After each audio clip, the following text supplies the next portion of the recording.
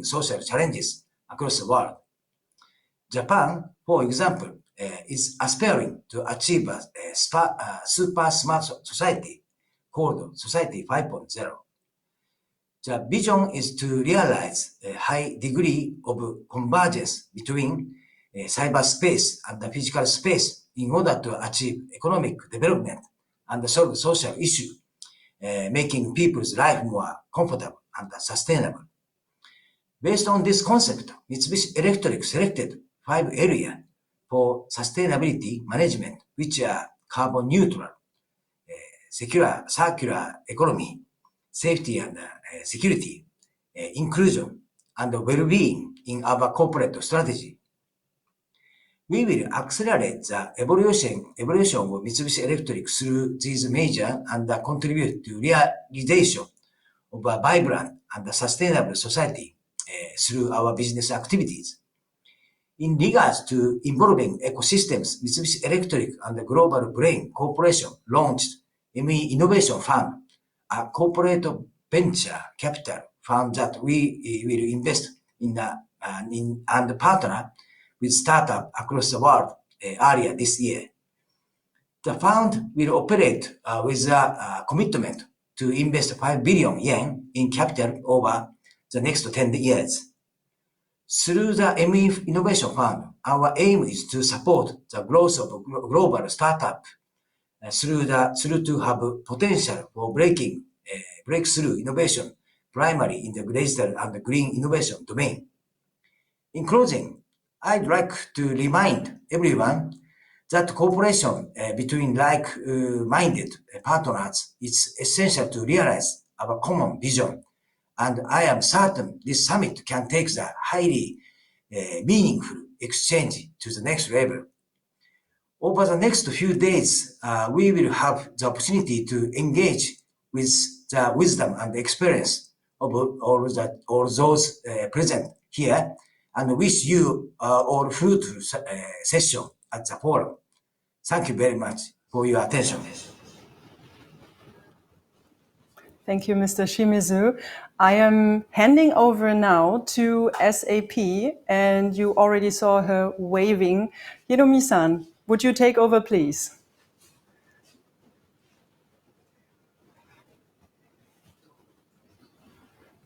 Hello and welcome to the Industry 4.0 Center here at Tokyo, Japan.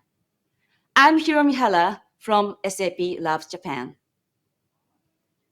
Have you ever heard of the concept Industry 4.0? The idea was originally developed in Germany, and it is about the fourth industrial revolution realized by the combination of modern technologies. As in the saying, seeing is believing. So we established this center in Germany, the United States, and Tokyo to make the future tangible and the businesses can believe about their revolutionary future. The real-life factory settings in this center are connected with SAP solutions. This is realized by the co-development with partners such as Mitsubishi Electric. As an enabler of the concept, we SAP believe that the interoperability of all the spectrum of Industry 4.0 technology layers and the players are key to success. In this ever-changing world, the industry needs the agility and creativity of startups, which accelerate the speed of innovation. And now, I hand over to Isaka-san to introduce what you can experience here in Industry 4.0 Center. So Isaka-san, come up on stage. Thank you. Thank you very much, Hiromi. Let me talk what it's all about SAP Industry 4.0. Moving Industry 4.0 digitalization from factory-focused initiative to our company-wide competition-beating business strategy. To drive Industry 4.0, vertically integrating machine and asset data and manufacturing data to a horizontal business process of the entire enterprise and following values are delivered. Better decision-making and processing speed, manufacturing integrated with enterprise business process, agility and flexibility of whole value chain.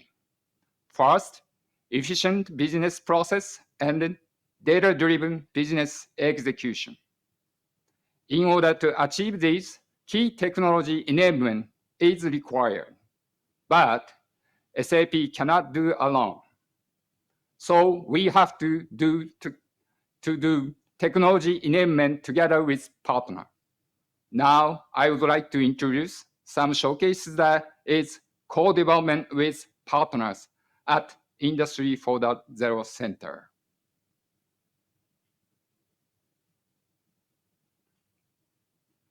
Let's zoom in on the design scenario. Production engineer receives new product design and defines the manufacturing process, how to assemble this unit, then hand over to manufacturing with 3D digital information.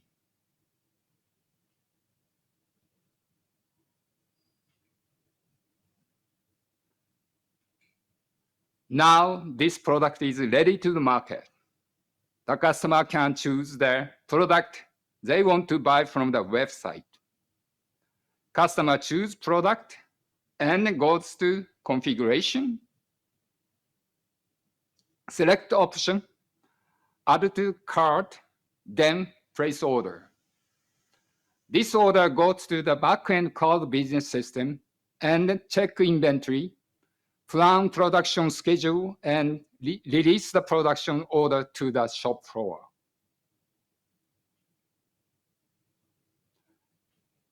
Shop floor operator works with robot. Based on the sales order configuration, robot picks up the parts and assembles head unit by following assembly instruction. Engineer defined in the beginning.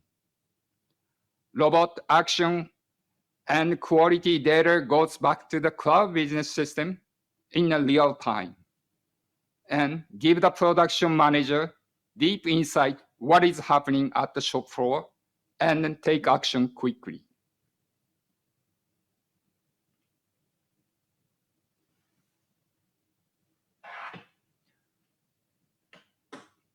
This is actually our favorite showcase.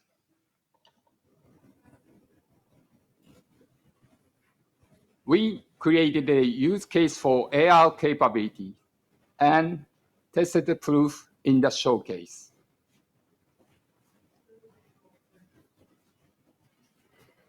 That's it for the introducing Industry 4.0 Center showcase. Next session is SAP.io from Oyama-san. He will be presenting what is the SAP.io program and success case for the collaborating with startups. Oyama-san, the stage is yours. Thank you very much.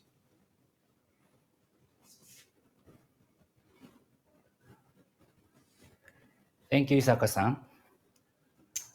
I'd like to introduce SAP.io at first as the initiative with startups by SAP Japan. SAP.io is a global organization and it delivers new partnerships and products for SAP.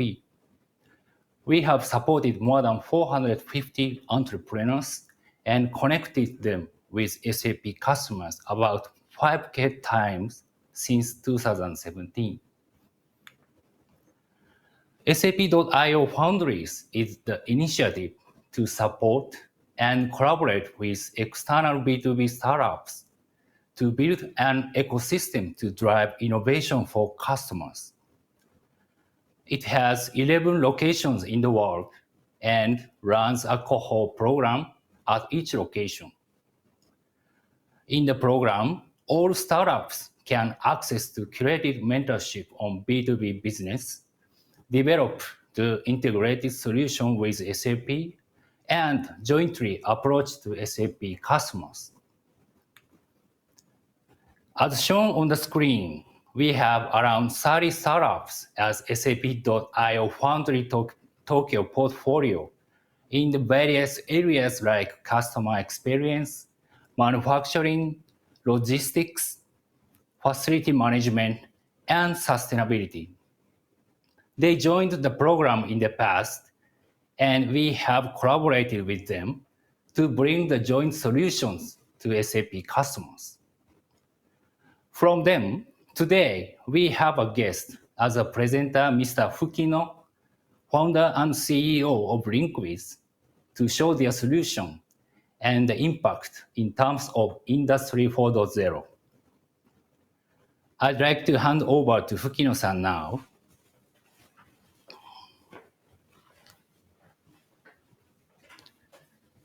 Thank you, Ueno-san. My name is Fukino. I'm in charge of the CEO of the Linkwiz Incorporated. So let's get started. So introduce my solution and the company. My company name is Linkwiz. This is our corporate mission: renovate work styles through the human pro skills and robotics. Nowadays, so over 50 people work on this mission right now. So please see this kind of the donuts. This is our core technology. So this is point cloud data, making some combines robotics, coordinate, and the 3D scanners. So our core technology is a three-dimensional geometry treatment. So in the industry scenes, we have so many risks right now. One is labor risks and shortage and rising the labor cost. Next one is manufacturing cost risk. So it's now the materials cost is very rising. And finally, this is quality control risks. So we will solve with shape processing and old pagination program and the data-driven manufacturing. So our company has three products. One is a full production collaboration L-Robot. The second one is the quality monitoring tools L-Qualified. The final one is Linkwiz Factory Cloud. So let me show you about L-Robot demo. This is automatically control robot movement according to the workpiece variation. We can recognize the shape.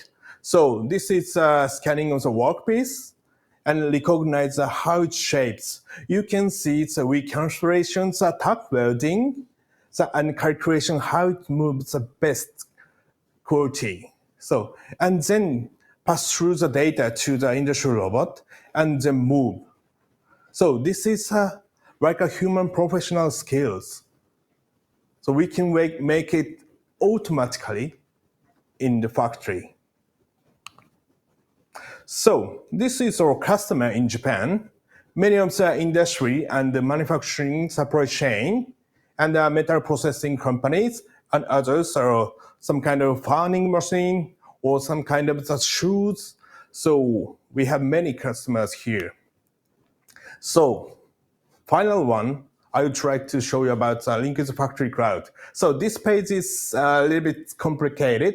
So I would try to say it's a factory cloud. It's a direct to data to the cloud by the safe LTE network and easy to connect some kind of other products. So for example, it's SAP DMC or kind of S4HANA. So it's easy. So I'd like to demo movie, but we don't have any time. So Linkwiz Factory Cloud is easy to log in. Anyway, so your smartphone, tablet, laptop PC, and real-time status monitoring. So we can see the labor difference, the performance, qualities, and the repair record. So this is the future I want to make. So build a factory where the more you make, to better quality. So this illustration is very unique, but this is what I want to make in the future. Thank you for listening.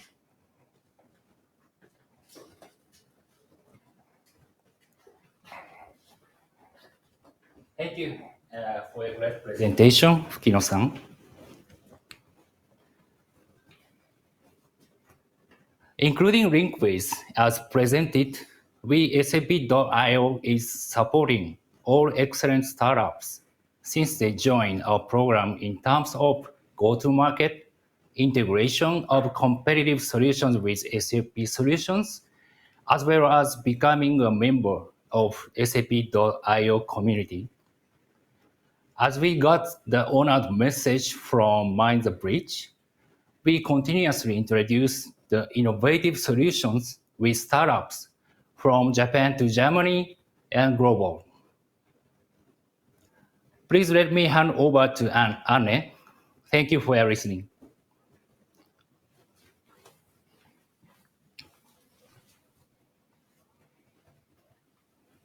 Thank you very much for this very impressive foods for thought, I have to say. And we are leading up to another highlight of our pre-opening of this year's summit. I would like to hand over and introduce the governor of Tokyo, ladies and gentlemen, Ms. Yuriko Koike. Good morning. I'm Koike Yuriko, Governor of Tokyo. Congratulations on the 25th anniversary of the AsiaBerlin Summit. I'm very honored to be invited here in this commemorative year. The world is now facing many threats, including climate change, COVID-19, and the increasingly complex international situation. Under the banner of sustainable recovery, the Tokyo metropolitan government is accelerating initiatives to create cities that continue to thrive. The health of the economy is an essential component of a sustainable society. A strong economy is one that generates new ideas to overcome crises such as those we are currently facing. Tokyo has a concentration of diverse industries, excellent technologies, and the abundance of talent.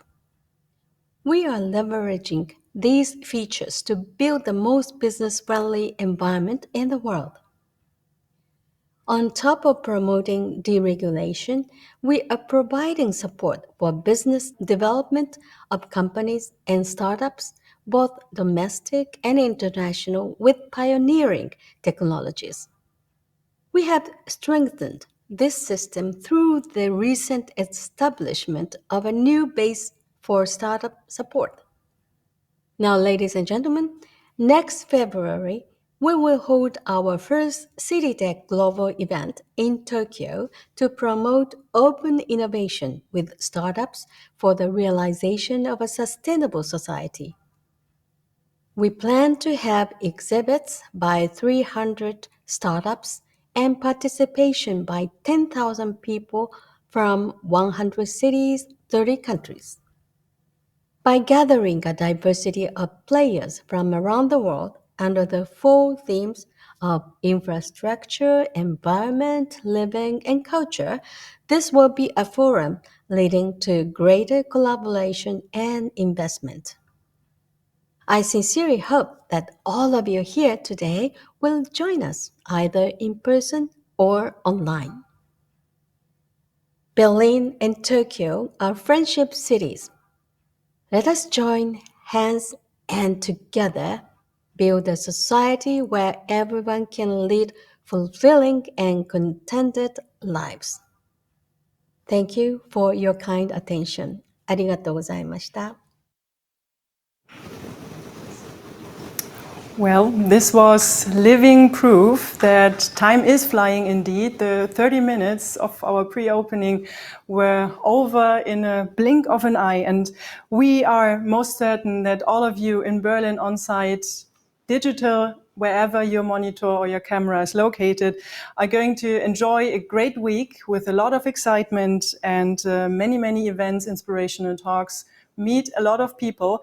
And Chika-san, our time is already up. I see the clock here. We have actually 2 more minutes, but I guess we hand over to Berlin, to your stage, waving from Tokyo, waving from Japan to Berlin, and wishing you a great event and a great week. Thank you very much.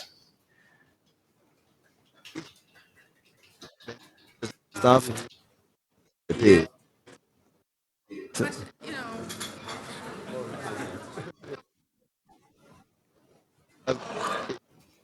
hard until they take their seat. Thank you very much. It was great to So- have you from Japan and all the Yeah, excitement with it. and the collaboration congratulations across Ah, companies as ne well yapayım and midem bulanıyor. startups. And Benim halim would really, the I'd food, say it's you really know, good to have it the governor of Tokyo, who is also a yeah, female, I from the felt- universities of Tokyo, and we collaborated together. Thank you. told we're not starting until they're all taken.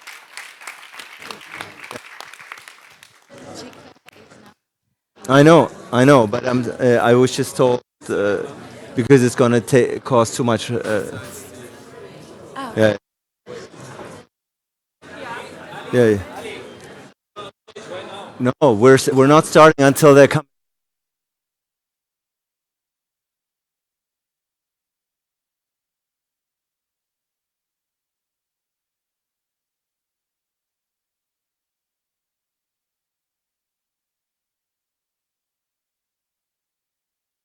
I know you're all expecting me on stage right now. And this is not a new gimmick for me to come from behind. This is, we're not trying something new, but we're actually waiting for the first couple of rows to be filled. The minister, the senator, they're all in the room right now, having their photos taken. And I was being told that we're waiting for a couple of minutes until they all take their seats. And then certainly we will get this show started in just a couple of minutes. But in the meantime, I think we should give one round of applause for Shika for this wonderful moderation. Thank you so much. Yeah.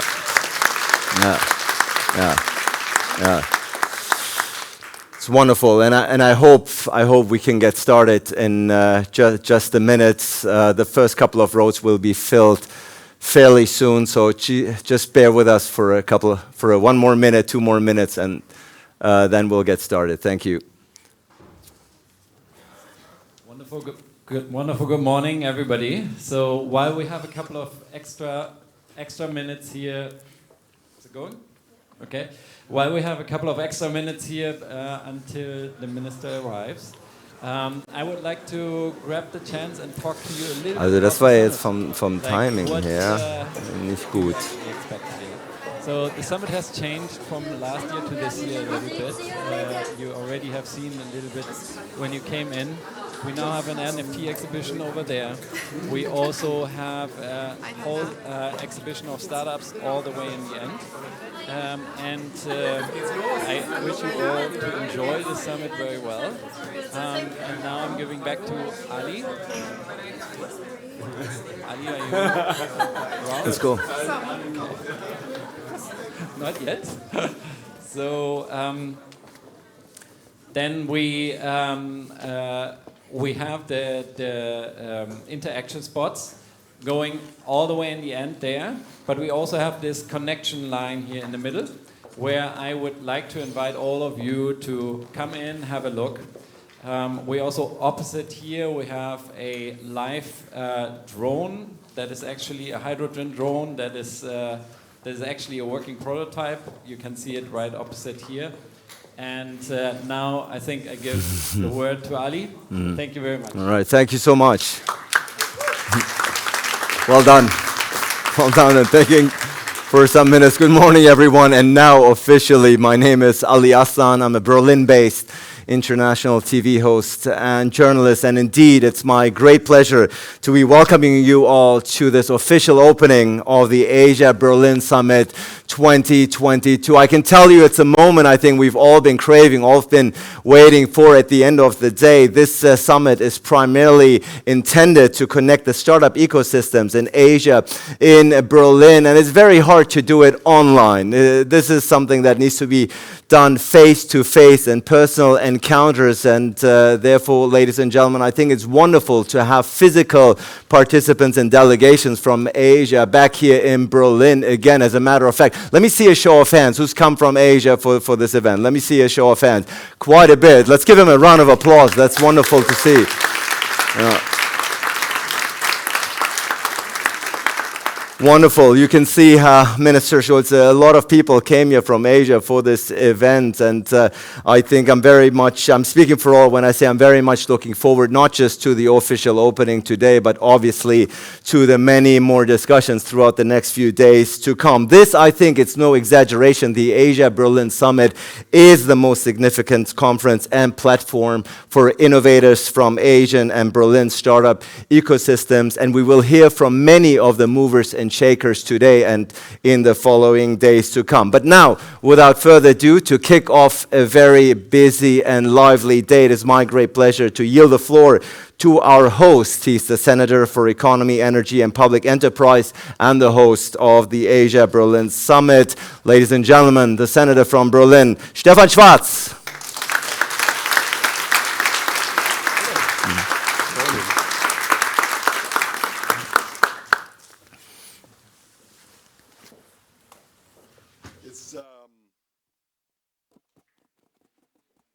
No mics? Yes.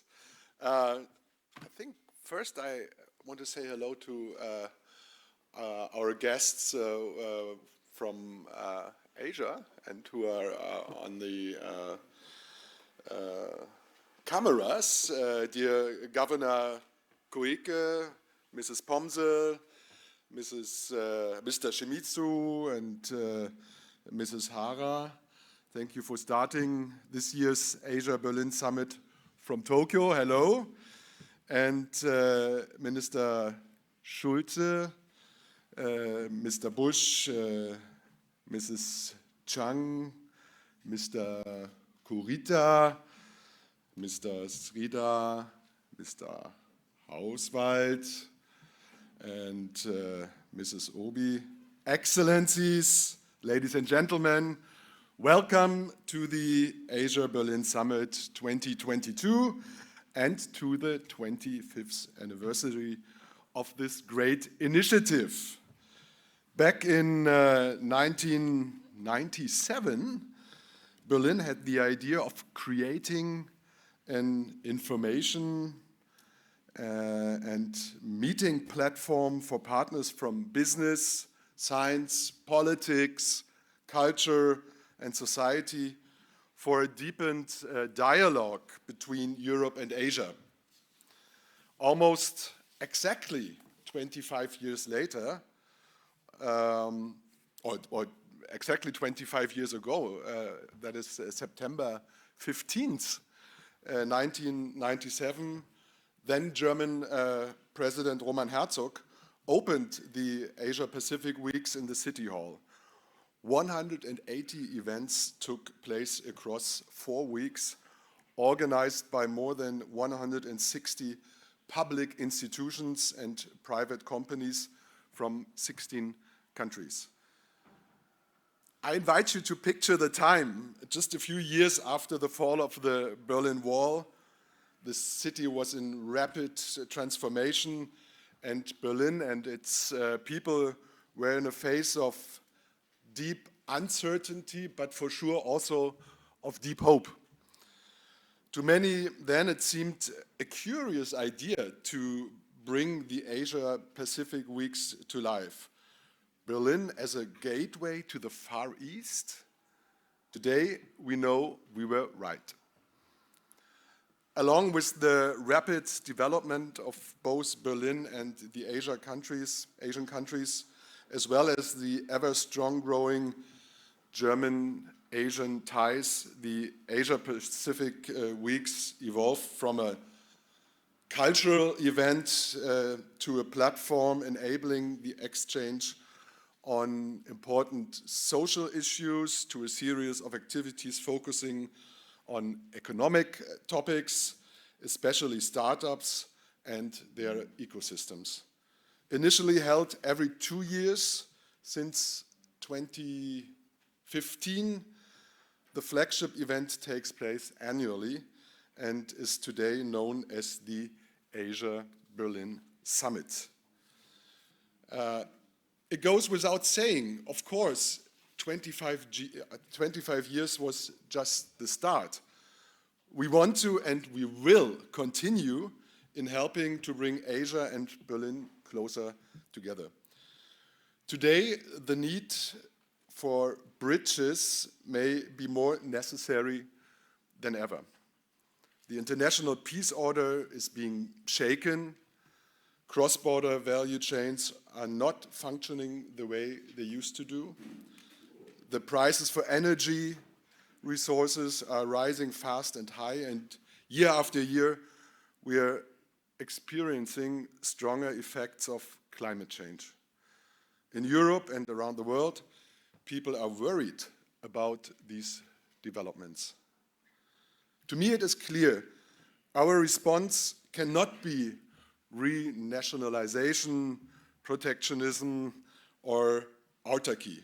On the contrary, these challenges can only be overcome together. So we must build multilateral partnerships to protect our planet and seek global partners for common security and prosperity.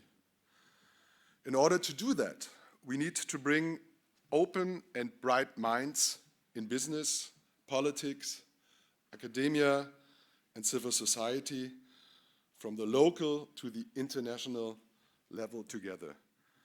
Berlin and the Asian hubs offer such curious and innovative minds. Asia is not only the continent with the largest population, it is home to innovative ecosystems that are a driving force for economic growth and innovation in the world. In our vision, Berlin is a partner for Asia's most innovative and sustainable ecosystems. As a diverse, young, innovative, and international city with a growing and English-speaking startup ecosystem, Berlin is probably the strongest partner for Asia in the European Union, especially, even if I regret it, after Brexit. The Berlin startup ecosystem now boasts 25 unicorns. 30% of all German startups are based in Berlin, collecting investments last year, 2021, of more than 10 billion euros, a record sum. This puts Berlin among the 10 locations worldwide for the financing of startups. So Berlin is a success story for many startups, and on the other hand, the many startups are a success story for Berlin. As Senator for Economic Affairs, I am of course very much aware that this vibrant scene is key to the future of Berlin's economy. One of the first steps of the new Berlin government was therefore to carve out the main pillars of the Berlin startup agenda, an agenda which has been set up by the ecosystem and politics together. However, especially for small companies, bridging cultural and social differences and overcoming legal hurdles can prove to be quite difficult. To reduce these barriers and to build up personal trust, we have to bring startups, investors, corporates, as well as private or public support organizations together. And that is exactly what AsiaBerlin is doing, providing an infrastructure that makes it easier for individuals to gain insights into local ecosystems and building partnerships. For those of you who are old Asian Berlin hands, you might notice that this year's summit is more interactive. The panels are shorter, there are special interaction spots, walking tours, and lightning talks. Maybe you already had a chance to scan the program of the next couple of days. Let me just briefly introduce the agenda. Today and tomorrow we will discuss topics along the SDGs, the Sustainable Development Goals, through a series of panels and workshops. Tomorrow afternoon, innovative Asian and Berlin startups will present themselves in a pitch competition. Wednesday is the Investors' Day and the Embassy Day. You can either go deeper to the investment topics, learn what approaches investors are taking, or get individual insights into individual Asian countries. I'm very happy about reliable and active participation of the embassies. On Thursday and Friday, everyone will have the opportunity to attend specific satellite events that will take place online and offline. Please make extensive use of these excellent opportunities for networking and personal exchange. I would like to also draw your attention to the fact that we have so many committed guests from Asia this year. Japan and Korea, Vietnam, Indonesia, Singapore, as well as India and Sri Lanka. Berlin welcomes you all. Even with such a fantastic program ahead, I would like to emphasize the summit, in fact, is the culmination point of our Asian Berlin activities that take place throughout the year. In addition to regular community events in Berlin, we now again offer delegation trips. Singapore, Jakarta, and Bangalore are on this year's agenda. Next year, we want to visit our partner city, Tokyo. For Asian startups who want to explore Berlin, we have created a landing pad and a similar program for Berlin startups that want to explore Asian startup hubs will be offered in the coming months. Together with the German Federal Ministry for Economic Cooperation and Development, we have supported Indian women entrepreneurs for several years. And for the past 3 years, we have been working with the framework of an EU-funded project, Smart Change, to strengthen the capacity of the Jakarta city administration in the areas of smart city and entrepreneurship. Next year, we plan to open an entrepreneurship and innovation hub in Jakarta. Ladies and gentlemen, Asia Berlin is also open to you as a partner. I warmly invite you to contribute with your ideas and suggestions. Help us to strengthen the bridges between Berlin, Germany, and the Asian countries, and to constantly bring in new impulses. Before I end, I would like to thank the many partners who considerably support this initiative throughout the year and contribute to its success. I would like to thank, of course, Minister Svenja Schulze, the first federal minister for development cooperation, opening the summit. Your engagement underlines the new SDG focus of the Asia Berlin Summit. I'm very grateful to our strong partners, Siemens, Dr. Busch, our long-standing partner of the summit, and our new partner, Mitsubishi Electric. Thank you for supporting the Asia Berlin Summit with your presence in the following panel and for sponsoring this anniversary. Roland Busch, I should add, is also chairman of the Asia Pacific Committee of German Business, bringing in the perspective of big German corporates. I also thank Klaas Neumann, president of the Asia Berlin Forum and global head of SAP Labs, for his strong and faithful support over many, many years. Our partner NPACT is organizing the Asia Berlin events, delegation trips, and this year also the summit. Thank you.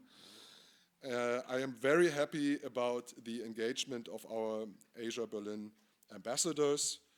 You support our bridge building activities with incredible enthusiasm. Thank you, ambassadors. Last but certainly not least, I would also like to thank all speakers who made it possible to come here in person today. Ladies and gentlemen, I now wish you an exciting experience and many fruitful exchanges at the Asia-Berlin Summit. Thank you. Thank you. Thank you so much, Senator Schwarz, for hosting us, for kicking off indeed the 25th summit. I think that's reason to celebrate, and we will do so later on here on stage in proper fashion and manner. 25 years, what started in 1997, here we are 25 years later. And you've pointed it out already. Cooperation is needed more than ever in turbulent times like these, and therefore we're extremely delighted and honored to be in the presence and to have with us the Federal Minister for Economic Cooperation and Development, who's leading the charge, who's very much at the forefront of bringing the many cultures together, of making sure that all the topics that you've touched upon in your opening remarks, Senator, are being tended to, and therefore, ladies and gentlemen, wonderful to have her here, devote her time to this Asia-Berlin Summit on the 25th anniversary. The Federal Minister for Economic Cooperation and Development, Minister Svenja Schulze, ladies and gentlemen.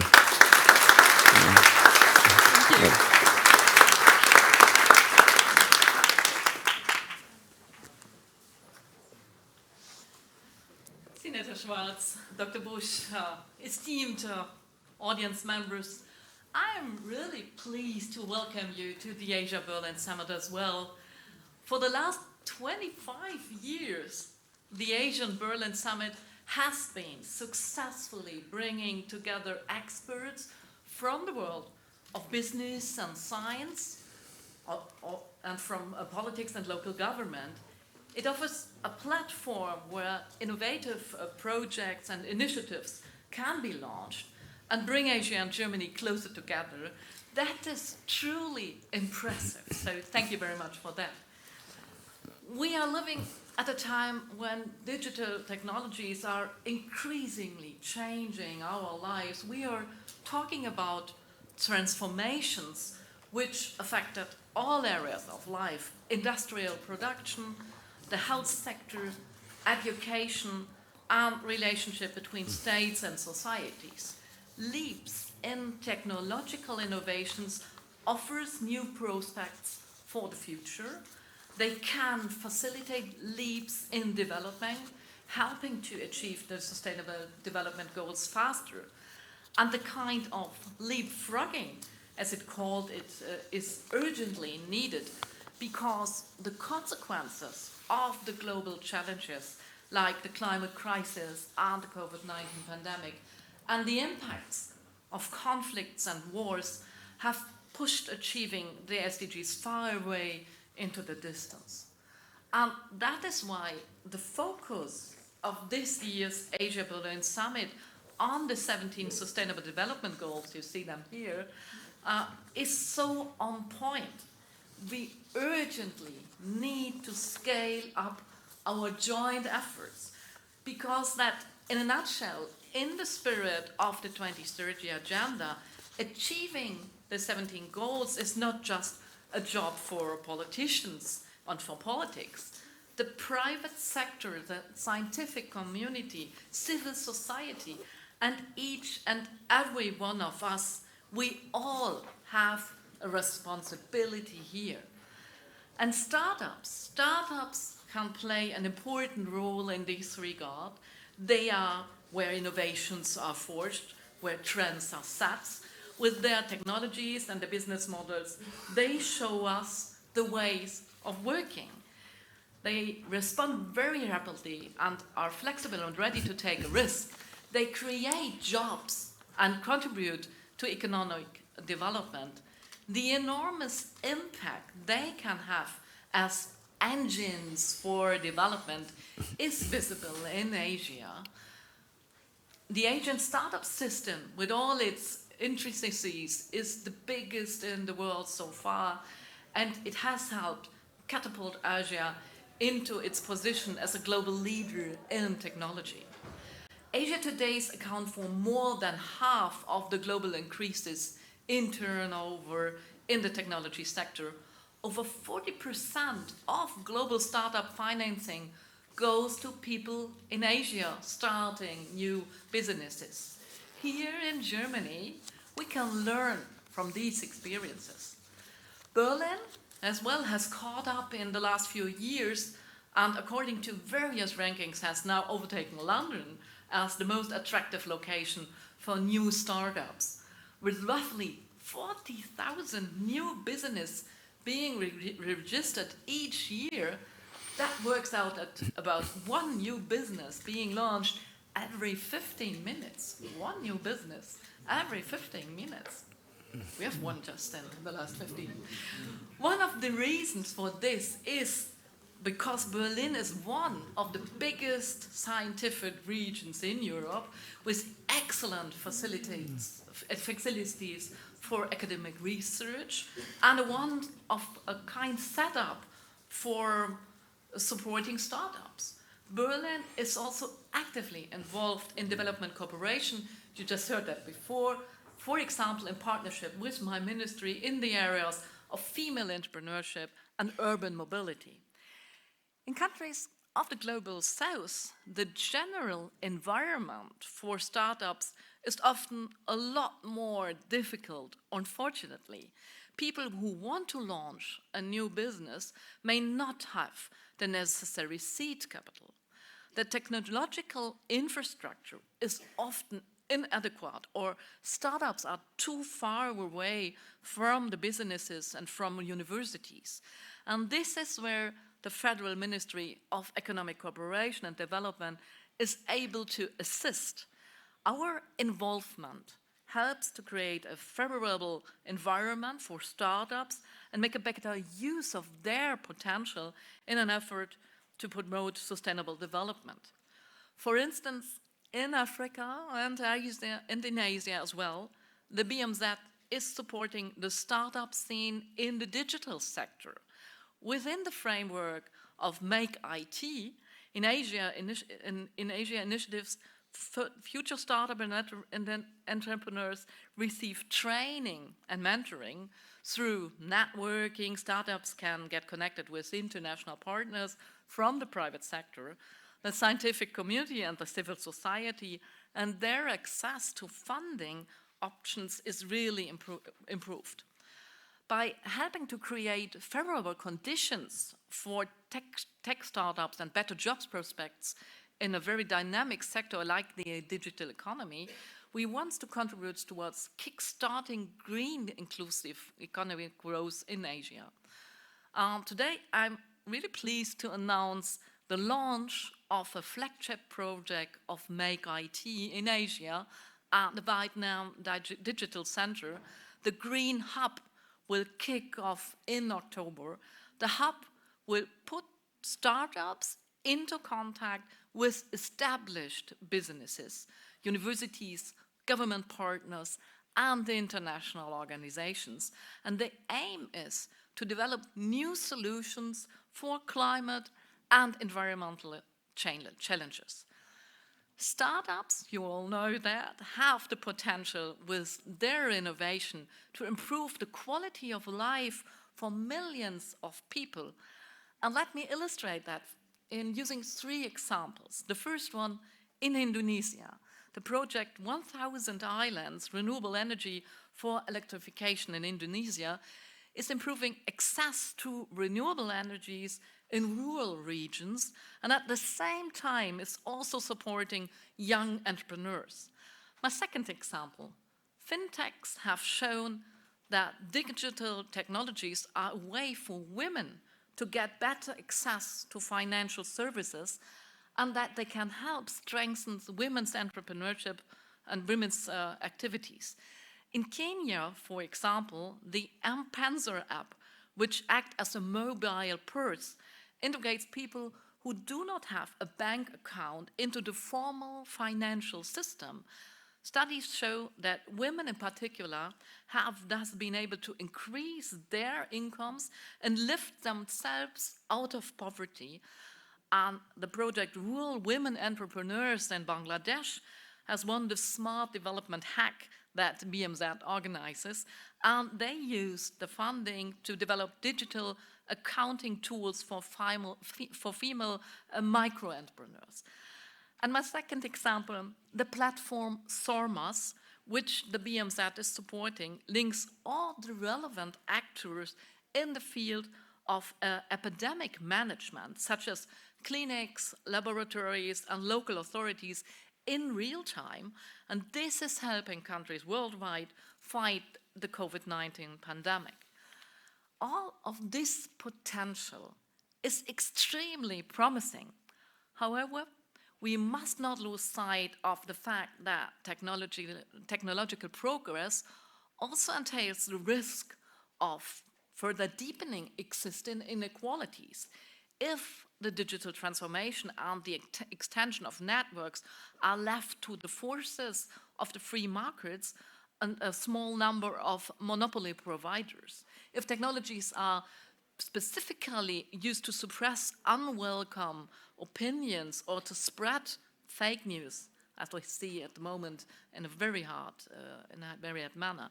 And if women are in danger of being left behind in a digital scene, because women often still lack access to digital services because they occupy less than a quarter of the jobs in the IT sector, and because they are far less likely to launch startups than men are.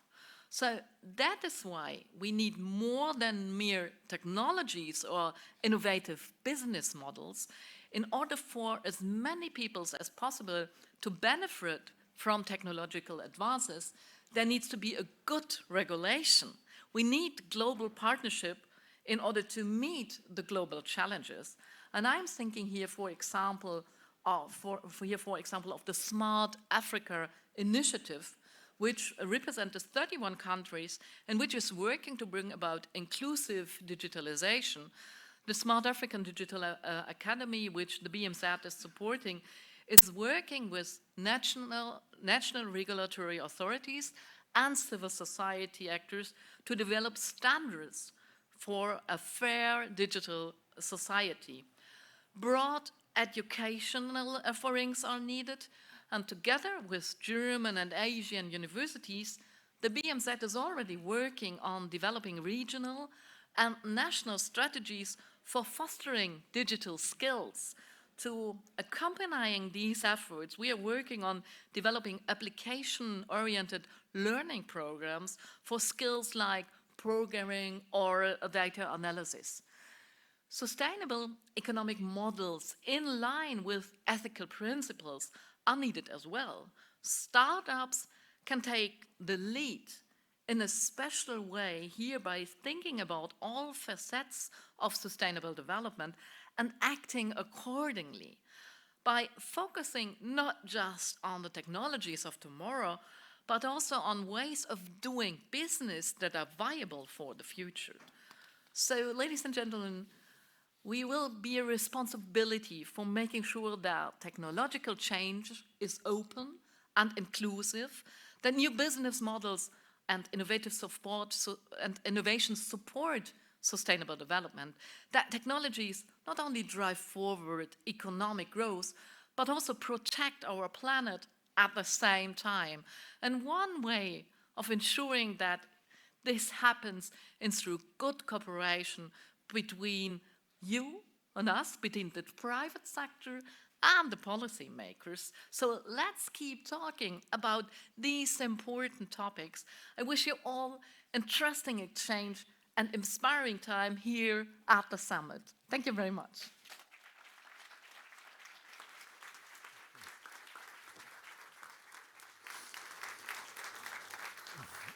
Thank you indeed very much for the words of the Federal Minister for Economic Cooperation and Development, Svenja Schulze. Thank you for being here. Thank you for kicking off the 25th anniversary of the Asia-Berlin Summit, ladies and gentlemen. And we're jumping from one highlight to the next. Now it is my great pleasure to welcome here on stage for a chat the president and CEO of the Siemens AG, and he's also, we heard it before, the chairman of the Asia Pacific Committee of German Business. Ladies and gentlemen, please welcome Roland Busch. Hallo. Alles gut. Please have a seat. Pick one of those microphones. They all should be working. Great to have you with us here, Roland Busch. And much has been made about startups. We've talked a lot about startups up until now. We'll get to that in just a moment. But having such an experienced economic heavyweight such as yourself here with us, perhaps you can tell us what is the importance generally? What is the importance of the Asia region for Germany and the German economy? Well, I think let's numbers speak, and it's very interesting because I'm quoting now two numbers which are important, which are just you singled out two of the SDG targets. I mean, 15 makes a nice pyramid, 70 doesn't. So number one, take poverty. By 2030, Asia will bring roughly 1 billion people into the middle class. So this is a tremendous development, and it was in the last years already happening. If I get the numbers correctly, 400 million coming out of India, 300 million out of China, and the others are coming from other countries. The other one is about the economic growth of coming from that region. In the next 10 years, half of the global economic growth comes from Asia. So I do think numbers speak. This is impressive, so it is very, very important. However, here, sustainable consumer and production, 50% of the emissions are coming from Asia too. So it means if we want to win the fight against climate change, Asia has a key role to play. And this is a joint effort after all, so collaboration is important. Collaboration is important, and I think the numbers indeed, they speak for themselves and underline the importance of Asia here. It's been said numerous times, and it is true, of course, we live in turbulent times. These are indeed times of great upheaval, great uncertainty to many. And many of those companies, including many of those startups, of course, are facing quite a number of challenges. Now, you are an experienced businessman. What can companies, generally speaking, doesn't always have to apply and be specifically downgraded to startups, but generally speaking, what can companies do to become more resilient in these uncertain times? Yeah, and actually there are two things, and you mentioned one word, resilience. I think this was not very often used, maybe 3-4 years ago. Now it's maybe number one most used words for economies. I think I would add another one, which is diversification. Resilience and diversification, they go hand in hand. What's the point? I mean, we have a lot of problems due to COVID. COVID has shown us how problematic our supply chain is. If something happens, then you really have a big problem, and they have kick-on effects too. And diversification of the supply chain, but also of the access to markets, I think is very important to create a more sustainable development of companies. So therefore, and this is a big opportunity for Asia too. I mean, there are so many markets there. I mean, many often we talk about China, of course, we talk about India, but you have ASEAN countries where we have a lot of potential. The other element, talking about what I do believe companies can do, these are two things actually. It's people and technology. Because this combination of people and technology, I mean, people make technology and they make you the idea how to make use out of it. I do believe the answers to the problems which we have, the challenges which we are facing, the answer lies actually in technology made by people. So, and there's a tremendous potential also for talents in Asia. We know that, and we are very much present all over in Asia, and the people and the quality of people we get there is amazing. And the talent that you have spoken about is very much assembled and gathered here in this room. Of course, you've talked about, and we've talked about collaboration between Asia and Germany. We've talked about collaboration between business and startups in Asia and Germany. From your point of view, where do you see the greatest potential for increasing that collaboration? What are some of the fields that come to your mind? Yeah, let's maybe a first statement on the startup scene in Asia. If I'm not mistaken, 25% of the global venture capital money goes to Asia. One point. The other point is 75% of that goes to China and India.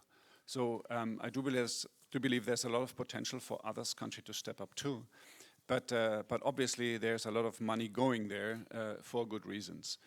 So I do believe that there is the name of the game is digitalization. We see that in all industries. Also Siemens is serving industry, any kind of manufacturing industries. We are serving infrastructure, the grids, buildings, mobility, as well as healthcare. And energy also from the demand side. So, and we see in all areas, we see digitalization is really running through all the industries.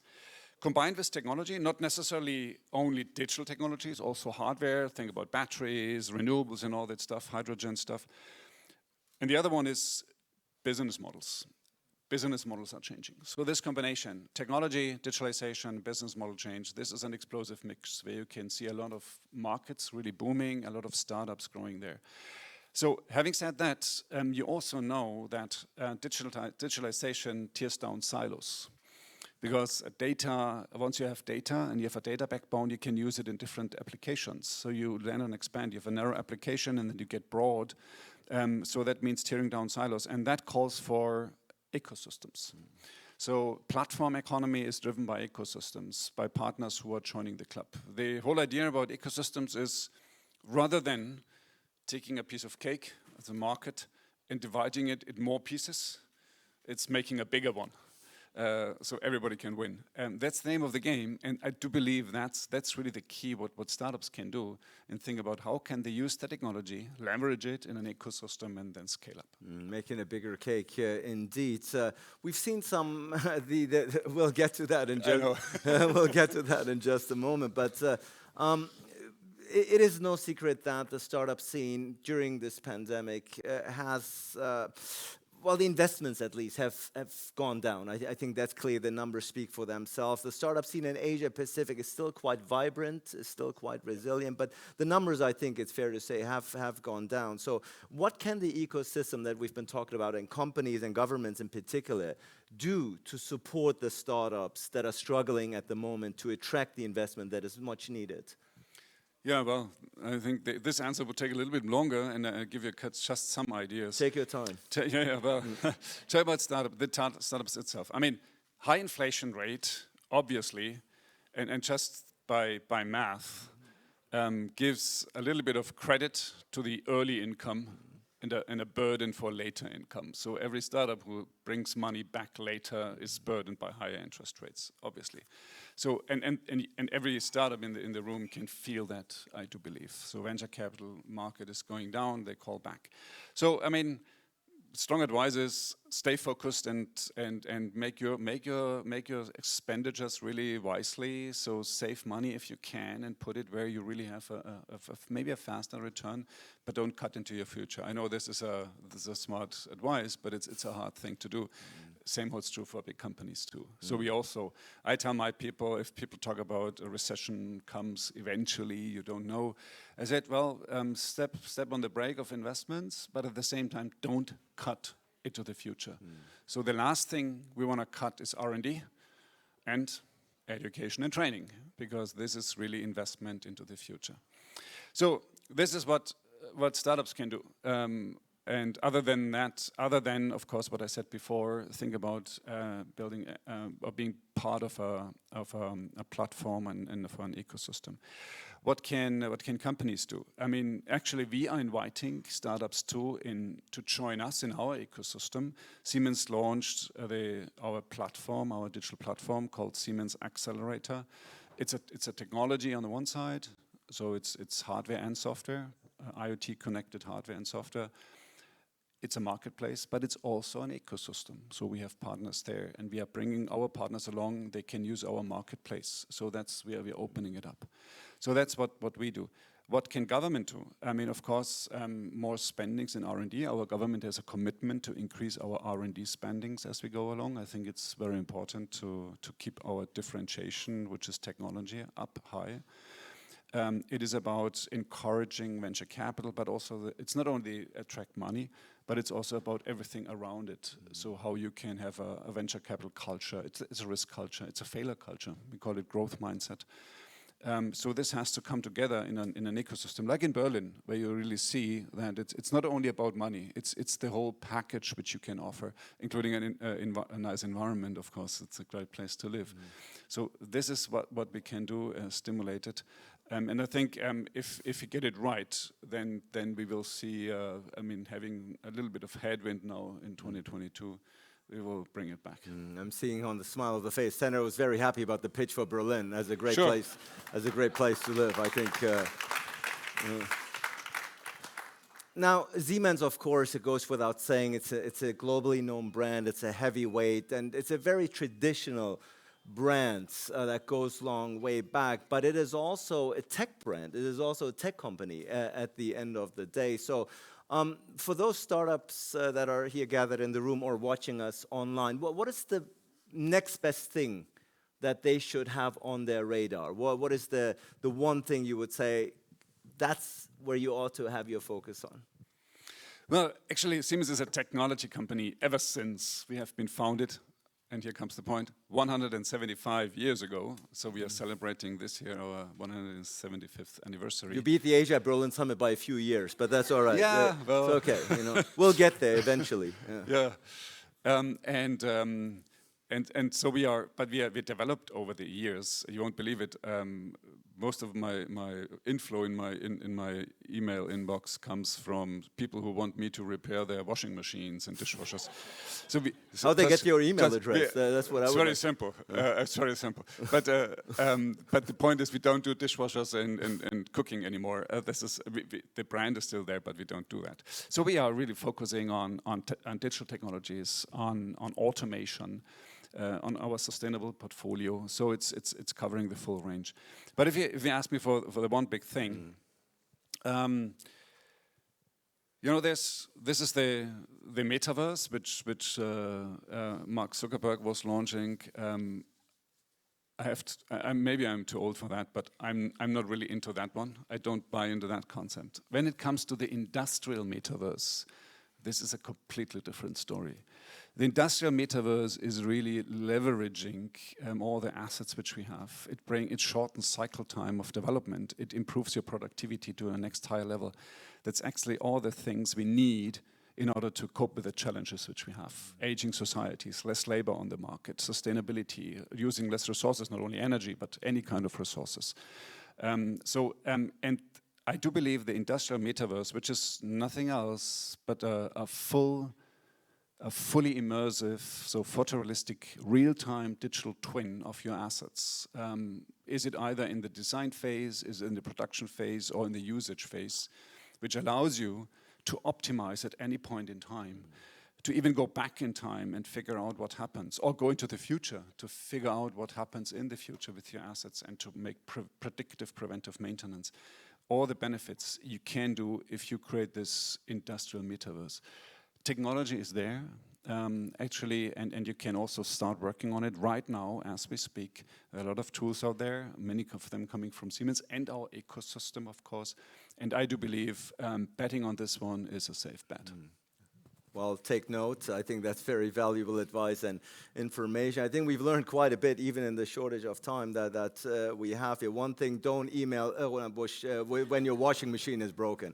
So I think that's one thing we've learned. Before I let you go, I know there's a big conference coming up where you and I actually will have the pleasure of working together again in Singapore in November, the APK, where again it's about German and Asian cooperation. For those who may not be familiar with the conference and concept, what it's about and what can we look forward to? Yeah, so the APA, this German Association for Asia, is actually, we are making once in a year, we make a conference, a big conference. We tingle around in Asia, different places. The next one will be in October in Singapore. This is, we're going to meet each other. And there we are bringing together business, politics, startups eventually as well. So a bunch of people, and we talk about how we can stimulate actually the joint development, collaboration, and creating more sustainable growth for the region, bringing people out of poverty and consuming less resources at the same time. Yet another brick in strengthening Asian-German cooperation. The president and CEO of Siemens AG, Roland Busch, ladies and gentlemen. Thank you so much.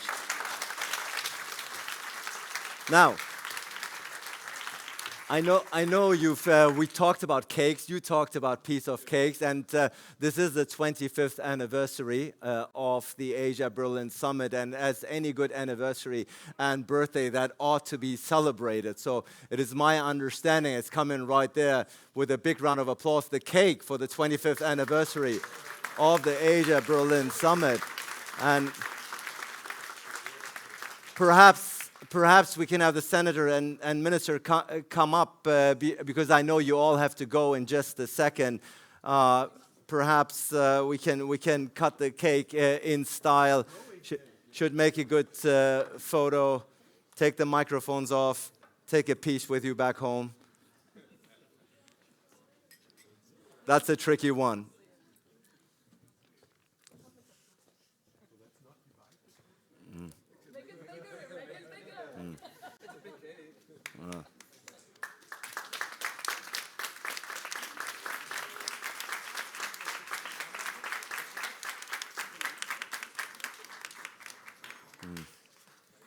That's going to be a new profile photo on Facebook, I can tell you. Wonderful.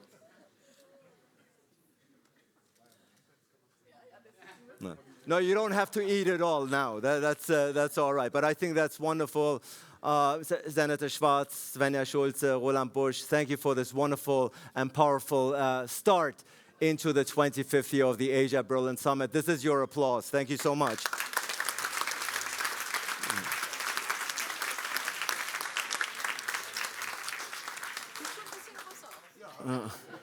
We'll send you one back home. I promise. I don't know about hygiene later on, but it's all going to be good. So I think we can take this away for now. Otherwise, the temptation for me to dive in is going to be good, and nobody wants to see that. I can promise you that.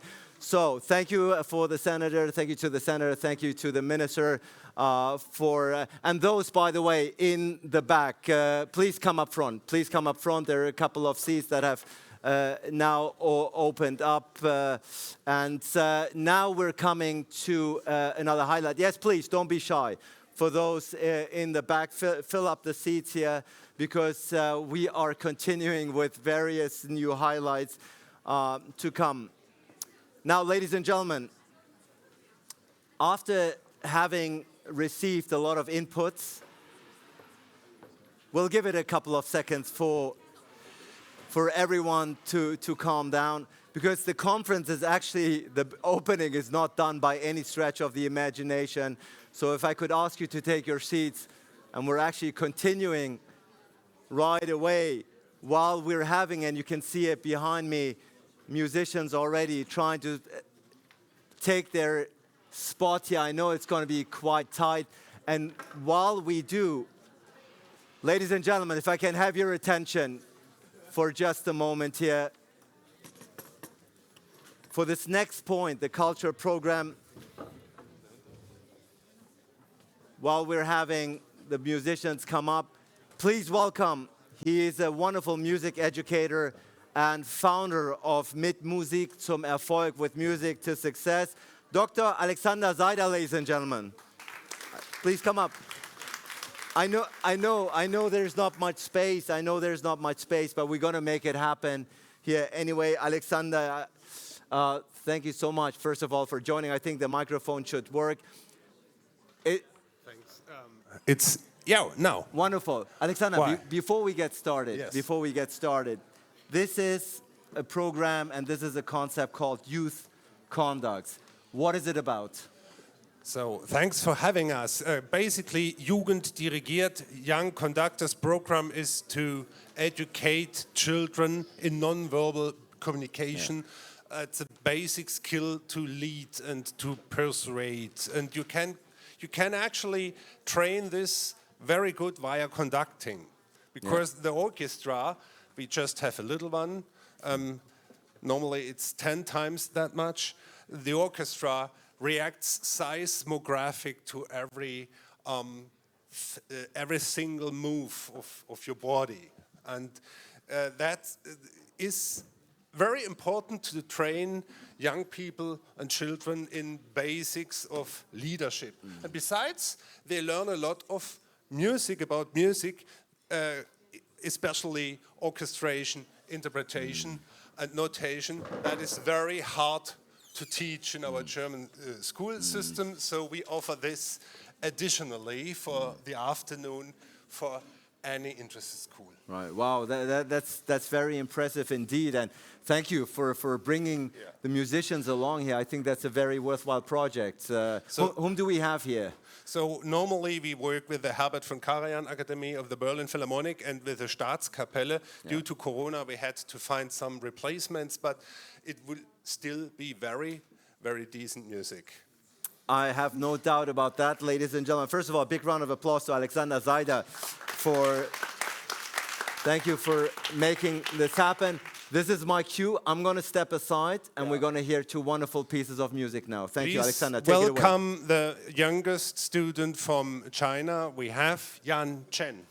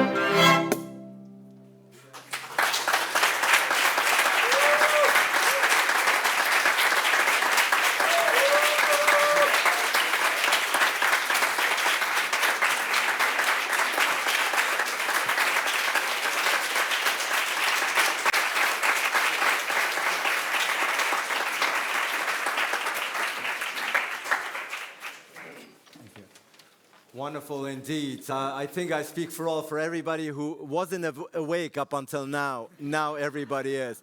I think you've embellished and enriched this event by a hundredfold. Thank you so much. Give him another round of applause. Thank you so much. Wonderful.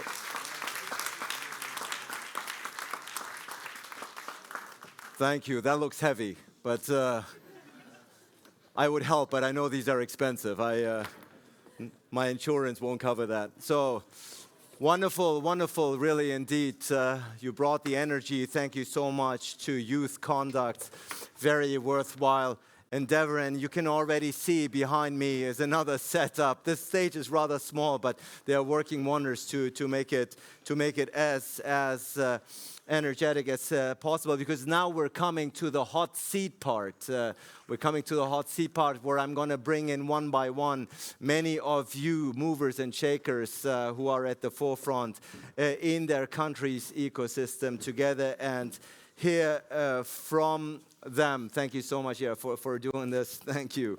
It's great to see you. Great to have you all here. Now, this is a part where I'm going to have very brief one-on-ones, 4 or 5 minutes maximum each, to hear from those who are shaping the debate and bringing in a lot of input. The first up is the president and CEO at Mitsubishi Electric Europe and the chief representative for Europe, Middle East, and Africa region. Ladies and gentlemen, please welcome Shunji Kurita. It's great to have you with us. Please have a seat, please, by all means. Thank you. Thank you, and welcome to Berlin. Thank you. It's great to have you with us. Here is your microphone. And the theme of this conference, of course, that we've been talking about is thought leadership from corporate to startup, how to maneuver organizations in turbulent times. I think, Shunji, these are turbulent times. I think that's something that can be said for certain. Yeah. So I'm just sitting in the London office, but I experienced a lot of turbulence over the last 2 years. And the COVID, and also after that, soon after that, came to the supply chain issue, and also some political consequences. And so my question is, what's next? But we need to be very prepared for that. And during the COVID, we suffered a lot. But we are very, prepared because we expected that the demand from the customers will be decreased. And so the product line was reducing the capacity, and also the logistics issues.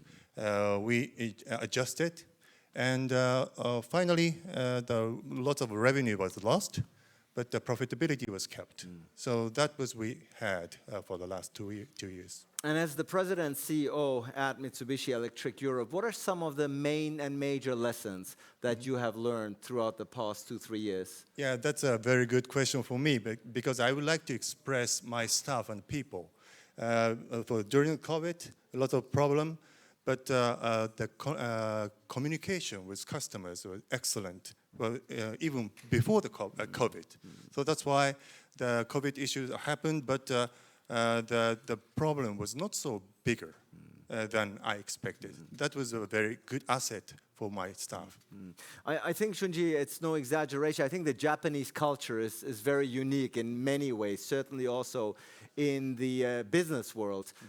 For those, AsiaBerlin in Europe, how did the Japanese culture, if you will, benefited you and your company in navigating such times? There seems to be some very particular and specific elements. Oh, I don't represent the Japanese company, but, from my knowledge, exactly. Japanese company is relatively conservative, and also they are, making a decision in Tokyo sometimes. So that means a local decision is not so active. So, but the centralized decision making was good for the controlling the COVID-19 because so many changes, planning changes, and also logistics changes happened. So that was a typical Japanese culture, and that was the pros and for our businesses. And something that perhaps we can learn from as well in this part of the world. Partnerships, it's been said numerous times today, are very vital, very important in going and navigating these bumpy rides that we're in. How important do you see partnerships? Can you give a couple of specific examples, perhaps? Well, we are doing the air conditioning system business in Europe, and a lot of partners, so distributors, system integrators, so on. And everybody understands our products and also technology background. So that was really an asset for us, and that is ease the business as usual. But on the other hand, it might be our culture or Japanese culture, but product development or technical development, we would like to do it by ourselves. This is maybe the typical culture. But it is not so good for the business for the future, because the technical acceleration, technical development is accelerated a lot, and we need to fill in some technology from outside. So that's why I do expect a lot of connection here to welcome the startup to fill in the gap with us. Yeah, and I'm sure you will connect throughout the next few days with many of these people here in the audience and sort of get a sense of best practices, what has worked, what has not worked. Before we let you go, the same question that I asked to Roland Busch, the president and CEO of Siemens, namely about the way forward. The way forward. At the end of the day, we are living in tumultuous times. It's been said numerous times. So what should we look out for in the coming weeks, months, and years? What are some of the things that you would advise our audience to keep an eye on? Well, for our business, we are focused on. We used to have the focus on the selling the products, but we are now shifting the focus to the service after the sales, and also how to utilize the data we are providing through the products. And also using cloud services, how to more efficiency, and also how to valuable life for the customers. So we would like to make it, and we would like to bring the technology and service idea from outside. So this is our view for the future. And some, if you had to name three aspects, that gets you through during these times? Yeah, so only the three words I would say. One is the communication, and confidence, and opportunities. Communication, confidence, and opportunities. I think something we can all subscribe to. The President CEO of Mitsubishi Electronics Europe. There we have it. Shunji Kurita, ladies and gentlemen. Thank you for having me. Thank you very much. Yeah. Thank you so much. Thank you. And sorry for the tongue twisters. Ladies and gentlemen, we go now a bit further to India, as a matter of fact, for our next speaker. He's the CEO at Paytm Money. Varun Sridhar, ladies and gentlemen. Please give him up. Yes, please go ahead. Yeah, we're mixing it up here. Yeah. This is actually, for those who may not be familiar with the work, this is India's most efficient investment platform, I've been told, with over 14 million users. First of all, it's wonderful to have you here. Absolutely, very happy to be here. Back in Berlin after a year, so fantastic. When was the last time you were here? Last year, same time, same summit. Okay. Oh, you were here, okay. Yeah. See, the COVID doesn't stop you. Oh, no, never. Oh, never. Nothing should stop, right? Yeah. He invited saying it's COVID. I said, best time to come, right? Yeah. Best time to run away. Well, see, I guess that's the spirit of an entrepreneur. This is in the eye of the storm. But Varun, great to have you with us. Much to learn from you here, obviously, from your experience. We talked about Japan. We talked about some of the specifics. Before we dive into the question, perhaps a word about India. This is a country that is known for bringing up and bringing at the forefront people such as yourself. What's so unique about the culture there? I think it's the whole attitude of trying to question what's there. So if you come to India and you have a conversation, everybody's always questioning everybody else, right? I think we are curious people. We are open. We are critical about what we do. But I think behind all of that, way back, my parents used to tell me always saying, hey, Varun, always stay hungry, right? And always look for more, right? And I think it's that hunger in Asia in general of doing more, and there's never a finish line, right? Like if you talk to us and you tell us, hey, look, Paytm as a company is doing well, and we have now about 200 million clients. And if you say, hey, are you India's biggest startup? And we'll say, there's a big debate as we went for our IPO saying we should not be called a startup anymore because we did India's biggest IPO. And then we said, yeah, but we just started. We still feel like a startup. We just feel like we were born yesterday.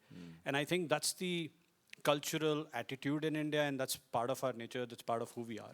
I think that's what is driving us. Yeah, and with nearly 1.5 billion people, a lot of potential, clearly, that is to be harvested there. Now, we talked about potential quite a bit, and in your work, you're working with 25-year-old startup guys, but also with 45-year-old very experienced businessmen. How do you bridge the gap? How do you align the two? And grow in crisis times like these?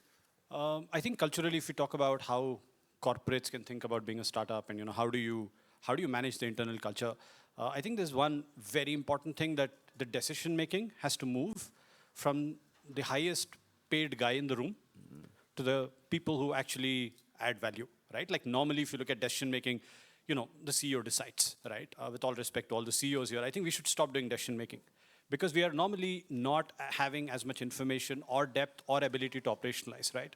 So when you have to manage a 25-year-old, right? And I'll give you an example. We don't have an office anymore. We're fully remote. I live in a place called Goa. I don't know how many of you know of Goa, right? So Paytm money runs from Goa, right? I have my office on a beach. It's kind of cool, but it's nice. It works, right? But if I have to attract talent, and today's winners are not our 25-year-olds, right?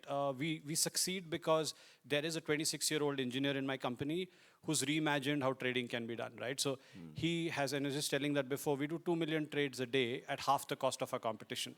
In our business, margins matter a lot, right? Like imagine 100% lower cost.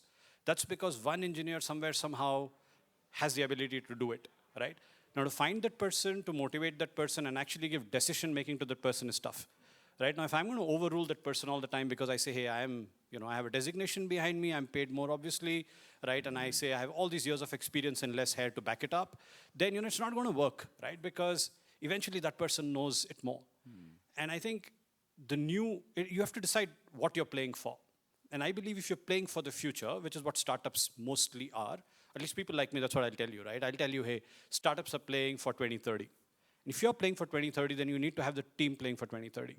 Right? And therefore, that balance in an organization has to be achieved very early.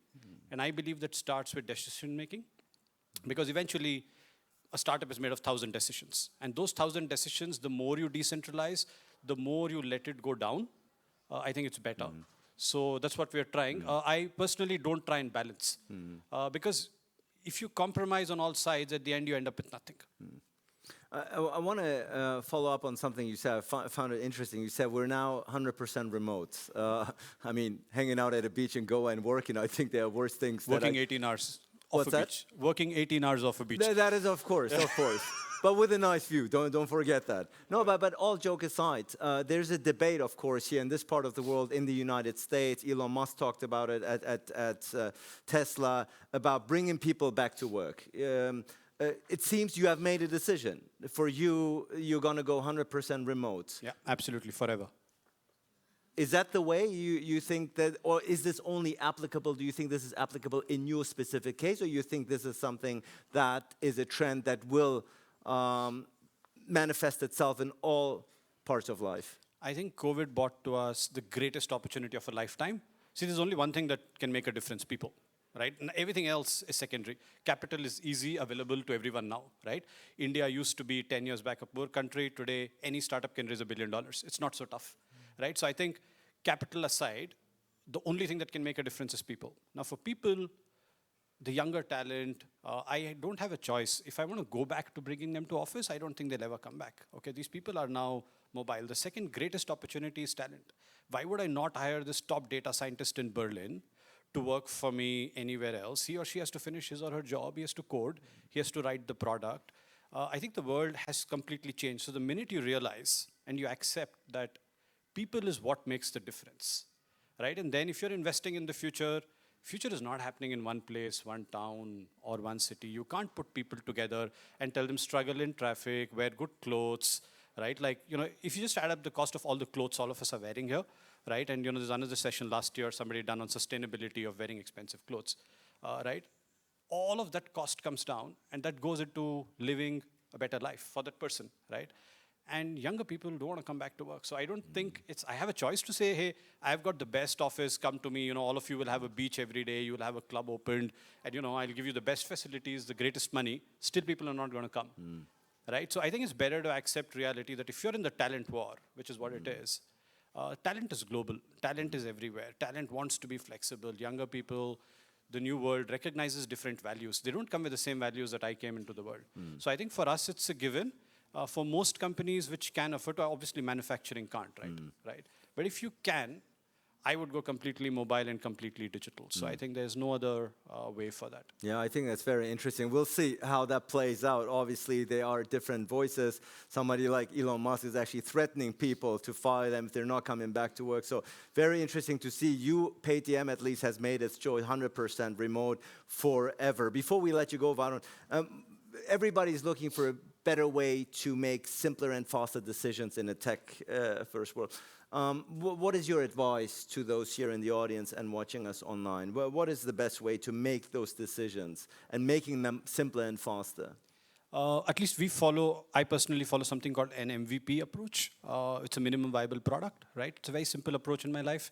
But what I've tried to do is to say, hey, break down everything into small problems, right? So you have a minimum viable product that you try and get out as fast as you can, right? So for example, if you want to reinvent how payments is done in India, right?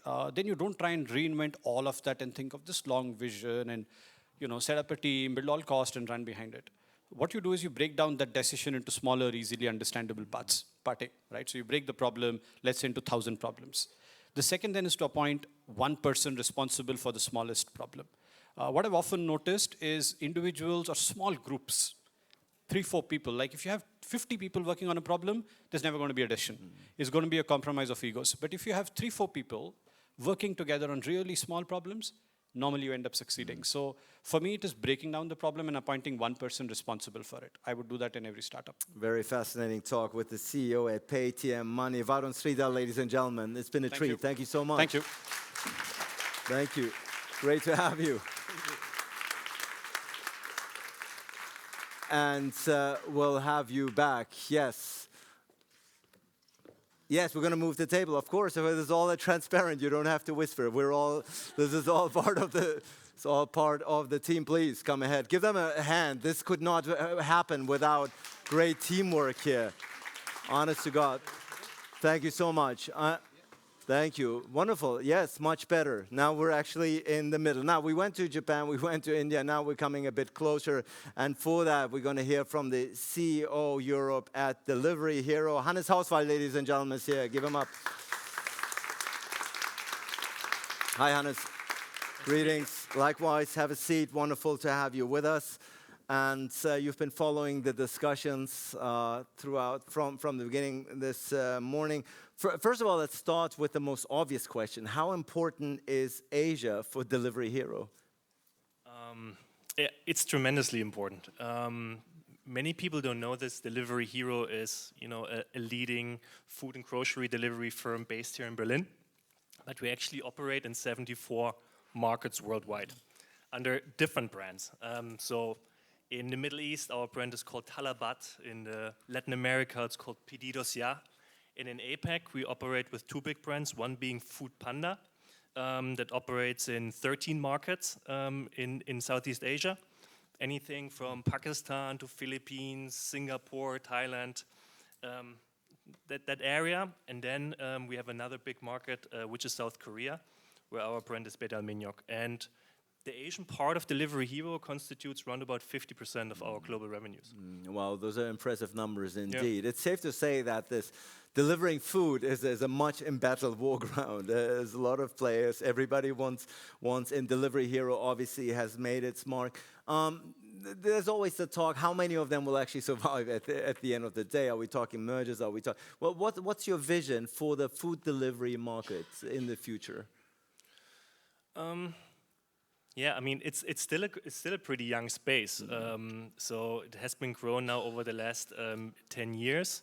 What we're seeing is that there in each of the market a couple of leading providers that are, delivering the best service to the customers. This is where the customers kind of flock to, and those players kind of have the best opportunity to further penetrate the food delivery space, branch out into other verticals like now grocery deliveries, pharmaceutical deliveries, everything that you might need, being at home or in the office and within 30 minutes. And, how exactly this shapes up if, it's kind of multi-vertical players kind of dominating that space, or whether it's specialized players, we'll see. It's exciting, and Delivery Hero has its bets. And I think we have good chances making an impact there. Absolutely. Delivery Hero, I think, is in a good position to be at least one of the major players, Hannes. Now, I think it's safe to say that the pandemic actually, for lack of a better term, benefited you, no? I mean, at the end of the people, is that a fair assessment, or? Well, yeah, I don't know. Benefited, yeah, to the extent that I think... economically speaking, of course. Yeah, that more people kind of used our services around the world, right?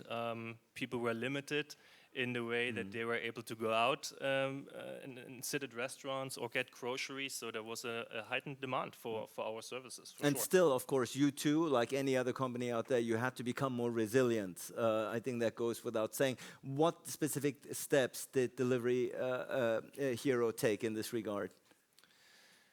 To become more resilient in these crisis times? So first of all, I think the good thing about our industry is that by itself, it's pretty resilient, because people need to eat, no matter if we're in a downturn or an upturn, so we're in a good spot. Now with the current crisis, I think we'll continue to do what we've been doing also during the COVID pandemic, which is continuing to invest in our ecosystem, because this is what kind of keeps us running. We need to make sure our restaurant partners can grow and operate well, and wherever needed, we help them, with that. We need to make sure our riders that deliver the food have good income models, have good jobs, so that they actually come and deliver the goods from the restaurants. And then lastly, also in a crisis environment, we need to make sure our customers can continue to order, meaning that it's affordable options in times now where, maybe spending is a bit tighter. So we'll continue to do that. And then I think the big challenge is now in the current economic environment, also regarding external financing, where also as a startup, as an entrepreneur, I think you want to be as little dependent on external financing as possible, and that's also that we are kind of something that we are striving for. Yeah, you mentioned some of the restaurants that have been struggling, obviously, throughout the pandemic to stay open, to maintain their business. Those are your vital partners, of course, at the end of the day. How does that affect you? How do you see the next few weeks and months to come? We see, it's a bit kind of market by market, right? But we don't see a big disruption now kind of across the industries. Of course, there are kind of challenges like increasing utility costs, etc. But there are also personnel shortages in the restaurant space to actually keep the restaurants going.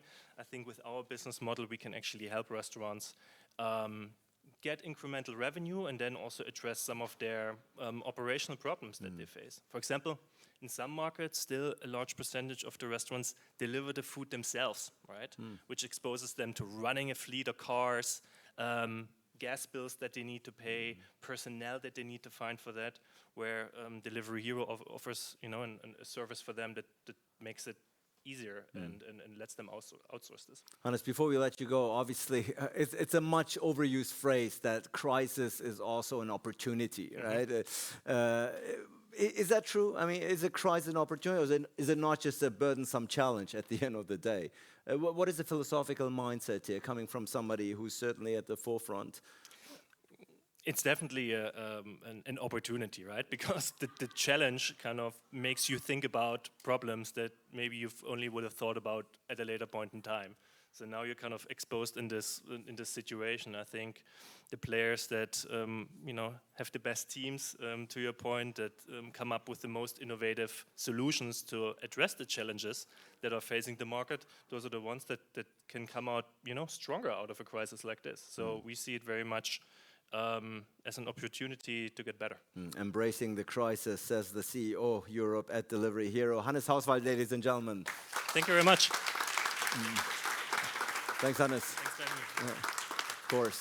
And last but certainly not least, to round up this hot chair segment, I don't know how hot it is in terms of, I think it's more of an amicable chair. It's an amicable chair that we're having here. She's the investment group director at Global Brain Corporation, an independent Japanese venture capital firm supporting startups on a global scale. Rina Obi, ladies and gentlemen, is here. Hi, Rina. Good to have you. Thanks for being here. You're somebody who knows Europe very well, who knows Asia very well. You've worked in both sides of the world. Before we get into the nuts and bolts of what you do, well, what are some of the biggest striking differences in terms of approaching startups and in terms of approaching entrepreneurship when it comes to Asia and Europe that you, in your experience, have encountered? Right. Is this working? Okay. Absolutely. Nice. Thank you so much for having me. Yes, so we're a global firm. We have the benefit of looking at many regions. We've got like a global presence, so not only in Asia and Europe, but also in the US and in South Africa, actually. So we tend to not panic and just go into like a wormhole looking at one economic crisis after another. We have the benefit of like looking at everything in a more overall holistic view and see like, okay, what does make sense and what not. And in Europe, yes, there's a lot of crises. In Japan, for example, there is, and in the US actually right now, there's a lot of funds popping up. There's a lot of dry powder, which also comes ultimately from like a very successful fundraise from funds in like last year and also like in the first quarter of this year. So it's not all doomed and dark as people might think or feel. And there's a lot of international interest, especially in Europe, and there's a lot of innovation going on in sustainability and green tech, and climate tech is like a very interesting and opportunistic space for international investors like ours. So there's excitement there and optimistic sentiment from abroad.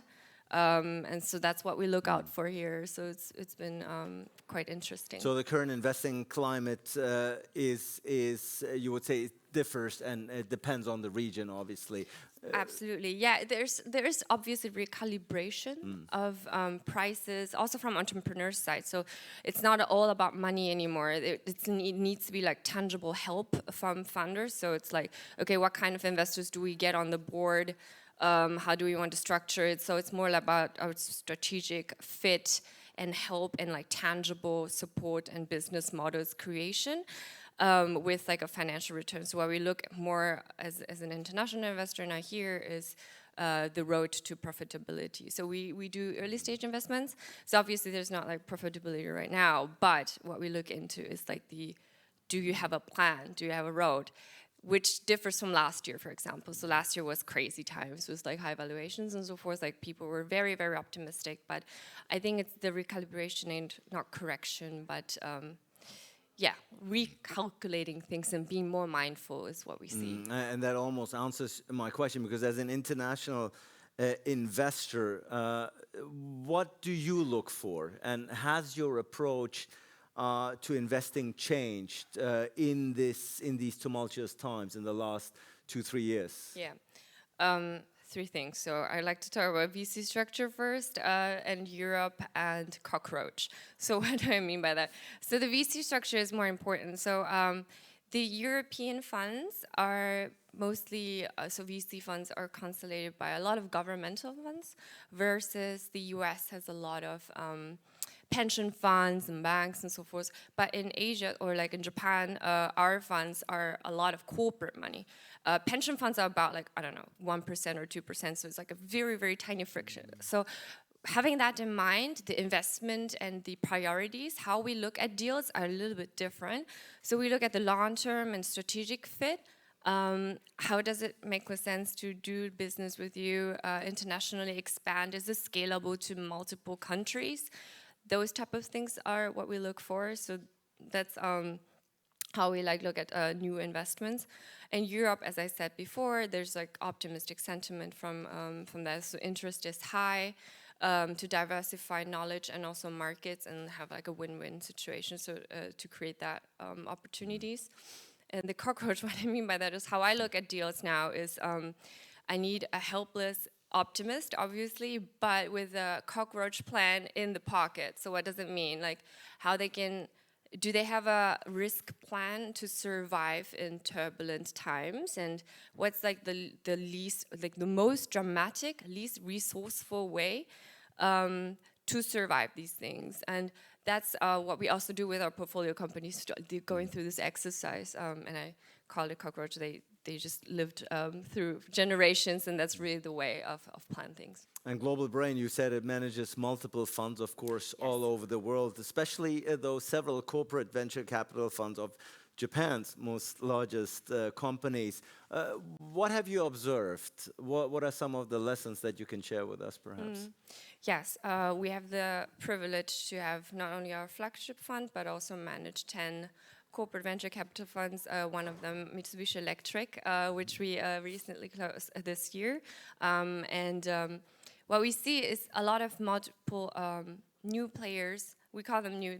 There's a lot of corporates coming in and want to diversify and invest in startups, which is great. So for our ecosystem means that more partners, more players in this field, we welcome that because there's a lot of resources, a lot of international knowledge and expansion. So it's not like the adults and the youth, but there's a lot of great things and innovation in this space that can be done. So what we've seen is this long-term and strategic fit has been very much in the focus.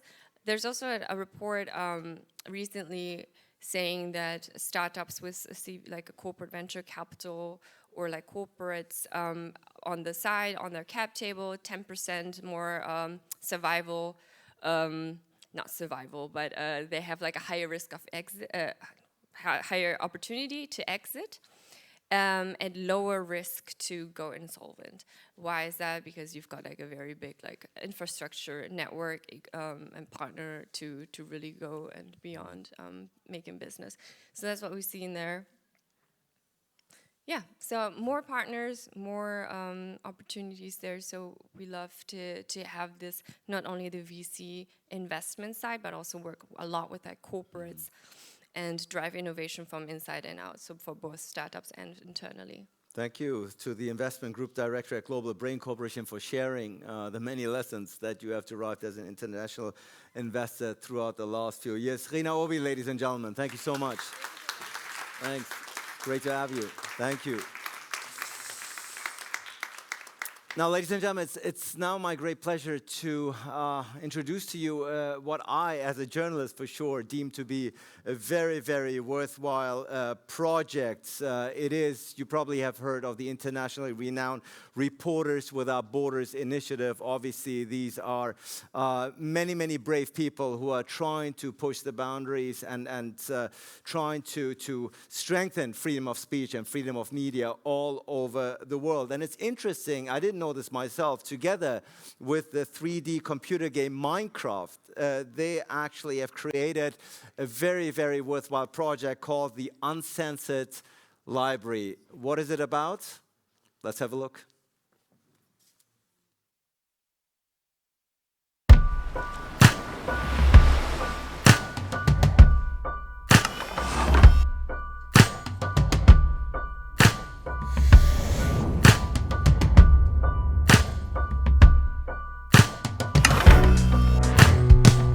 Censorship, blockages, internet surveillance and incredibly restrictive laws. Orta Doğu'da basın özgürlüğü hiç bu kadar kötü olmamıştı.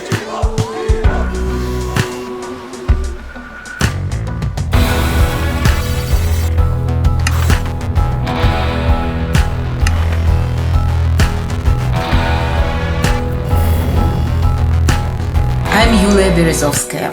I run Graniru, which is blocked in Russia. My name is Nguyen Van Dai. I am a news broker from Vietnam. I was sentenced 15 years in prison. Benim adım Hatice Cengiz.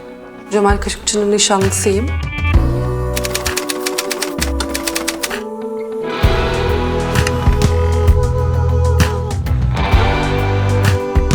Freedom of speech is important because we need to inform young people about the real political situation around the world.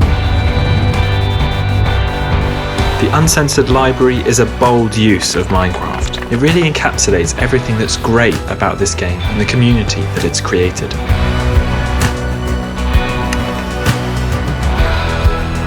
As I look at this gorgeous Uncensored Library, I feel like this is what we should be doing. Dünyadaki bütün insanların özgürce bilgiye ulaşmasını istiyorum.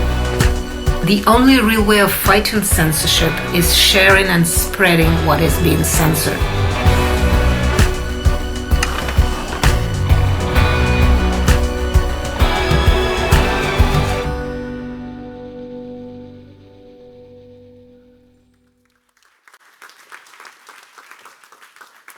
It's really a wonderful project, again, for someone like me who is a journalist, to see such a worthwhile project come into life is very rewarding. And I'm delighted to be joined online now by one of the creative heads who made this happen. He's the creative director copy at the agency DDB Berlin. Tobias Natterer is joining us online, if I'm not mistaken. Let's have a look. Tobias, wonderful to have you with us. Let's give a round of applause, even though... Thank you. Tobias, great to have you with us. Thank you so much for joining us online. And I've looked into many amazed faces here while we ran that clip of the Uncensored Library. You are one of the creative heads behind this, and I don't want to get into a discussion, obviously, about the value of freedom of speech, but rather, what is the impact? I think the collaboration here between Reporters Without Borders and Minecraft is really groundbreaking. It shows the impact that gaming can have on issues such as culture, journalism, education, no? Definitely. So first of all, it wasn't a collaboration between Reporters Without Borders and Minecraft. We just did it, and Minecraft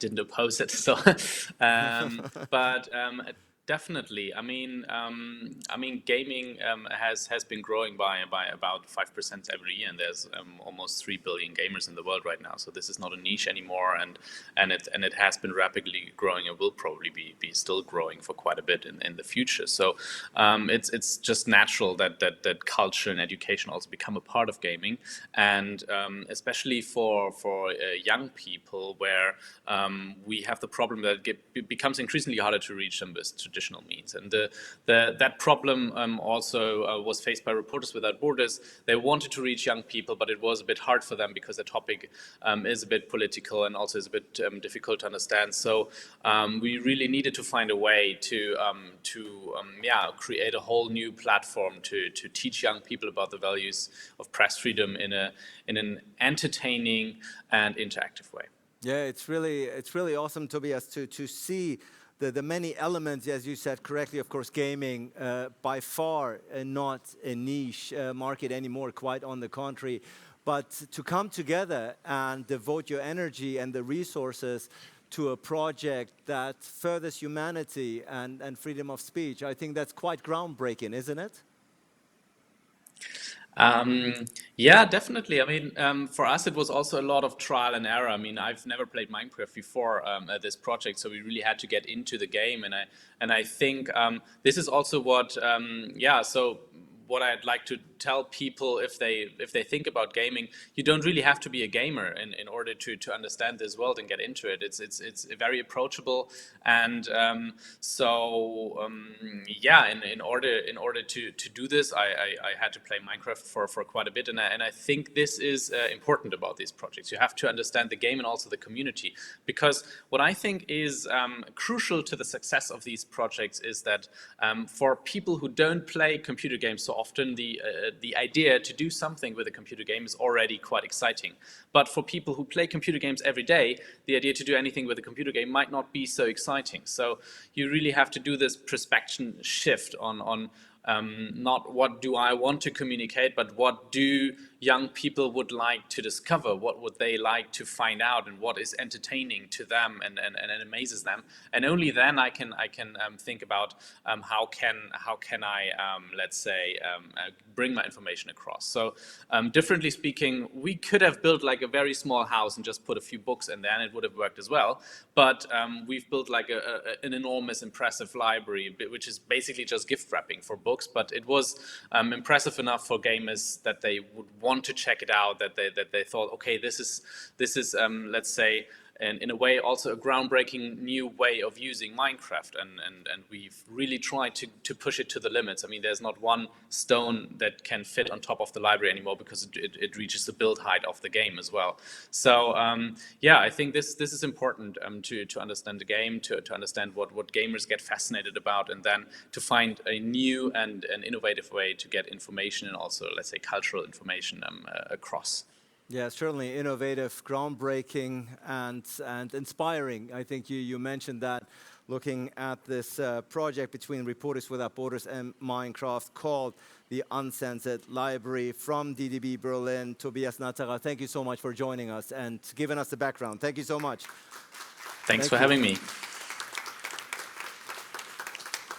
And now, ladies and gentlemen, we've had many highlights here today, but I can promise you this is going to be a huge treat for me, for you. I'm now going to be joined here on stage by someone. If I would list all his accomplishments and titles, we'd be here until tomorrow. But suffice to say that he is one of the most prominent Silicon Valley entrepreneurs. He's an investor, former president of Samsung Electronics, currently the founding managing partner at Walden Catalyst Ventures and the chairman of the board at Harman International. And believe me, this is just a brief selection that I've given you, ladies and gentlemen. Yang Son is here. Yang, great to have you with us. Yang, first of all, a very personal question. I mean, first, you are one of the most prominent Silicon Valley entrepreneurs. You rub shoulders, if I may say, with the biggest there, from Elon Musk all the way down upwards, Bill Gates, on a first-name basis. You're here in Berlin now. And the interesting thing is, not just for this conference, you actually sort of partially live in Berlin now. Yes, I am. Ich bin in Berlin. Yeah, during the pandemic, I moved because one of my job, Harman International, the management team is based in Germany. Because if you look at Harman, it's an iconic U.S. brand, but also there is this very iconic German brand called, I think, Becker Radio, which was acquired over the years. So the team, management team, the CEO, CFO, and the board is actually based in Germany. And I want to spend more time with them during the pandemic, so I moved. Yeah, so you moved, and here you are. Yeah, I love it. It's great, of course, to have someone like you in Berlin and to convey your wisdom and all the things you do. Now, of course, as somebody who is Korean American, you have Korean descent, you grew up in the United States, in Washington, if I'm not mistaken. Of course, Silicon Valley was your playground for many years. Now you're sort of in Berlin as well. What are some of the biggest differences that you on the spot could say, when we talk about the state of tech, what are some of the biggest differences between Asia and Europe that you have encountered in your professional life? I think I can compare maybe Asia, Europe, and Silicon Valley because I kind of see Absolutely, give us three. the triple threat here. Yeah. So I think Asia, China is very different than Japan or Korea, right? China has its own ecosystem and it moves 1,000 miles per hour, a lot like Silicon Valley, and very ambitious entrepreneurs. I think Japan and Korea, what I found, tend to be more still very corporate dominant. And yet there are a lot of young youth energy that are trying to change the game. And I think Europe entrepreneurs that I met tend to look at European market first or local market first. So I've been involved with 6 companies in Berlin. I'm a chairman of Whitfox, which is I think the largest insurtech company in Europe, and they will focus in Europe, and I think eventually they will go to global market. Solaris Bank, which is a banking as a service company, I'm invested here, and I think they try to bring banking service to, again, European market first. Whereas I think the Silicon Valley guys, when they start, PayPal and others, they try to look at global market. US market is so big. If they are successful there, then they really think about how to go global. So that's the mindset of just global dominance or global expansion, whereas I think Europe tend to be smaller scale, venture capitalists, smaller scale, and I think the support system is also limited. So that's what I observe. But there are a number of unicorns that are coming out, and there are a number of new companies that are coming with a lot of new energies.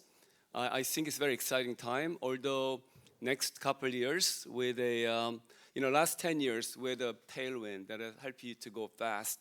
Now I think we have headwinds. It's going to slow us down a bit, which I think will discriminate great companies and so-so companies. When there are a lot of money, they say you don't see much rocks in your water, but when the tide goes down, you get to see a lot of rocks as you sail. I'm a kitesurfer, so I get to think about it in terms of tide and wind. And I think we will see some more rocks going forward. Well, some rocks. I don't know. The earth is shaking while you're speaking. I don't know if it's a subway, the air conditioning, or an earthquake to make you feel home here in Berlin. As somebody from California, you talked about the differences between the two. America, obviously, thinking big. We know this. Europe, perhaps a bit more cautious, bit by bit. What are some of the commonalities that you have encountered? Oh, I think there are a lot of energy and belief that entrepreneurship will create jobs. So it is that fundamental belief that tech can make the difference, tech can make an impact. More than half of tech companies are also sustainability-driven companies. And I'm really good to see innovation isn't about creating next Facebook, but innovation is about also trying to get better food, addressing educational issues, better health. So I see that, I think encouraging that is really important. I have a nonprofit foundation called Extreme Tech Challenge, which is really the largest global competition in the world that are encouraging entrepreneurs to join in to make the difference by using technology to make an impact. And I'll talk about the Extreme Tech Challenge in just a bit. Of course, it's a very worthwhile endeavor that you have brought into this life. But let's think for a moment again about the differences and commonalities between Europe and Asia, Europe/Germany, and Asia and Silicon Valley. What are some of the things that you would say that we in Germany and Europe do better? Is there such a thing that you have observed where you said, even with your experience and success, interesting, I did not think of it this way? Well, I think that if you look at many successful entrepreneurs around the world, they really come from everywhere. And I just recently worked with two Romanian scientists, not in Romania, actually in Berkeley, in California. And one person is a guy named Dr. Ion Stoica. He is founder of a company called Databricks, which I think you will find to be the very critical tool to help you to analyze your data going forward. And then I also met Dr. Darluca Rupa, and her work is about confidential compute, how you can be able to use different database and extract information without the protecting privacy and security using the new latest crypto technology that are hardware enclaved, so that it's much more safer than traditional hacker potentially then open the software code. So things like that is happening. So I was thinking, wow, Romanians, but they're in California, and they're creating this open platform. So I think the what I like there is they try to go for open platform. Linux came from there. So open and go for global, and then bring the global community around that.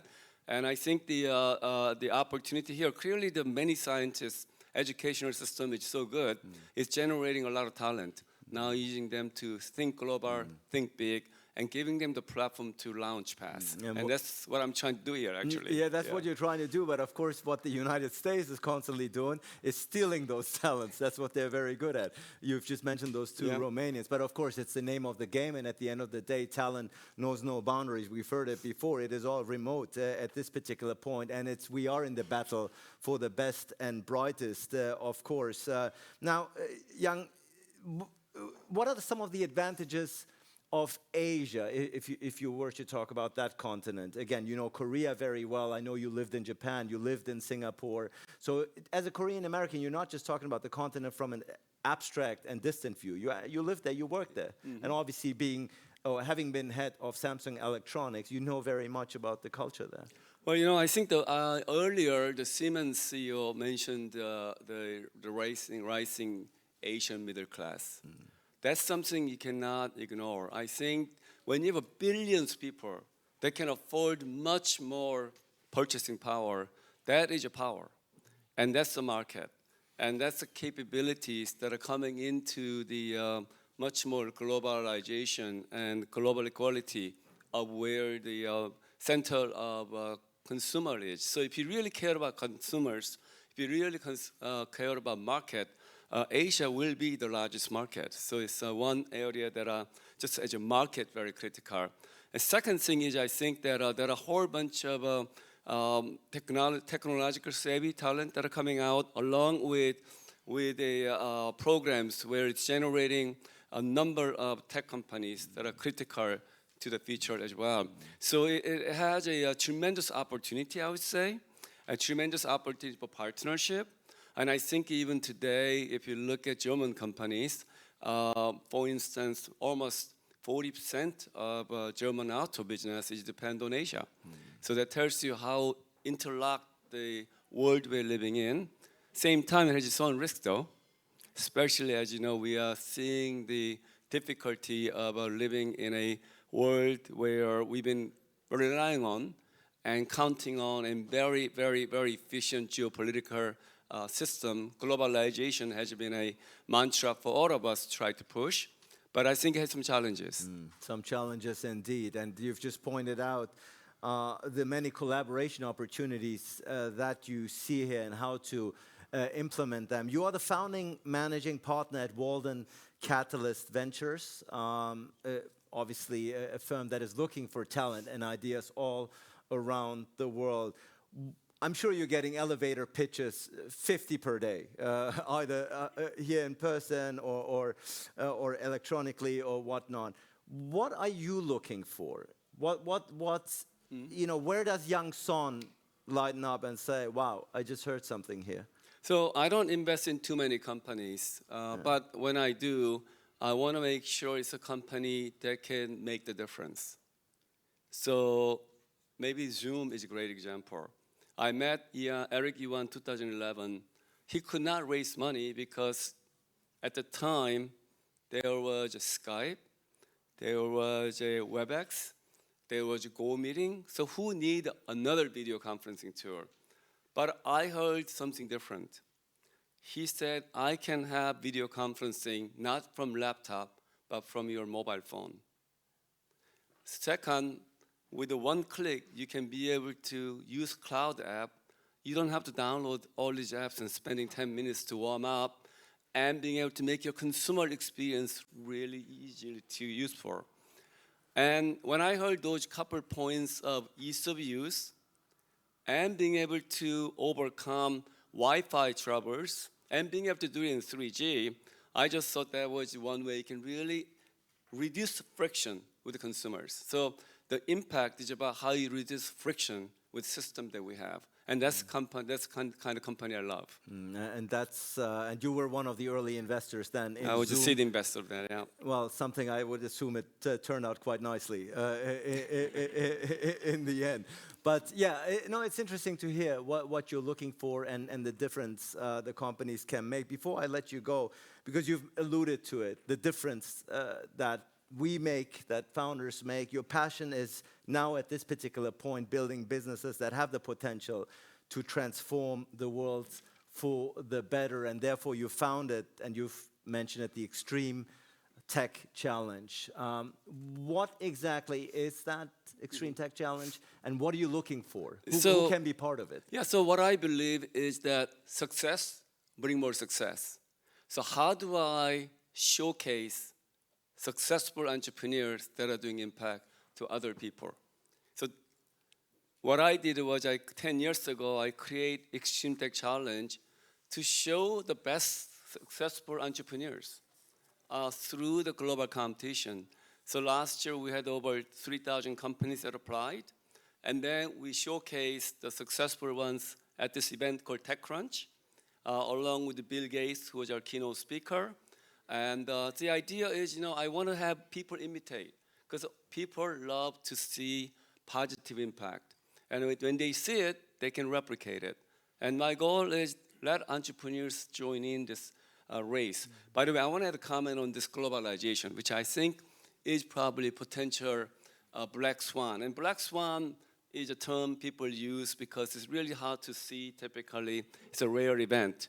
And I think a rare event that could have an impact in all of our business, all of us worldwide, is a potential tension that are going on in Asia that you may not feel it. But being Korean, that are living very next to China, today there is a big tension going on between the China, Taiwan, and Korea. I don't think you know, but 80% of all the semiconductors and microelectronic components, thanks to the extremely efficient globalization, all the products are made there. So imagine if there is something goes on as a black swan event. If that happens, I think you will see no iPhones, no BMW, no communication tools, no electronics. So I think that's something that I'm really worried about. And I know there is a lot of work going on trying to figure out how to manage that going forward. And it will be not easy, because I think that if you worry about the grain source of Ukraine versus Russia, that was this much. The degree that we depend on that geography, today is so big, it'll truly stop the world. And if you really believe that oil, next oil is really data, we're in data economy will stop. Yeah, and you mentioned it, Yang, war, inflation, cost of living, skyrocketing all over the world, the pandemic is somewhere there, energy transition, climate change. The abundance of challenges are head-spinning.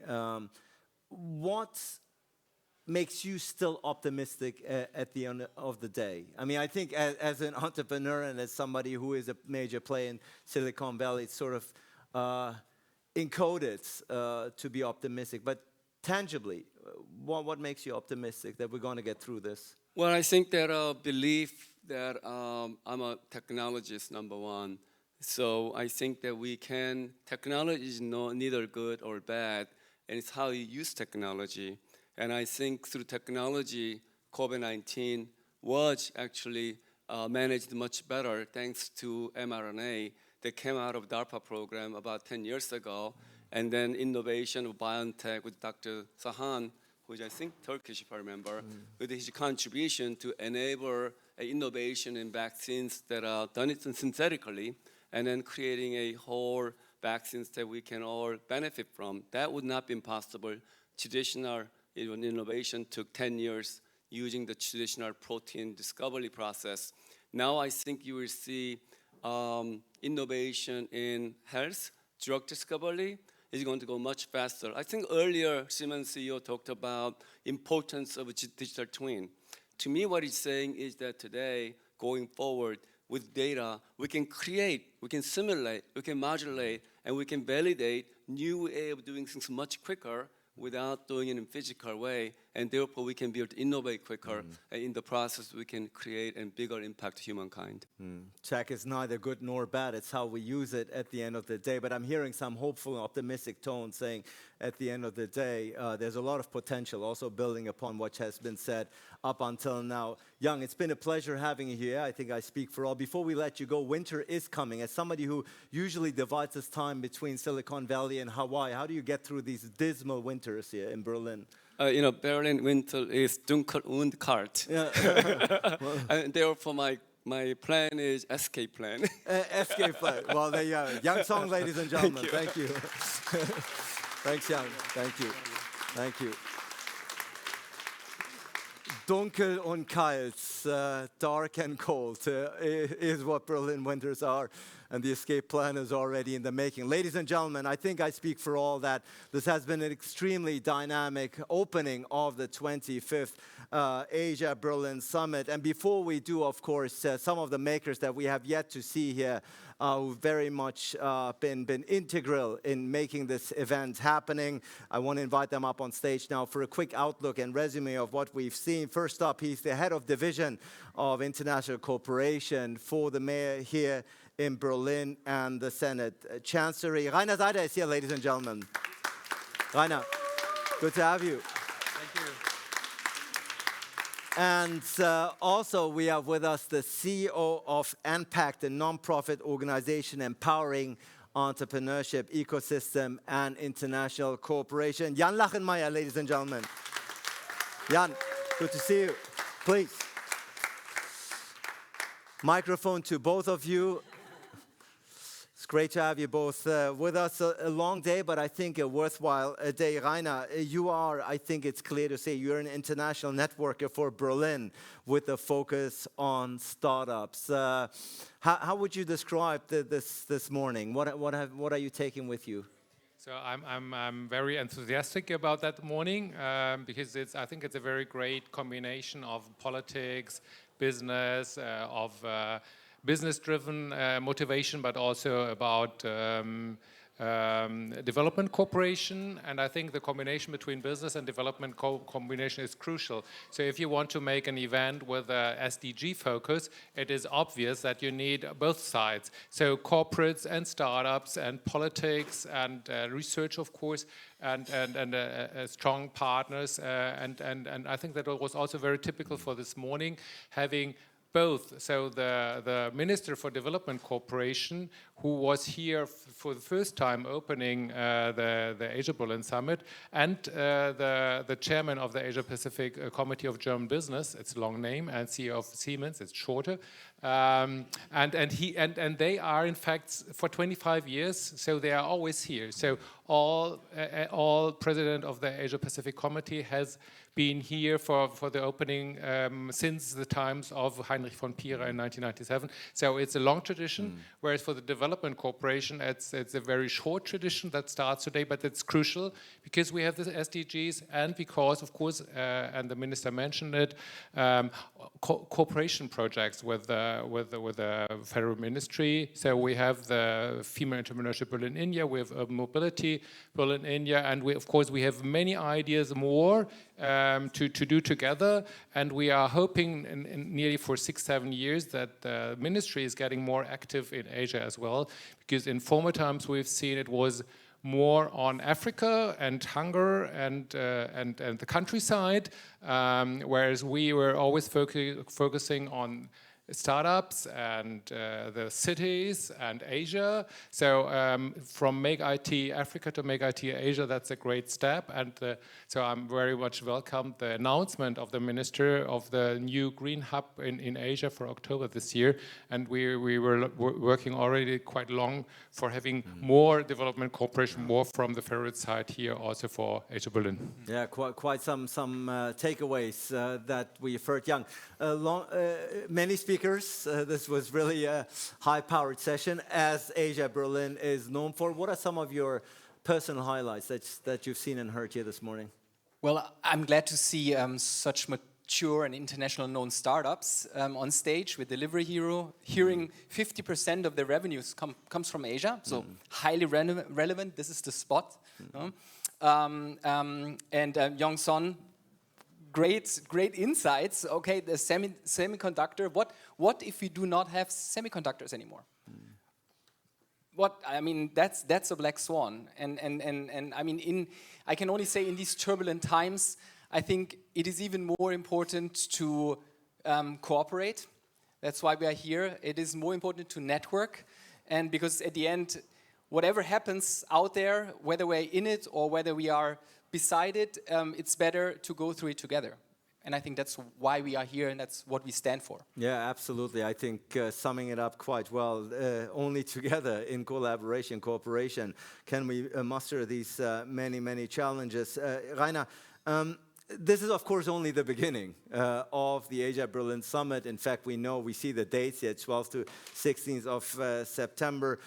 What can we expect from this year's summit, aside from this being a very special one, the 25th? So of course, it's more what is happening than what has already happened. I think that what is special on this summit you can already see here, because so not every place is occupied anymore. So it's much more interactive, so that people don't want to listen all the time to the people on stage, to the teacher. So they are already outside, so many more people. Well, of course, it's a pity for the people on stage, but it's a great idea to have more interactive possibilities, and probably Jan is the better person to report what is waiting on that time. From our perspective, there's also, of course, a main stage that will keep on going the next 3 days, and it was already mentioned, it will be all on SDG topics, so planet, prosperity, people, peace, and partnerships. So that's international partnerships. That's what we are doing here. But what's happening outside? I think that's your task to describe that. Yes. So we reworked the concept of the AsiaBerlin Summit to make the summit more an experience and more interactive. So I invite you to step out later and explore the piazza. So the whole area outside is what we call the piazza, the marketplace. The marketplace to interact, to mingle, all the way through the floorway into a next big hall is the spot where we have the interaction spots. And they are there to interact with the people that are here. Here to the right side, we have an NFT exhibition.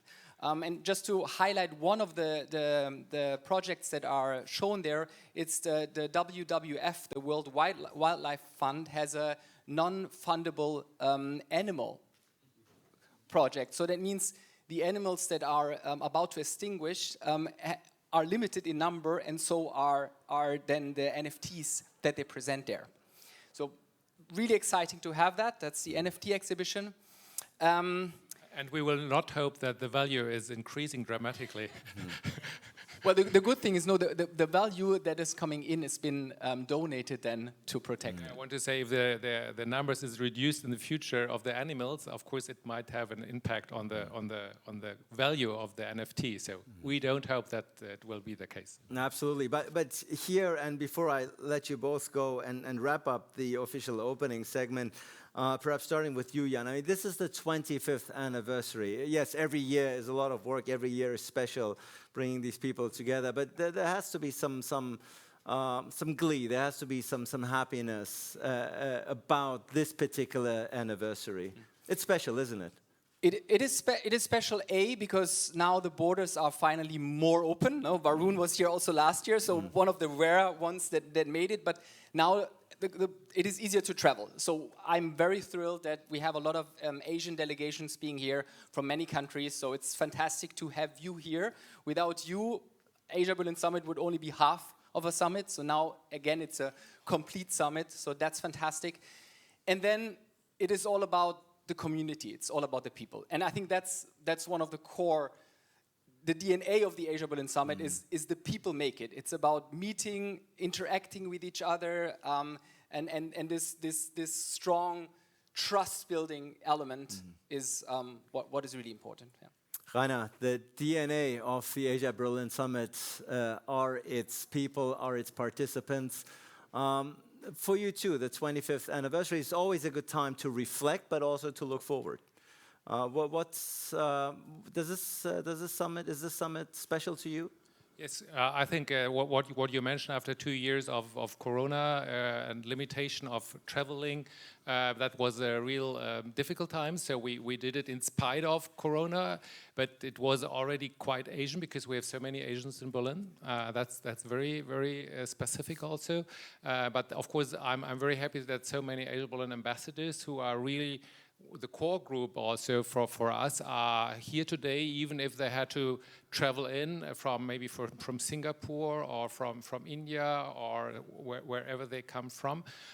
So that's very special, and of course the formats, as we mentioned already, that's very special, because when we had a couple of years a reform project for the summit, so there was always one point that we could not fulfill, and that to have it more interactive. So we had 4 conferences, so to say, in parallel.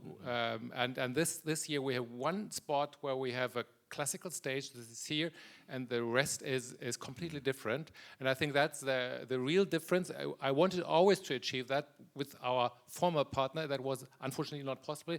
So I'm very happy that we have NPACT here, and that's a moment also to give a special mention to Martin Rauschenberg, who's the curating the summit, organizing the summit in chief for NPACT, for the whole NPACT team, of course, for the AsiaBerlin Forum, for the team at the Senate Senate Administration for Department for Economics, but especially to Martin, because he said he would do that only if he could make it in a quite different way, the summit, than all the other years. And when he made the proposal, it was a bit surprised, because it's always difficult to make me a proposal without being prepared. And I saw it once, and I was completely already recognized that's it. And so I'm very happy to you, especially to do the whole NPACT team, that we made it. And I'm very optimistic that that will be the future for AsiaBerlin for the next 25 years, so to say. Yeah, and I think we can put our hands together here for Jan, final words. Yes, to the online audience, that's important, because we have also one more innovation, and this is the online experience. So we created AsiaBerlin TV. So what is happening in the Berlin time mornings and afternoons is the streaming of this center stage. But then during lunchtime, which is peak time in Asia, we have a bespoke TV program that we created in order to give the people who cannot make it to Berlin physically have a bit of a similar experience of what is going on this AsiaBerlin Summit. So dial in right after, after a short break, to AsiaBerlin TV. Well, there you heard it. Rainer Seider, Jan Lachenmeier, Martin, thanks to you. This is your applause. Thank you so much.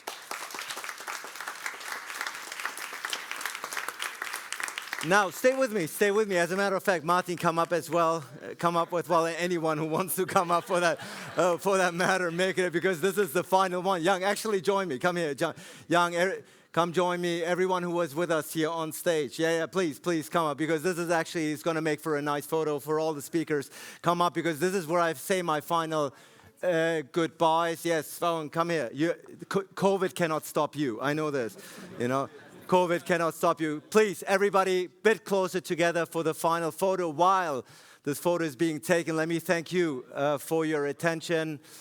And I think I speak for all when I say this has been a very successful, very dynamic start to the 25th AsiaBerlin Summit. Say cheese or whatever you say, where you're from. Of course, Kaibe. There you go. I think this is going to make for a nice story here today. Beautiful.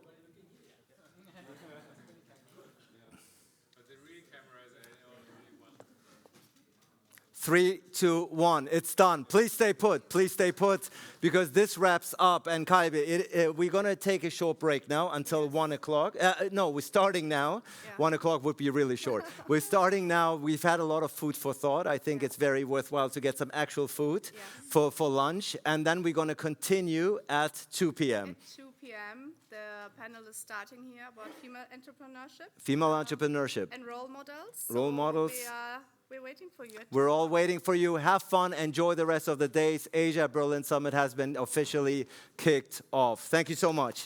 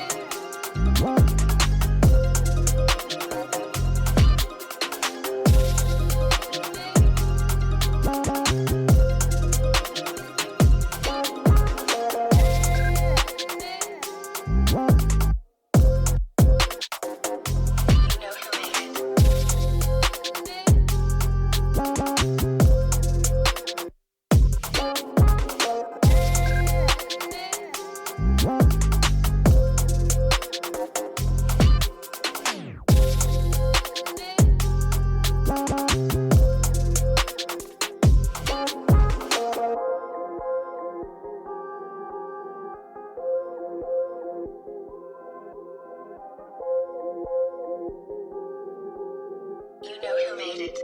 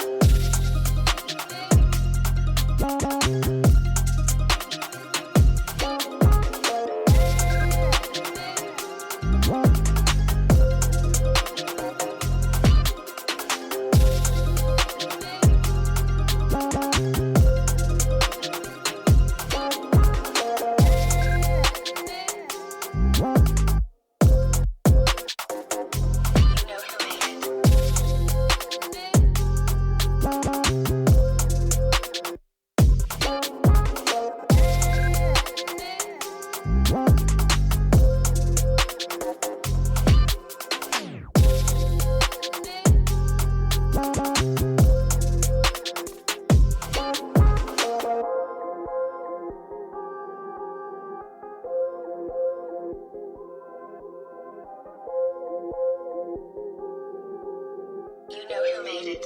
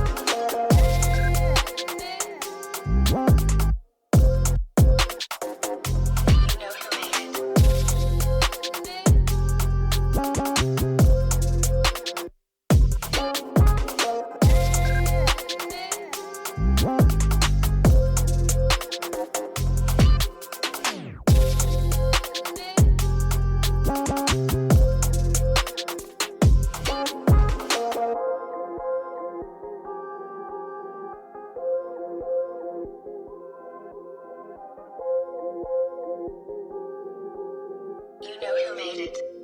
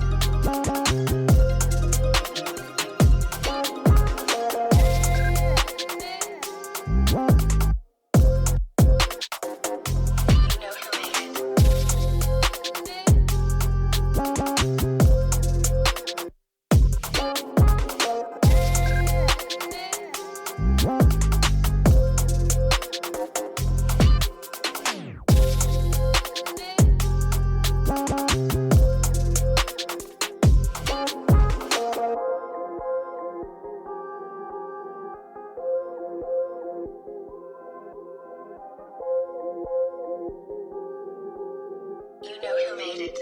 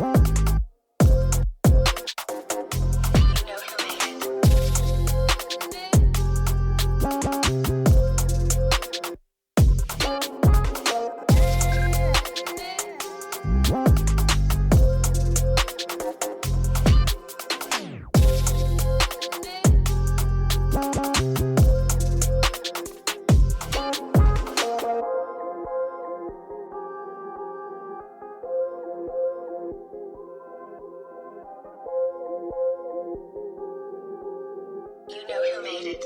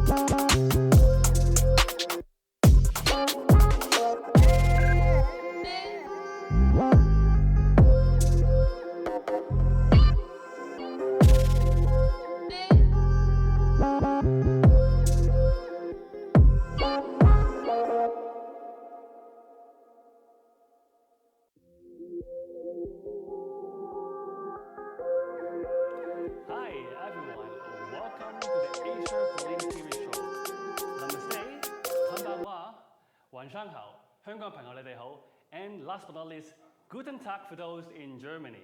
My name is Isaac Lau from 1 Minute Video. Today is the first time in my life to be a moderator for this wonderful event here for the AsiaBerlin Summit. Please leave in a comment and let us know where do you come from, because we definitely want to know how we can connect with you. The more the better. Now, I know what you're thinking. You may be thinking, I do really wish that I'm in Berlin right now because there's so many amazing speakers here. I wish I can connect with them, right? But don't you worry, because in AsiaBerlin, we connect everyone. We left no one behind. And that's why we have produced this exclusive content every single day for about 1 hour from Monday to Wednesday to give you a deeper insight about how some startups can make it to Germany or in Asia to grow their business. We even have some sneak peek to let you know right now, which is some amazing interview from some big companies like SAP and Siemens. And we also have some recruitment agencies to talk about the recruitment between these two regions. So for those of you who want to come here, you do not want to miss this out. So are you ready? Let's get started.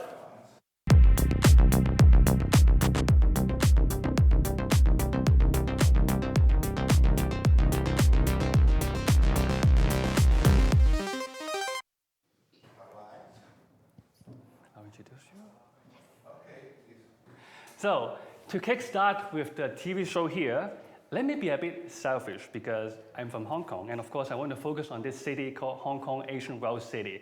And right now what you see here is this amazing lady called Karina, because you know who she is? She is actually the co-founder of WHub, the biggest startup ecosystem in Hong Kong that everybody knows about this. Secondly, she is also the co-founder of Angel Hub, the biggest and the only one in Hong Kong for technical investment platform, so that they can help and approve. They were approved by the SFC so that they can help with professional investors to invest in Hong Kong or in Asia and grow their business. So, Karina, welcome on board. Do you like my introduction? Wow, Joe-san, ni hao, and Joe-san. guten Morgen, herzlich willkommen. What an amazing introduction. Gosh, Thank you I'm so so much. honored. But it's a huge pleasure to be here in Berlin. Yes. So, Karina, please let us know a bit more about you, because we would like to know how, as a German, how you actually moved to Hong Kong many years ago and start your dream company, WHub and Angel Hub. What's the why behind? Please share with us. Yeah, well, actually, when people ask me why Hong Kong, I always answer, why not? So I came to Hong Kong with my corporate career still when I was working for Procter & Gamble. And as cheesy as it may sound, but that purpose and passion-driven mindset is something that really made me do the jump from a corporate career into the startup scene. So we have been nearly a decade ago now very much intrigued by the passion of founders, really getting very, very close with the problem statement that they want to solve, and then from there building a solution that they want to scale. And we said there is no reason why Hong Kong should not play a major role in the top scores of global and startup ecosystems. And that was our purpose and passion with which we set out. So the hashtag of WHub is Startup Passion, because we became very passionate about all these entrepreneurs with their sparkle in their eye and helping them to connect to the resources they need to grow their business. But again, it's also that belief that the passion and the purpose is the most important asset any entrepreneur has to attract either talent or customers or investment. And so from there, we really scaled WHub from being a recruiting platform to being also a co-innovation platform with corporates and startups to co-innovate together, to be part of our very own festival, the Start Me Up Hong Kong Festival that just finished. So last week, we had our own big conference, Scale Up Impact Summit, and then all to the way of also making a difference in the fundraising ecosystem by helping not only founders to fundraise in a more effective and efficient way, but also to help high net worth individuals, family offices, and other investors to benefit from the wealth creation of startups. So that was the birth of Angel Hub. I see. Wow, that sounds already really amazing. Actually, in fact, when I hear about this, it makes me feel like a big connection, because that's what people told me about amazing things in Berlin. And you know, you moved to Hong Kong, and I was originally from Hong Kong and moved to Berlin, and now we share about this. This is just amazing. So since we talk about Hong Kong and Berlin, I believe that no just single city for startups is the same, right? So could you share with us what is so unique about Hong Kong? What makes Hong Kong the best place probably for some kind of industry to build their startups there? Yeah, I think actually Hong Kong is probably a very well-kept secret, because relatively, you know, when people ask us, again, this question about why Hong Kong looking at only 7 million people, it's a relatively close-knit city. And I think that's actually the advantage for companies that are starting off or that want to expand into Asia, because if you want to see if you have a product market fit, it's better to have direct market feedback and traction very quickly, which you can get in Hong Kong. Hong Kong, in one word, and I think with that very similar to Berlin, is the energy and the diversity. So it's truly a place where East meets West. And I think in a world that particularly, we are a bit worried about, that is dividing or, getting into different sides, I think Hong Kong really, the value proposition has never been as strong on being able to connect people from really diverse backgrounds. That's not only true in terms of talent, that's also true in terms of different sectors. So obviously, Hong Kong is the financial center, definitely of Asia, potentially even globally, and fintech is obviously one of the thriving subsectors in the startup ecosystem. But it also has a big, a tourism and e-commerce background. It has a big property background, so things like prop tech are really evolving very, very fast. And things like textile tech, tourism tech, ed tech are really prominent. And last but not least, right now in the advent of Web3, we're really lucky that one of the global leaders is really coming out of Hong Kong, and the Web3 and blockchain community is thriving over there. Great. I mean, I can already relate to this already, especially everyone knows Hong Kong is a financial city. So I guess a lot of fintech activities are really happening there. So then my next question is, so then why are you in Berlin right now? Well, because, startups per definition are meant to go at least regional, not even global. So we have been very lucky over the 10 years that we're in operation to have partners, over 500 partners around the world, and really helping making bridges. So helping our startups in Hong Kong and Asia to find trusted partners overseas to help them, better and easier penetrate international markets, but also particularly with the Angel Hub platform, we'll always look for companies that are looking to raise growth capital in Asia for their market expansion. So we're basically here scouting startups, looking for deal flow, and more also seeing investors interested, obviously, in the Asian tech scene, and once again to benefit from the wealth creation of companies that are from Asia or are scaling in Asia to invest. Wow, I really love it. And for the last question, I mean, we have so many questions for you. I do have to say that I'm also here because I'm an AsiaBerlin ambassador. Raina's going to kill me. Yeah, okay. And obviously, one of the things that I really, really, truly love being back in Berlin is the fact that I see all my amazing ambassadors that are positioned from everywhere in Asia and obviously here in Berlin. So whenever I have to travel, be it to India, to Korea, to Japan, to Vietnam, to Singapore, whatever place, I will meet a trusted ambassador there, get all the insights from the ecosystem, and just being back here in Berlin is amazing. Perfect, perfect. And for the last question, because I know that the audience on the internet, they really want to have something really spicy. So Karina, I'm going to ask you this question that everybody wants to know about it. As someone from Hong Kong, we do know that there was something happening in the last few years. So could you please give us some insider information? What is happening in Hong Kong now? Is it still good, or is it even better for people to start the startup there? What is the real situation there? Yes, so I have to say, whenever I open a newspaper and I really have to deploy really that some type of journalism is really not as up to top as it used to be. And I think what is really funny is it's actually not funny, but it's really intriguing to see that the image of Hong Kong has been portrayed in a way that is something I don't recognize when I walk through the streets. So I have to say that Hong Kong is truly open for business. I think for everybody who knows Hong Kong, being an open hub, a very diverse hub, for us, obviously, turning the page on COVID and being fully open again will be a key factor. But I can tell, I've always felt safer in the most dangerous day in Hong Kong than in the safest day ever in Berlin. Perfect. Wow, actually, talking to you right now, it makes me feel a little bit homesick, to be honest. But please, don't get me wrong. I'm not saying Berlin is not good, because that's the reason why I started my company in Berlin instead of in Hong Kong. So once again, thank you so much, Karina, for your sharing. I'm sure that people can connect with you on the internet or with your website there. Ladies and gentlemen, thank you, Karina. Well, thank you for having me. Great vibes.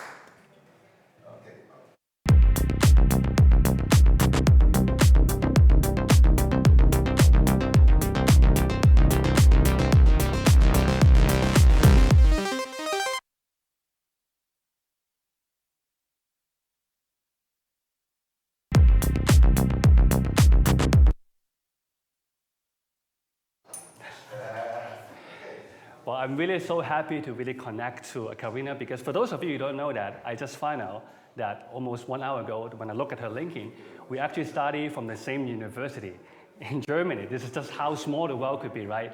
Now, moving on to the next section, we have something really spectacular. We have a welcoming message from a government official. But I'm not going to tell you which country, because I want to warm up a little bit with everyone. Let's play a little bit of game here.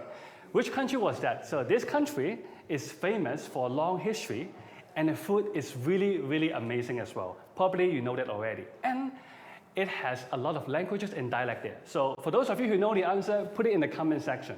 But now the real challenge to this game is, which state in India is this government official coming from?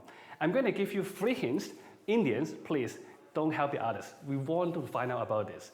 Number 1, it is the biggest state in India with the largest coffee export. That's the number 1 hint. Second one is a land of languages. It has the most numbers of dialects in that country. If you still cannot get it, last but not least, this is actually very famous for the tech hub. So guys, I'm sure you know about the answer. It's Karnataka. So in the next video, we have a welcoming message from a government official to give us delivering a really warm message to welcome you all. Let's get to it. Namaskara and greetings to all the members who are part of the AsiaBerlin Summit. I am Meena Nagaraj, Director of Department of Electronics, IT, Biotechnology, Government of Karnataka. On behalf of Government of Karnataka, I am delighted to be sharing the remarks at the AsiaBerlin Summit today.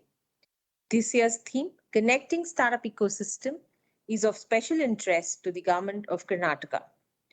I'm indeed honored to be talking about the startup ecosystems in Karnataka and our long-standing relationship with the state of Berlin. It goes without saying that Berlin has a thriving startup ecosystem and is considered a gateway to the German startup industry, with the startup ecosystem valued at US 94 billion.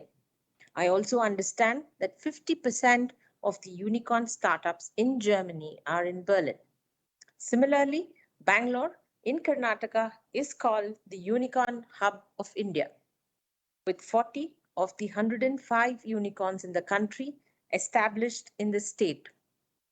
The respective government agencies of both Berlin and Karnataka have shared a common vision to provide a nurturing ecosystem to facilitate the growth of innovation, entrepreneurship among startups.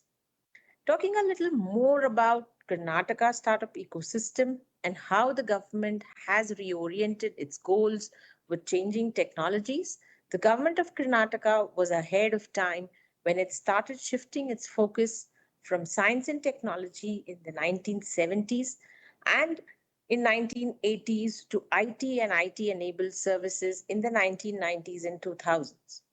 Currently, the state is keeping pace with the fast-growing innovation and technology and has pivoted its attention to startups, deep tech, artificial intelligence, machine learning, and other upcoming technologies.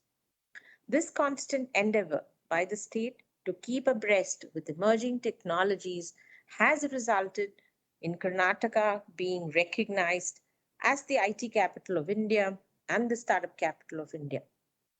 Providing a holistic support to startups has been one of our primary commitments of Government of Karnataka, and we are committed to helping them build on their strengths. Karnataka's innovation and startup ecosystem is recognized both at global and national level. Karnataka is recognized as India's most innovative states in the Indian Innovation Index by Niti Aayog for the last 3 consecutive years. Bengaluru is ranked 8th globally by the Global Startup Ecosystem Index by Israel-based Startup Blink. Bengaluru is also ranked number 22 as per Global Startup Ecosystem Report 2022 published by the Startup Genome.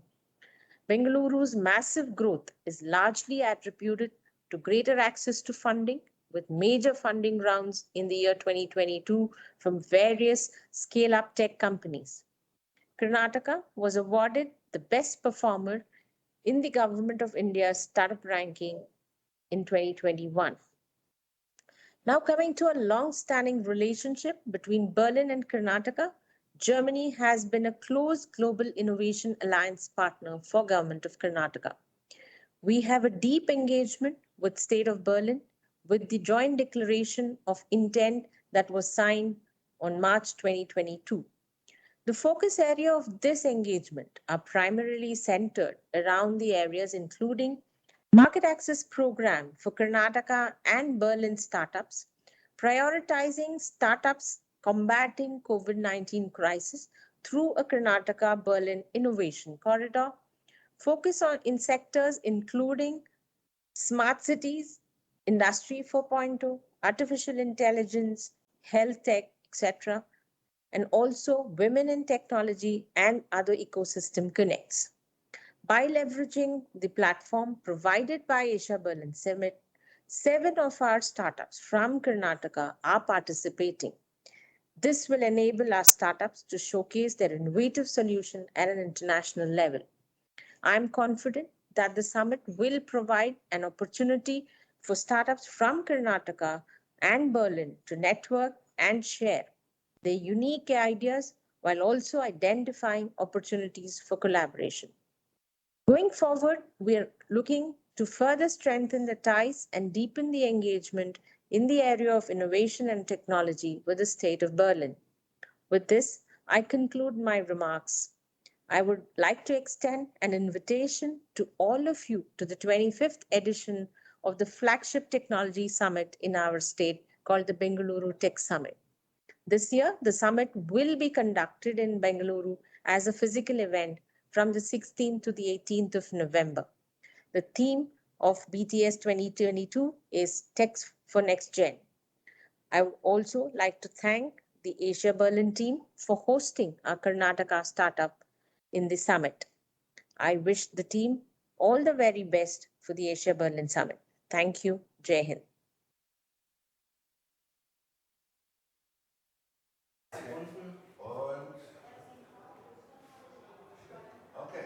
Welcome back. After this wonderful message from India, the government, today in the next section, we have to talk to 2 people because honestly, without these 2 people, the magic in this show will not be happening right now. So who are these 2 people? One on this side here is Dr. Rainer Scheider, who is the head of Unit International Affairs. And this is Jan Lachenmeier, the managing director of AMPAC. These 2 people are the ones who organized together, and I know that it's the first time for AMPAC to organize together for this amazing event here. So how can we not talk to them before we give you even better content later on? So Rainer and Jan, welcome on board. Thank you. So let me ask you, how do you feel like the start of this event so far today? So I'm very excited about today's experience. So because it's all ingredients necessary for a startup event. So it's not just startups, it's politics, it's also the business. So we had the spokesperson for the German business towards Asia, the CEO of Siemens, Roland Busch today. And that's already a tradition for the APA to be there. But we had also the Minister for Development Cooperation, Svenja Schulze, in the opening program. And I think that shows the 2 sides of AsiaBerlin. So doing something for the planet, combining the best for a better world, and doing also something for the driving economy in Berlin. So that's a good experience having these 2 people together with Stefan Schwarz, who is hosting the event, but also exciting startups like Delivery Hero or Paytm Money from India or Mitsubishi Electric, again, a very important corporate from Japan. So a good mixture of everything, and I think that's the ingredients for a good opening. Wow, it sounds like that the list of amazing companies is even better than last year already, from what I heard from you this morning. And so Jan, I know that this is the first time with AMPAC organizing this event. How do you feel so far? Well, you see me smiling now. This is because the opening is over. So, okay. Yeah, it was fantastic. I think it was really engaging. We had great speeches. I'm glad to have the minister opening also for the first time. Now that there you see my other face, of course. And if you have such high caliber politicians joining, the formalities in the back end, so to say, are a bit more complex. So for me, the summit, so to say, starts now, the more comfortable part of the summit. So we are very glad to have the trust from the Senate, from Rainer, to organize this summit. I think we also made our mark in changing how the summit is. We really reworked the concept of the AsiaBerlin Summit to make it more an experience, to make it more interactive, to have this format here, AsiaBerlin TV, so really to change the quality and make it actually match more to what I would say the DNA of the AsiaBerlin Summit is. And the DNA is networking. It's creating relationships, creating trust, and to make this even more present over the course of these 3 days. 3 days here at the Spielfeld Digital Hub, and then 2 days of satellite events. We made a lot of effort. So we could say the spirit has found its body. Yeah, Jan, you know, I definitely feel you when you feel like the stress for the opening and a lot of politician people here, because I don't know what wonder you guys have made when I see the signboard there with Invest Hong Kong. You know, I come from Hong Kong and suddenly I see Invest Hong Kong. I feel like, oh, the big brothers are watching me already, and I just feel like, wow, this is a really high-level event here. So, Jan, because I know that you have been working also with the Senat Berlin for a while, for the AsiaBerlin, maybe somehow in a different way. Could you just tell the audience a little bit how is NPAC, you know, the journey of how you involved in the AsiaBerlin from the very beginning, and also why? Very good question. So, first of all, I mean, what is NPAC and what is NPAC's work? I mean, we are doing development cooperation work, and our mission here is to empower entrepreneurs in those markets, be it in Africa, be it in Asia, be it in the Middle East, be it in Latin America. And one cornerstone of that is, of course, also connecting the startup ecosystems, build bridges, help the individuals, but build bridges to create networks that support and strengthen each other. And it was back in 2017, first delegation trip to Asia. 16 and 17. So the first 2 delegation trips from Berlin, startup delegations, startups and startup ecosystem developer, going to Asia, and that's where we actually met for the first time, Rainer.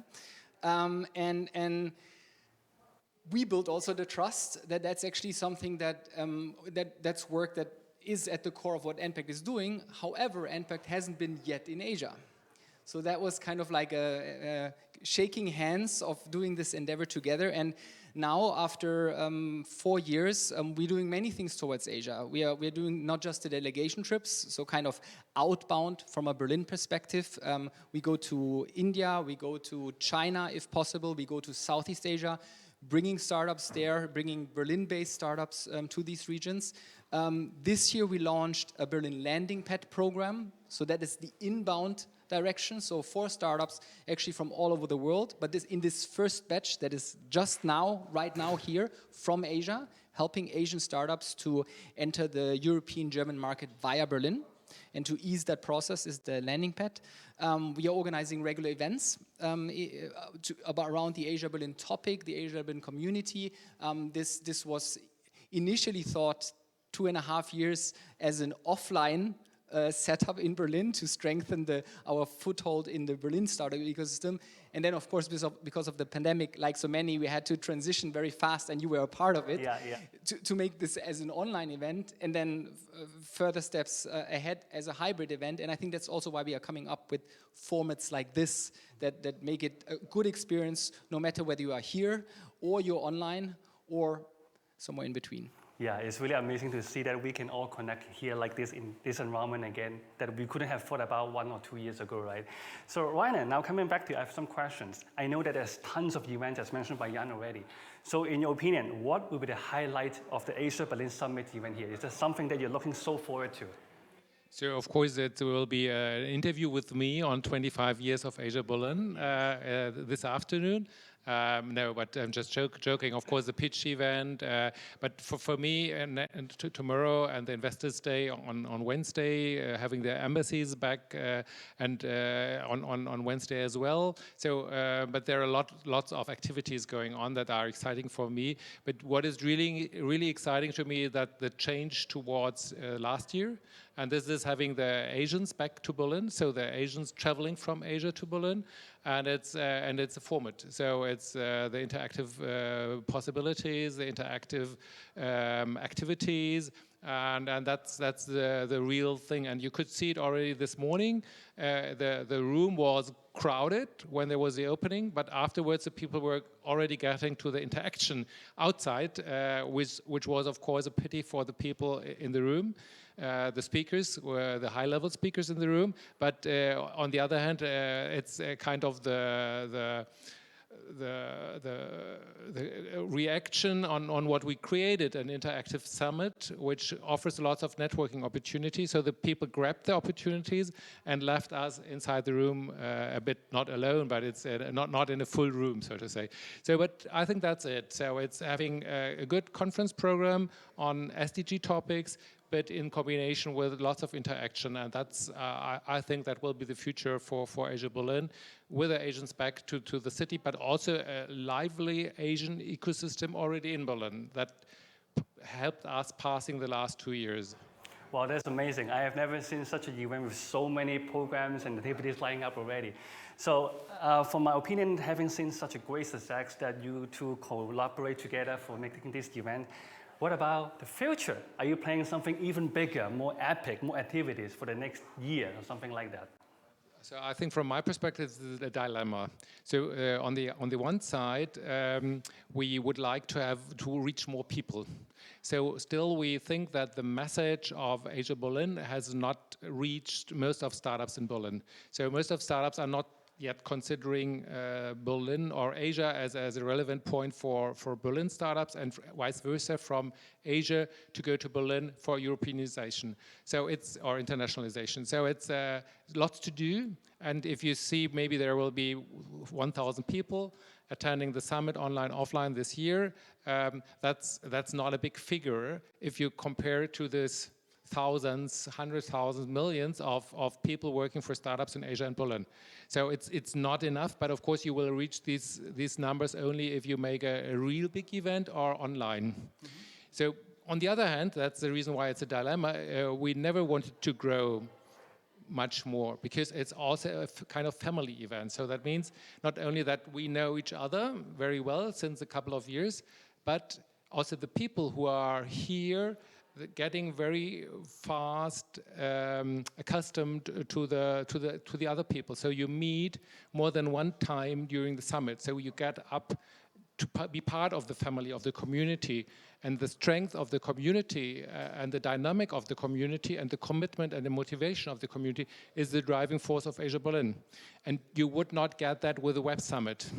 Yeah, or with a slash. So that's maybe a problem, and so we don't want to grow much more because we want to keep that family feeling. But on the other hand, we have to reach other people outside in the world and in Berlin, and that would not go with these low figures as we have now. Understand. And what do you think about this, Jan? Well, future-wise, I give you two answers. There's actually an NPACT answer. There is some exciting news coming as an institutional transformation. So I'm not telling more, but there's exciting things ahead, NPACT-wise. AsiaBerlin Summit-wise, right now I'm looking very much forward to Friday, this Friday, because that means we have done it, so we can celebrate together with the team. And future-wise, important to the audience, everyone who is in Berlin now, come here to the summit, come to Spielfeld Digital Hub. You still can join today and tomorrow and on Wednesday. And the online audience, of course, follow the program and be more curious, and then at a minimum, come next year. Wonderful. So, can you just give us a last wonderful message to the online audience who didn't have the luck or the chance to come to Berlin? Give them some support or whatever, like a 30-second message to them? I think it's very important for the audience in Asia to consider Berlin as a point for internationalization in Europe. So look beyond the borders of your country, even if you are in China or India, so in a big country. So look beyond it, look to Europe, and then of course I think then Berlin is the natural point for starting a company or a subsidiary, because English is the language of the Berlin startup ecosystem. So I think that's the main message, internationalization through Berlin to Europe and maybe the world. If you're a startup outside of Berlin considering to come to Berlin, wherever you are in the world, watch out. There will be an open call very soon for the Berlin landing pad, the cohort 2. So cohort 2 is an impact cohort, so we are focusing more on impact startups, and that call will open soon, and after that a Web3 IoT one. So if you fall into that bracket, you are interested to come to Berlin, watch out what is posted in the AsiaBerlin channels and in the NPAC channels. Thank you. I just want to conclude here quickly that on a personal note, I really just want to say thank you to Jan and Rainer, because for those who don't know, when I first moved to Berlin, I don't know anybody, and they really helped me a lot to make the business fly. So it may sound like one small step for you two, but I want to let you know that to the whole AsiaBerlin community, is one giant step for everyone. We couldn't have done all this without you. Thank you so much. Thank you. Thank you. Please.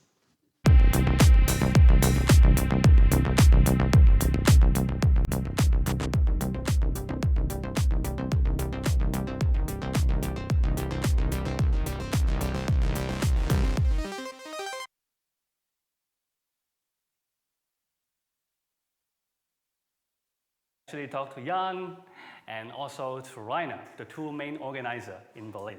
So now, what's next?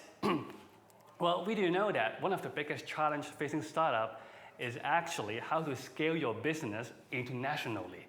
It's not easy to do that. It's easier to said than done, because we know that, yes, of course, we can find local talent, we can research the local rules, we can adapt our product to the local market.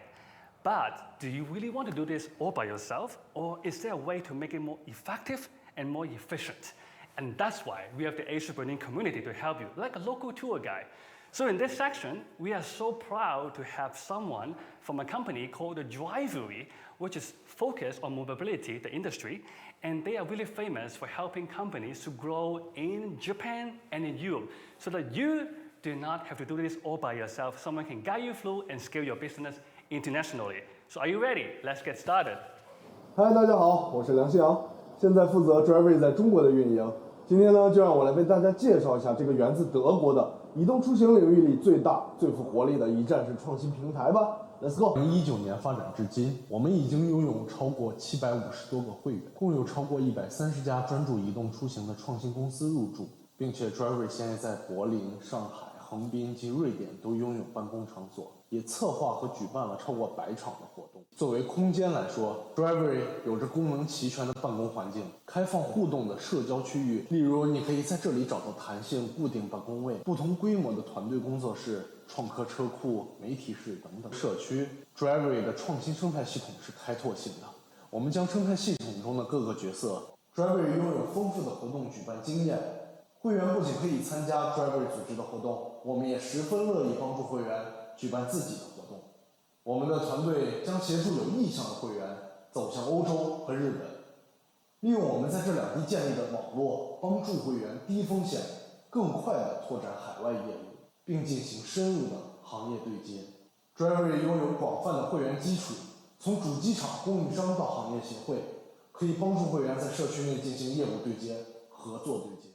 Drivery 进行全球布局，我们深挖不同地区对移动出行的需求，让 Drivery 更好地服务会员，有针对性地进行开发，去制定创新方案和对接市场需求。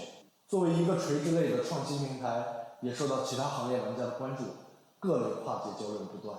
而作为大企业，加入我们的生态系统，不仅能同样享受到上述权益，很可能会获益更大。Drivery 的会员涉及到移动出行领域的各个层级。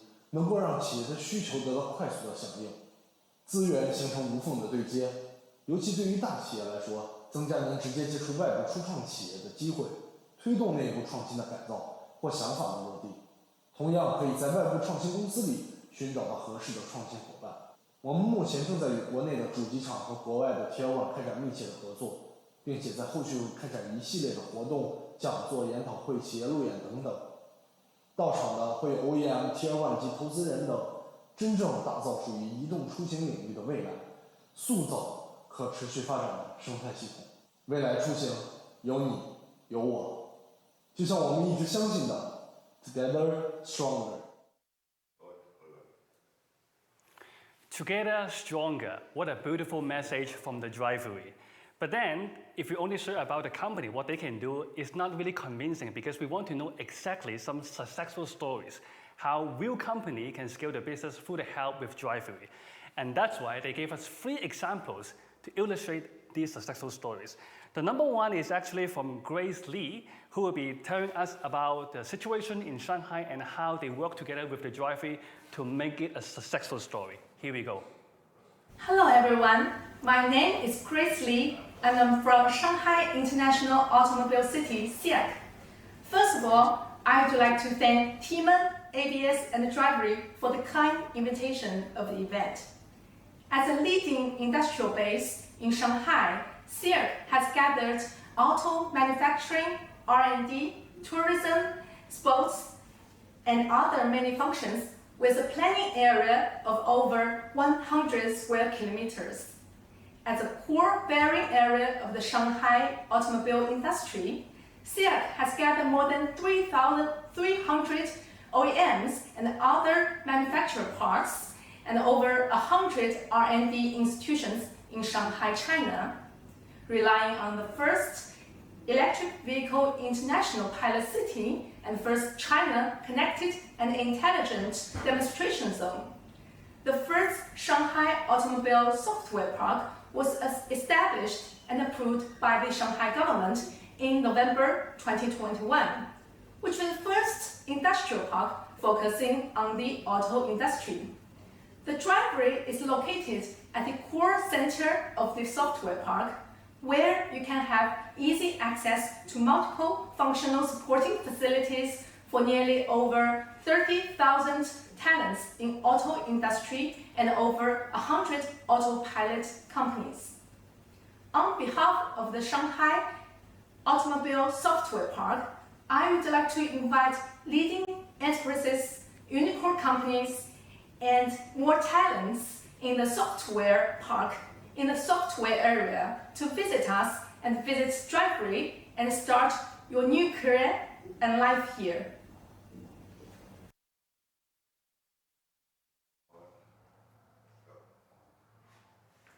So in the next example, this is really interesting because this time it's a German enterprise who tried to find a new spot in Asia and they chose Shanghai. So in this example, we are going to experience, they will talk about how they choose Shanghai and how is a story from Shanghai that they can grow from there. There you go.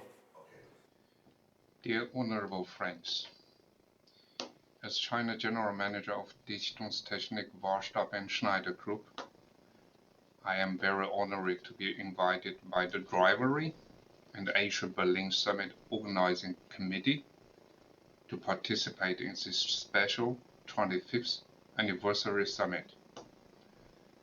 On behalf of the DTWS Group, we wish this summit great success. Warstab and Schneider Group was born 60 years ago in Niederwinklingen, Bavaria, Germany. For the past 60 years, we have provided one of the most sensitive components for the global automotive industry and general industry. Allow me to share with you some of our development in China here. Warstab and Schneider Group began to think about China's strategic development plan a long time ago, and finally decided to build a sales company in China in 2019 and carry out in-depth research on Chinese market. Here, we not only enjoy the best services, the best tax policies, but also be surrounded by the top companies and top technology product ideas. With all-around support and services, we have formulated China's development strategy with confidence. We believe that China is not only a huge auto consumption market, but will also become one of the world's leading auto exporters. Although COVID-19 and local conflicts have brought some negative impacts on global economic development, but in China, we see nothing else but strong and stable development trends. At the end of this speech, I wish AsiaBerlin Summit a happy 25th birthday, and I wish all the friends attending the summit great achievements in Europe in China. Thank you very much.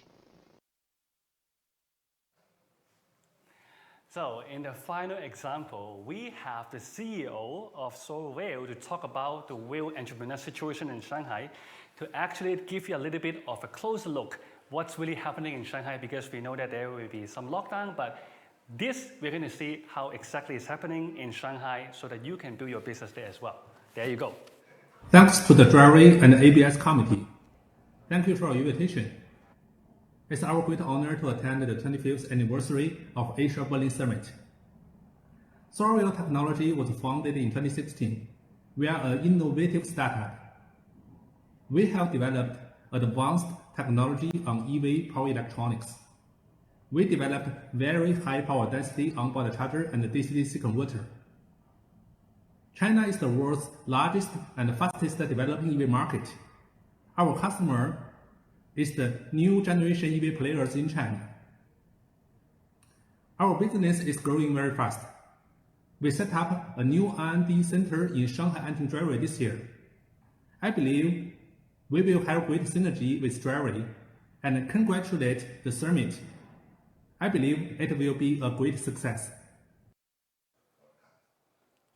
Wow, thank you so much for the sharing from the Driveway with all these examples.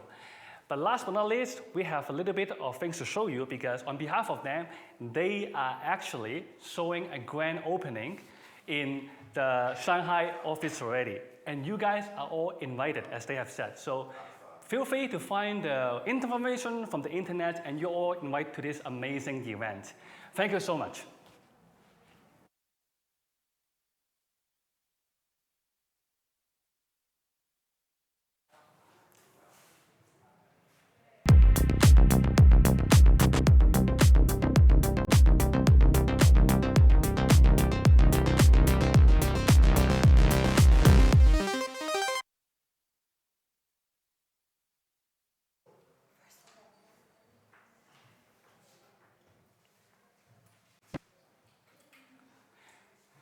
So now that we are almost halfway finished with this TV show, but guys, stand here, because this part is actually the most exciting part for me. Because as a startup, we do know that it's not just about having a perfect product and perfect service to the audience, but it's also actually having a good pitch so that people know the best version of your product, that they can buy into your service and idea to get funding or whatever. So that's why we have this section called the elevator pitch, within 1 minute only. And you may wonder, why 1 minute? Because let me ask you this question. Whenever you think about 1 minute, when people ask, hey, do you have a minute? 99.9% of the time you say yes, everybody has a minute. But don't underestimate this 1 minute, because that 1 minute can connect you to the next investor, and that may change your business and your life. So I'm proudly present for the moderator for this section, Nadine Jira, which is also from 1 Minute Video. Welcome. Thank you, Isaac. 1 minute spotlight. That's going to be exciting. Hello. Hello. So what do you have for us today for the elevator pitch? Yeah, I was already running around a little in circles, and in this event I have met some amazing people and really interesting startups. And I proudly present 2 of them today, which were brave enough to jump up on our stage to get the 1 minute pitch today. I'm going to introduce you the first one. And it's a very interesting lady. I'm super proudly presenting you a female founder from Vietnam. I ask her up on stage right now. Van Chan, good morning. Hello, good evening for Asia. How do you feel today? Everything is great so far, and I'm very pleased I'm here because this is my first trip to Berlin. And yes, the first time to attend AsiaBerlin Summit. Hi, everyone. Hello, welcome. You're going to have your 1 minute pitch. I see you are prepared. And this is going to be your camera. I'm going to have you timed a little bit. I'm going to set a timer for a German time accuracy, how we like it. So you will have a little time frame to look at. And I would say the stage is yours. You take over the microphone. Are you ready? Okay, I'm ready now. Thanks. Okay, yeah. So I hold this one, right? Okay, so hi AsiaBerlin Summit, hi partners and friends. It is very glad for us to be here, and we come from Vietnam. My name is Vân Trần. I'm from Vietnam Initiative for Energy Transition, and we are an independent think tank in Vietnam. What we do research, we do expertise, partnering with experts. We do consultancy in energy transition, and we do training. So our aim is to get energy transition in Vietnam go smoothly in a sustainable and in a just manner. And as you may know, Vietnam is committed with the future of net zero. Our Prime Minister have committed it, and looking forward to the future of net zero to 2020. We have a lot to get prepared. Okay, so we're still preparing. Okay, so we come here with a concept startup of green jobs. So our green job will be a high-tech platform that we connect students, which is the future of Vietnam, experts, businesses, and university. So we will connect everyone in a website and an application. And on that platform, we will aim to give the students the information and career orientation, and they will also have the training. They also have very good university education, and they also have their preparation for the career in green industries. So come with us, because we believe that to invest in the future, it means to invest in people. And our startup will be able to have the young people to be the talented people in renewable energy. So we will be very soon. We'll have solar, wind, by hydrogen, or smart grids, etc. Everyone will be equipped with the knowledge, with the expertise, and they are, because they are young and very ambitious, they will join in Vietnam market. They can go to the world. They can go to Germany, and the other Asia markets. We have a little time over now. Oh, great! I'm thanking you very much for all of those information. Okay, so and the audience also sees a banner with your website. Thank you. They can Yes. happily connect with you. Thank you so much for all that impact and for all that future education and green jobs you're offering us. Thanks, Nadine. Thanks, everyone. So come to us, because we will have in our interaction spot tomorrow, and we will all together toward the green future. All right. Yeah. Thank you very much. That was amazing. Thank you for presenting, and I wish you a very, very happy day here today in the Asia Summit. Goodbye.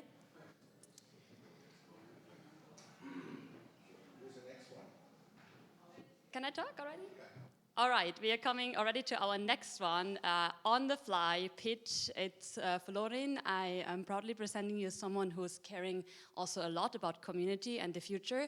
He's connecting startups, and Florin will pitch exactly like when 1 minute for us. Come up on stage. Hey. Hello. I'm gonna give you as well a timer. Yeah. How do you feel today? Okay, I'm excited to be here. This is my 3rd year attending AsiaBerlin, so I'm not I'm not a stranger. I think we're just part of the family. We're doing similar things, and that's why we're here to kind of grow together or expand on our work together by supporting startups coming to Berlin or supporting just Berlin internationally.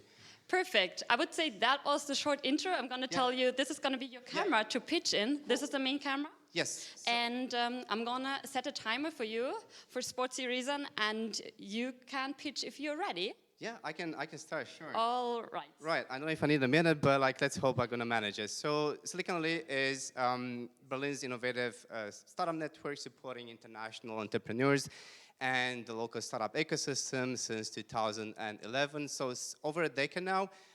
We've been focusing on building a network of the world's most exciting innovators. First, we want to create Berlin or bring Berlin to be one of the most innovative cities or startup ecosystem in the world by pushing and celebrating for more diversity, for more inclusion, and Moonshot's ideas. And then we want to, expand this ethos and with the rest of the world. That's pretty much what we do. I think it's very similar to AsiaBerlin, is that we connect the rest of the world with Berlin and the other way around. So we're building bridges between the ecosystems. Great, sounds like a very peaceful mission, and you are on point with your pitch. Thank you very much, Flori. Thank you for having me, and if you want to connect with us and hear more about Silicon Valley and what we do reach out to us. We have a booth here. We also have 7 Korean startups that we brought to Berlin, part of our residency programs. So if you want to connect with them or with us and hear more about what we're doing, make sure to stop by. You have several things on your plate, and it's worth to visit your booth. And you guys online can visit the website as you see it in the banner. Yes. And yeah, I'm happy to come by again. Thank you so much for your Thank you for having me. Yes. And have fun. Yes, looking forward for the week here. Thank you very much. Aim high. This is going to be the motto for these young entrepreneurs. And I'm going to give over to my lovely moderator again. Isaac, you're back. Thank you, Nadine, for organizing this elevator pitch. And for those of you, please leave a comment to those people so they can also improve what you like about the elevator pitch, because we want to help everyone together. Thank you, Nadine. Now, coming to the next section, we have someone who is going to introduce their company because it's a really, really amazing concept. But I don't really want to steal the spot, so I would rather have him to present it by himself. So his name is Christian. Feel free to come here. And the microphone. All right. Thank you, Isaac.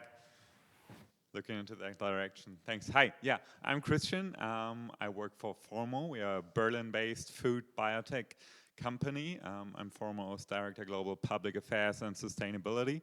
What do we do? Isaac said it, something really excited. We are on a journey to change the food system for good. So we use microorganisms that we program to be protein plants, really. So we sequence them with DNA information to produce cow proteins without the cow, really. So we are able to reproduce dairy cheeses that don't use the cow but have the same level of indulgence, disrupting the dairy system, creating a more sustainable food system. And yeah, it's something really exciting. We're working on tons of different products that speak to everyone's priorities, everyone's tastes. And yeah, super excited to also be in this environment, to get closer to the Asian markets, because we have made the exciting decision to go onto the journey and expand to Asia, do actually our first original product launch in Singapore, and couldn't be more excited to bring our innovative products to that region in the world. And yes, we are 100% convinced that our groundbreaking research that we've done in our R&D labs in Frankfurt and in our product sites and our pilot plants here in the heart of Berlin will change what we've known as classic dairy products. And we see the customer demand, we see the eagerness of customers. So it's about time that we disrupt this system. We know the food system is broken. And if we want to make this last, if we want to create a planet within the planetary boundaries, then there's no time to lose. And we're excited to be an integral part of that future food system. Thank you, Christian. And I know that you have an amazing video to show us about the product, right? Yeah, that's right. That's so right. With we can't wait. Regards from our founder, Raphael, as well. Perfect. Let's get started. The current system that we have to produce dairy products and cheese is very, very unsustainable. This whole industry today is pretty much broken. It's emitting lots of greenhouse gas emissions. It's responsible for a lot of water and land consumption, and we use a lot of antibiotics into this industry to keep up with the high demands and the big production. And what we're solving with Formo is that we can have the same products without the downsides. So instead of scaling an industry that is broken, we come up with a new way of doing things that is sustainable, that is ethical, and that is also healthy. Formo is a biotech food company that is producing real cheese without the cow.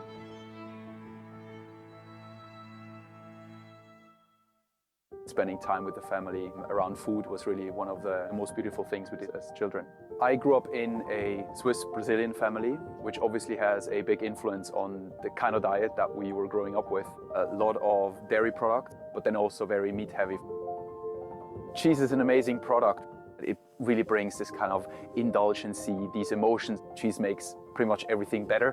It's a bit counterintuitive for someone from Switzerland with also a Brazilian part of the family to be on a plant-based diet. I've been on a plant-based diet for 6.5 years, mostly because of ethics, sustainability and health. For me, it was perfectly clear that it's not going to be the solution to ask consumers to sacrifice or get rid of all those amazing products by themselves, but actually the strategy or the approach to get there, to create a more sustainable food system, in my mind, really had to come from innovative technology. The idea of combining science with food technology is just an amazing thing to do. So I love the idea that I, as a biologist, can actually make something tangible. What I do has a direct impact on how we consume food, how we produce food, and who doesn't love cheese? I met Raphael online, actually, through LinkedIn. My husband and Raphael had a job interview, and by the end of it, my husband said, like, you know what? I know a person who would be much better qualified, my wife. And so then Raphael and I had a chat, and we immediately noticed that we click, that we have the same vision. Formo is a biotech food company that is not like the solutions that you would find today in the market that are plant-based, so based on, cashew, coconut, and so forth. This is real cheese. It doesn't come from a cow, but is exactly the same. To produce milk proteins in microorganisms, we had to look at the genome of the cow, and we identified the genes that are responsible for the proteins in milk. And we use those genes and bring them into the genome of microorganisms to give them the genetic information to produce the milk proteins. We then grow our microorganisms in small-scale fermenters, and we can extract the milk proteins from there. Our products contain milk proteins that have, on a molecular level, the exact same structure and amino acid sequence as milk proteins from a cow, which means that they have the same behavior in cheese products, they melt, have the same nutritional value. Our products will be vegan since they contain no animal products. The cool thing is that because on a chemical, organic or molecular level, this is really the same thing. So what comes out is a cheese that we all know and love, very indulgent, functional and great tasting. We were looking for chefs that had a similar vision as we have, and Ricky really stood out for the very fact that he's worldwide the first fully plant-based Michelin star chef. He was very excited because that was something he's never seen before. He told us that this was something that was missing for him in his cuisine sometimes, the specific texture or the richness. And so when he came in, he was really intrigued first and foremost about the texture, which is very different from anything that you would see that is based on plants. Animal agriculture, it emits more greenhouse gas emissions than the whole transportation system. Dairy is responsible for 4%, which is roughly equivalent to the whole aviation and shipping industry. If you look at 1 kilogram of cheese, you can reduce the greenhouse gas emissions by 70–75% using our process. My hope really is that we can replace as many cows as possible in the system, that we can get rid of as much greenhouse gas emissions as possible. Biology is incredible. We can build a better world by using nature. I'm Britta, and I'm co-founder and Chief Scientific Officer of Formo. My name is Raphael Wolkensinger. I'm the CEO and co-founder of Formo.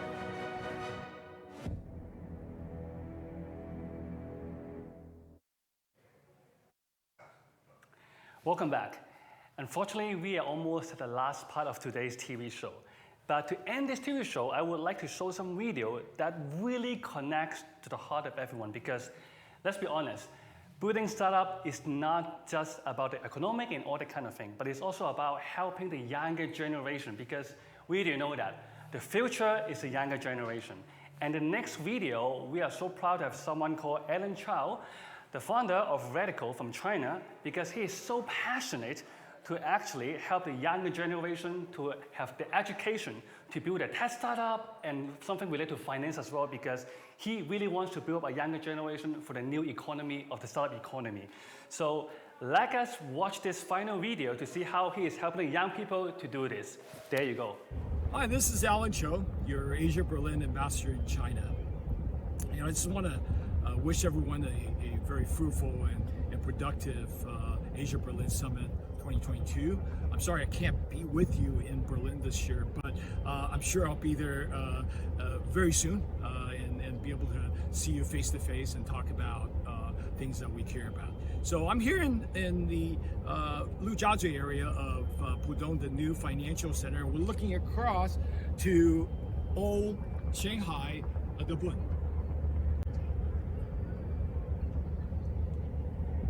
As we look out at the old waterfront, which is called the Bund, it reminds us of the connectivity between China and Germany and also Shanghai to Berlin. So what I wanted to share with you today is a pet project of mine, which is the National Graduate Students Electronic Design Competition, which has been around for almost as long as AsiaBerlin. So the competition is dear to my heart because every year we've got over 23,000 students participating in this competition, and it's really one of the top student competitions in China.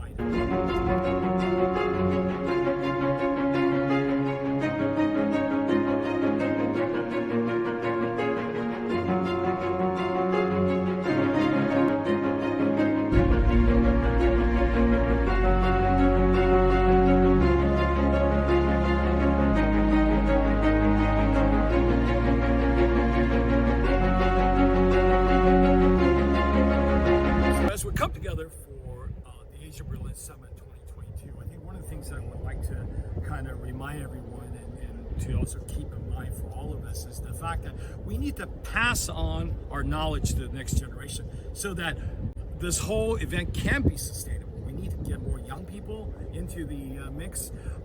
This year, tomorrow at 10 o'clock, we have the second iteration of the Shanghai-Berlin Business Students Dialogue. And we hope to continue this dialogue so that we all understand where we're going and how to work together to make a better future for all of us.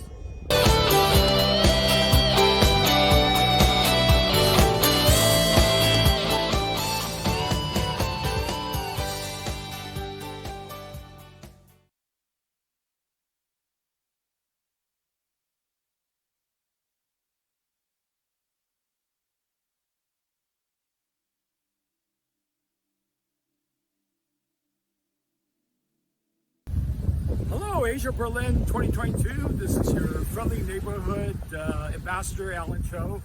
Give you a big shout out from Xiamen, the provincial capital of Fujian province.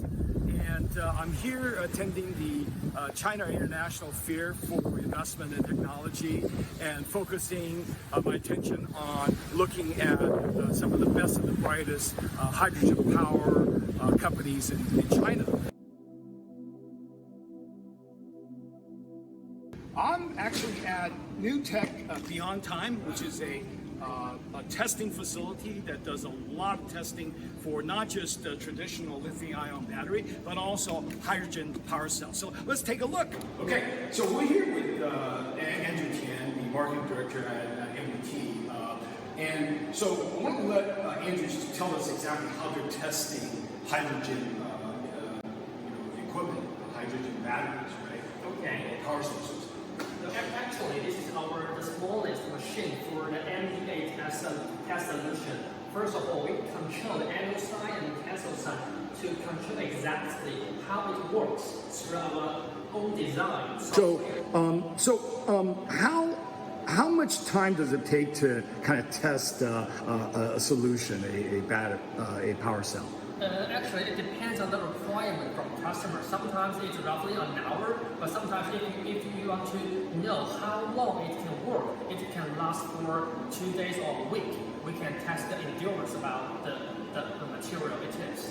Yes, it depends on the requirement of the customer. Okay, so NFT's smallest hydrogen power cell testing apparatus. What we're talking about here is a company that used to test lithium-ion batteries, right? So they're one of the bigger testing equipment companies in China. But now they've pivoted. They've sort of moved into the hydrogen space because of China's national policy on on new energy, especially in terms of hydrogen power. So that's great. Thank you very much. You're welcome. Thank you. You're welcome. I've been quite focused on hydrogen because I think that it is the sort of wave of the future, if you will, for us to look at how best to store the renewable energy that we're harnessing. So the storage capacity and the storage capability of hydrogen is what I'm interested in. So I'm setting up a fund, a dual currency fund, so that the requirement would be that we would look at early stage hydrogen projects in China and projects outside of China and look at how they can match up before we do the investment. So that would be my criteria, is if we are to look at the effectiveness of, to bring forth cooperation between Berlin, Germany, and Shanghai, China, in the hydrogen space, that we would look early enough so that we know that these fabulous startups and teams in hydrogen will be able to work together. So I think I've finally found the right exhibition center. So this is the China International Green Innovation Products and Technology Show. So it's a show within the show, obviously. So I'm at the China Hydrogen Alliance exhibition area. So these are the company in the alliance of hydrogen companies. Yep, quite a few. So what we're seeing here are the actual fuel cell membranes, conversion membranes, and the actual fuel cell itself that was used in buses. Here's some film, actually samples of film, I guess. Yep. It's good. So it's in production. This is the motor for the actual buses. So not large at all, right? So we'll get the engineer to come over and tell us a little bit about how big the motors are. So a whole display area of hydrogen companies from across China as members of the China Hydrogen Alliance, so that they help with everything from R&D to localized help to make sure that they get the technology help they need. So here's another motor. That goes into a heavy bus. You can tell dampers on the bottom, right?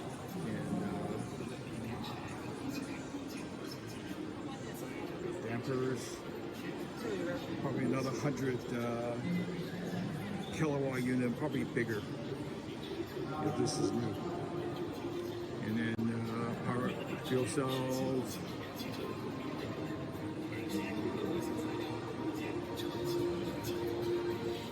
Thing called Refire. Wow. So with this beautiful sunset, I just want to give my best to all of you at AsiaBerlin Summit 2022 to have a very fruitful and productive gathering. Hopefully we can work together to really use technology and the resources that we have to safeguard our planet. Thank you.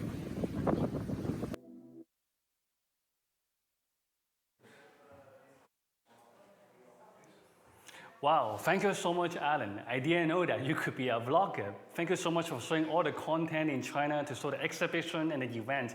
I'm pretty sure that our audience might have felt like they were in China already, just standing next to you already. So thank you so much for the footage. Now, coming in to today's TV show, what do you think so far? Have you been enjoying? And before we go, I'm going to give you a sneak peek about tomorrow's event. So tomorrow, we'll have SAP and maybe even Siemens for some exclusive interview for you guys. And you do not want to miss it out. But for now, thank you for joining, and I am going to get a coffee and connect with the speakers. Thank you so much. Bye-bye.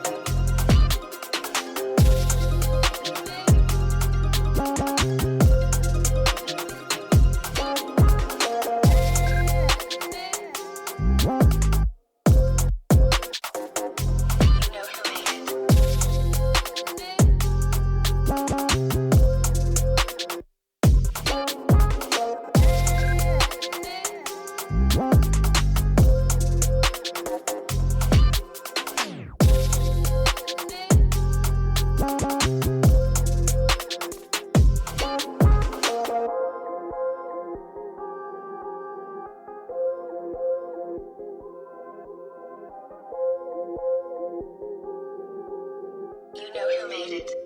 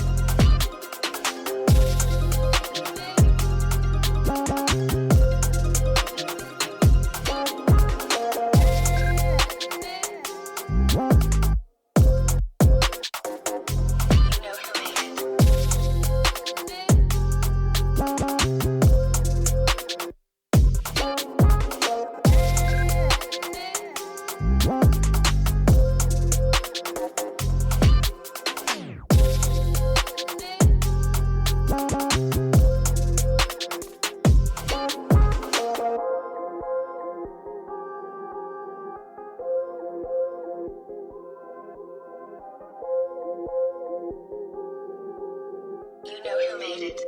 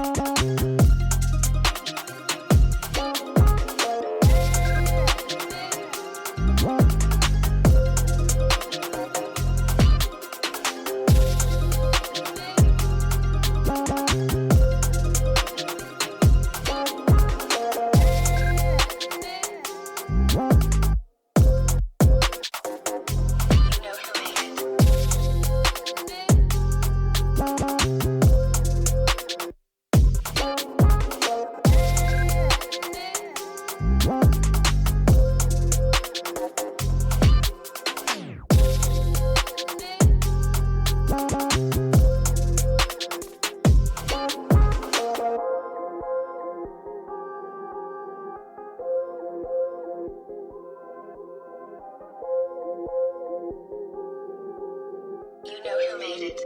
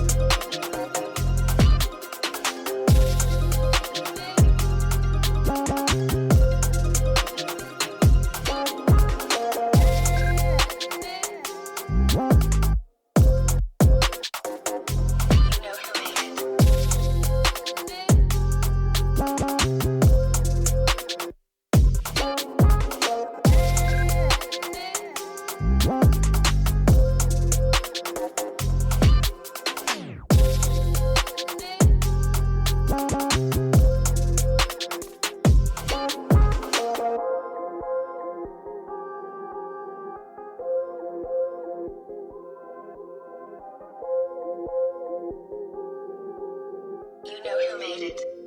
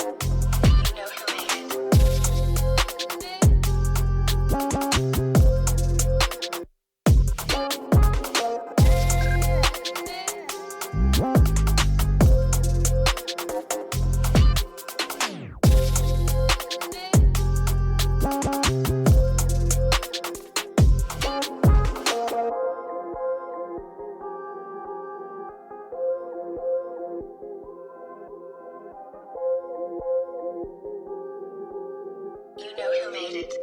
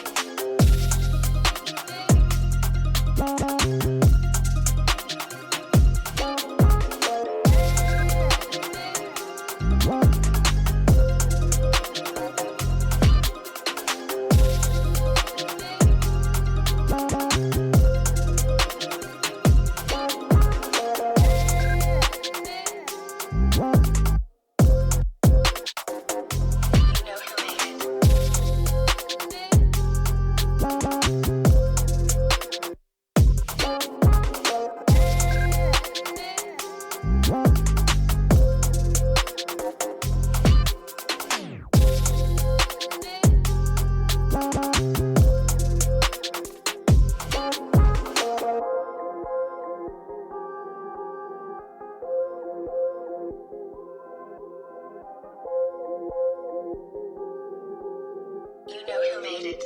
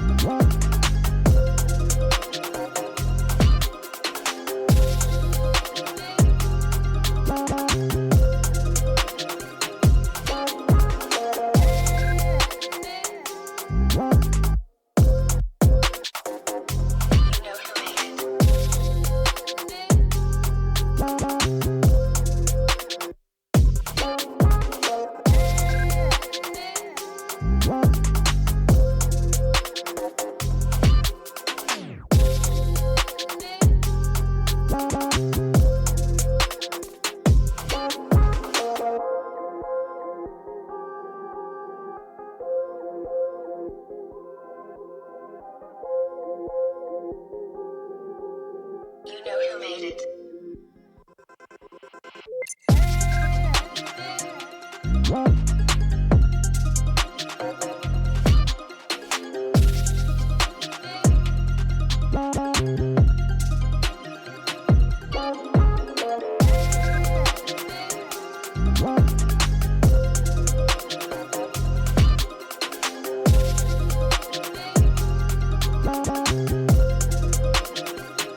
We will be starting in the main stage within a few minutes. Thank you.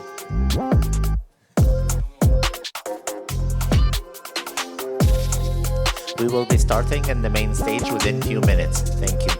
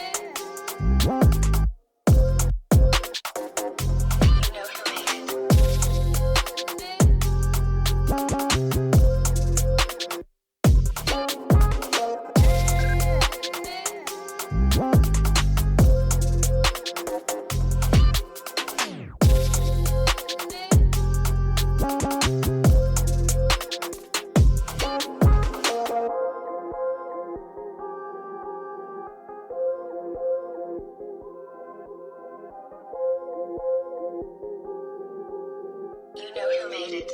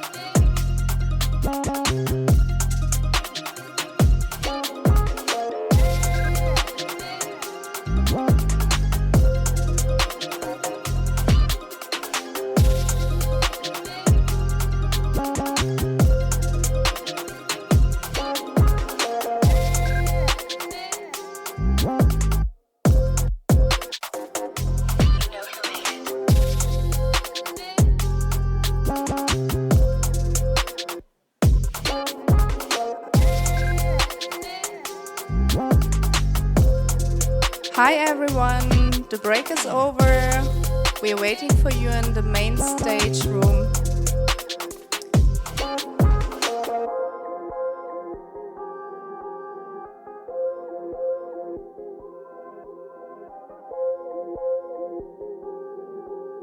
You know who made it.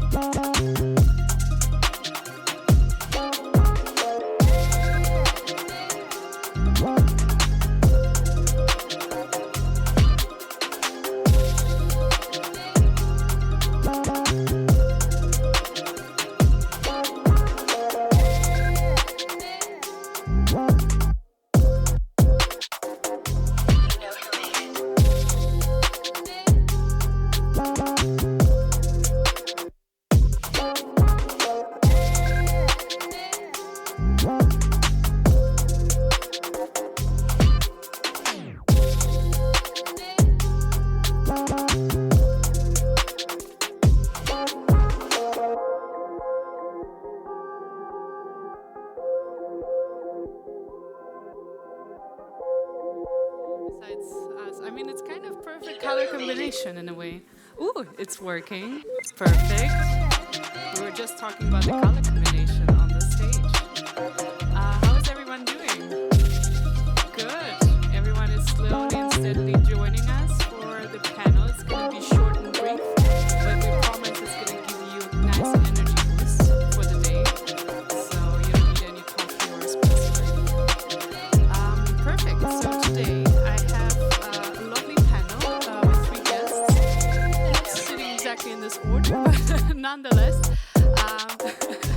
I have Tina on the right side of me. She's the co-founder and CEO of Lumen. Thank you for joining, Tina. I have Calvi, who's a founder and project lead at Krisenglanz. Thank you for joining, Calvi, and organizing a lot of the things tonight or today. And then I have also Chun Chun. She's a founder and CEO of Cyclio. And welcome. It's a pleasure to have you here. With that said, the first question, and I think the panel we have is a very, has a kind of an open-end answer to it, because we talk about female bravery, and I think bravery is such an interesting word to just understand it and get the feel of it, but we also talk about the role models for a better future, and I think those 2 key words I would love to focus in our brief panel conversation today. So my first question is, what is bravery is for you? Tina? Yeah, actually I could say, like, if you fall down, stand up. But I think the most bravery thing is to, like, if you're not getting supported or, you know, things are not working out, that you clear your mind and, you know, brave enough to, you know, do it still. So the bravery to step back at the right time. Yeah, step back, and as well to empower yourself, your mind, and then, you know, and then start to do it in a maybe different way, because, like, maybe it's working out differently. But it's important to be clear and brave in your mind. This is, I think, the bravest thing. Interesting. Other thoughts on bravery and how do you perceive it? I think so. Or? Yeah, so it's No. not working. The microphone is Yes. not working. Oh. Maybe yours. Or maybe you can just give over that one. Yeah, that's fine. Okay. We can just pass it over from time to time. So.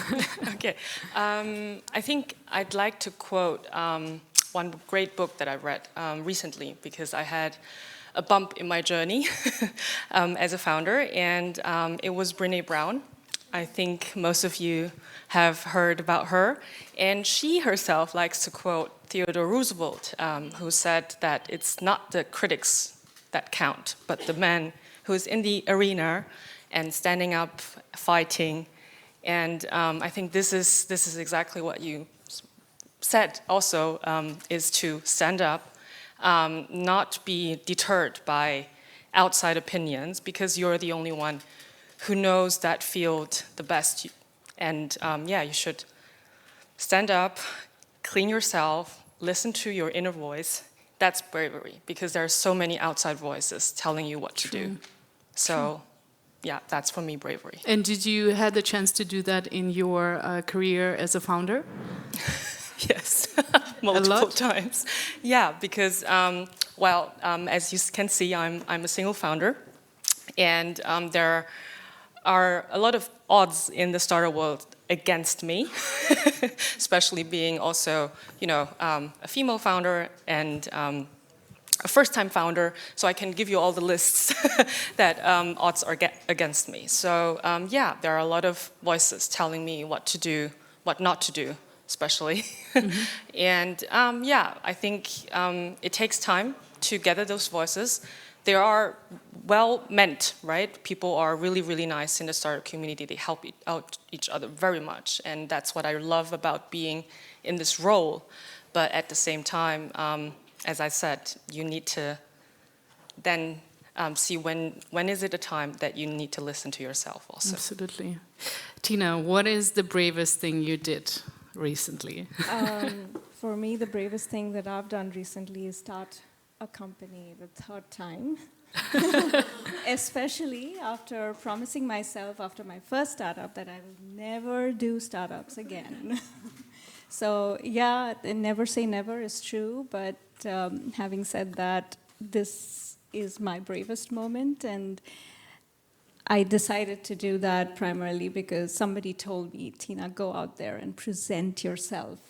And I think that's what we've been also, these wonderful ladies have been talking about, that, go out there, listen to your inner voice and presenting yourself. And do you think with your third startup you empower others by showing that you can do it third time and you continuously find new passions and interests as a founder, that others come up to you and say, well, Tina, you're a rock star. Thanks for doing this again. I feel empowered by you. Funny you say that, because I never find myself or feel like I'm a rock star. I always underplay like, oh, it's okay and all of that, but I try to give back in the sense that when I get a lot of LinkedIn requests, but every time it's a woman, I try to accept that and see how I could connect with them and give back in, like, how can I help you? How can you do more than you're already doing? That's beautiful. That's staying humble and I think humane. That's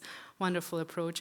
Calvi, over to you, because I know there's an exciting project that you've been working on and you wanted to speak about it. And I actually also was inspired that you've built it during the pandemic. So in a way, you did a very brave thing by founding something in the times where most of the world was on hold. Can you tell more about that? Yeah, actually, I would say this is the bravest thing I have done. March 2020, I founded a NGO I'm the chairman of, and as well I founded Krisenglanz. And Krisenglanz is a platform, a competition and a film, what is now just right now done and will be shown on the TV. It's about finding solutions in the crisis, and I think to inspire other people and as well to empower them as well to do something, and not just talking about bad news and bad developments like back in time in the lockdown. And So this was about the crisis to the pandemic, but let's see which crises are coming still. Yeah. So when can people see the movie and learn more? Yeah, we have like 2 TV. Wow. Yeah, so we're talking about like it's not contracted yet, but I will definitely share it and link. This is exciting. And then Yeah. do you portray like stories of different people? And Yeah, it was so interesting because in the pandemic, before the pandemic started and the lockdown, the people not even said hi to each other in my neighborhood. But with the lockdown, everyone was really connected and helping each other. So I was very surprised that this platform is growing naturally from themselves. And so when we started the competition, actually as a strategy as well to, to grow the channel. But then we were very surprised that so many people came up and said, I found a solution for, homeless people in the pandemic time. Or like one of the topics, what's like my reason as well, as a mother with a child in the lockdown and husband and, like all these challenging things. I was thinking, how are other mothers, how is it going for them? So, so all this we could share because one of the categories is women, and so we have like 4 winners in 4 categories, and this film's about that. About Impressive. The solutions, yeah. is it too late to participate? I started my podcast during the pandemic. Actually, you would. Yeah. And the point was like to start it in the pandemic time, or like it should have been during that, not before. Exactly. So yeah, I'm so signing it up. would be so check it, but it's Maybe. done for this time. But who knows? Bummer. But next time. Yeah, but what's important for me as well. Like a lot of people lost their jobs in that time, and Absolutely. I started this. It took a lot of myself, to put in as well, to encourage myself. So, but as well to give other people the possibility to work again. So the increasing clans working 5 people right now. It's a really nice team. They are very into the topic Beautiful. and feel it, so. Beautiful. Yeah, I'm well, proud looking of that forward as well, looking forward to learning more. Another question I had for you ladies is about role models, because some of us find our path and discover our unique path that leads to certain successes, achievements, and founding. But probably most of the times we either have a mentor or someone we look up to or a role model. Did you have such a person in your life, in your founder especially paths, when you were building your initiatives, your dreams? I'm looking at you. So when I think about role models, I have to think about my dad, because it was not that he, founded his own company, which is actually something that he really, really wanted to do, because as first-time immigrant coming to Germany, being an employee was always, so it felt a threat to him that he could be laid off at any time. So what my dad was always thinking about was just business ideas from restaurants, selling spring rolls. In the metaverse room now, to Siemens doing will anything be that could, showcasing the provide digital enough money twin for of the Siemens family. Stadt in the metaverse room at one side, for a I few think he minutes. was fortunate enough In not few to be minutes, laid off during his employee time. it looks awesome. But at the same time, I felt like he had this Okay, I have to- urge of actually being an entrepreneur himself, and never dared that step because of the family duties he had. So taking that and seeing that happening to him, I just didn't want that happen to me, sort of.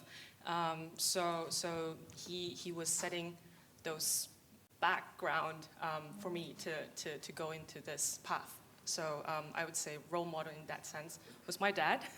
But you obviously need more cheerleaders when you're approaching that point of time when you want to do this. And I had great cheerleaders from friends, from coworkers, from people who know me as a character and said, I think there was one quote that my cousin told me, I know nobody in my friends that would make it but you.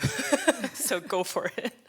So those are That's the good. cheerleaders you need. And Right. Role models plus the cheerleaders. Yes, That's a nice combination, right? A formula to success. Yeah. And good mental balance, probably also as well, of a support.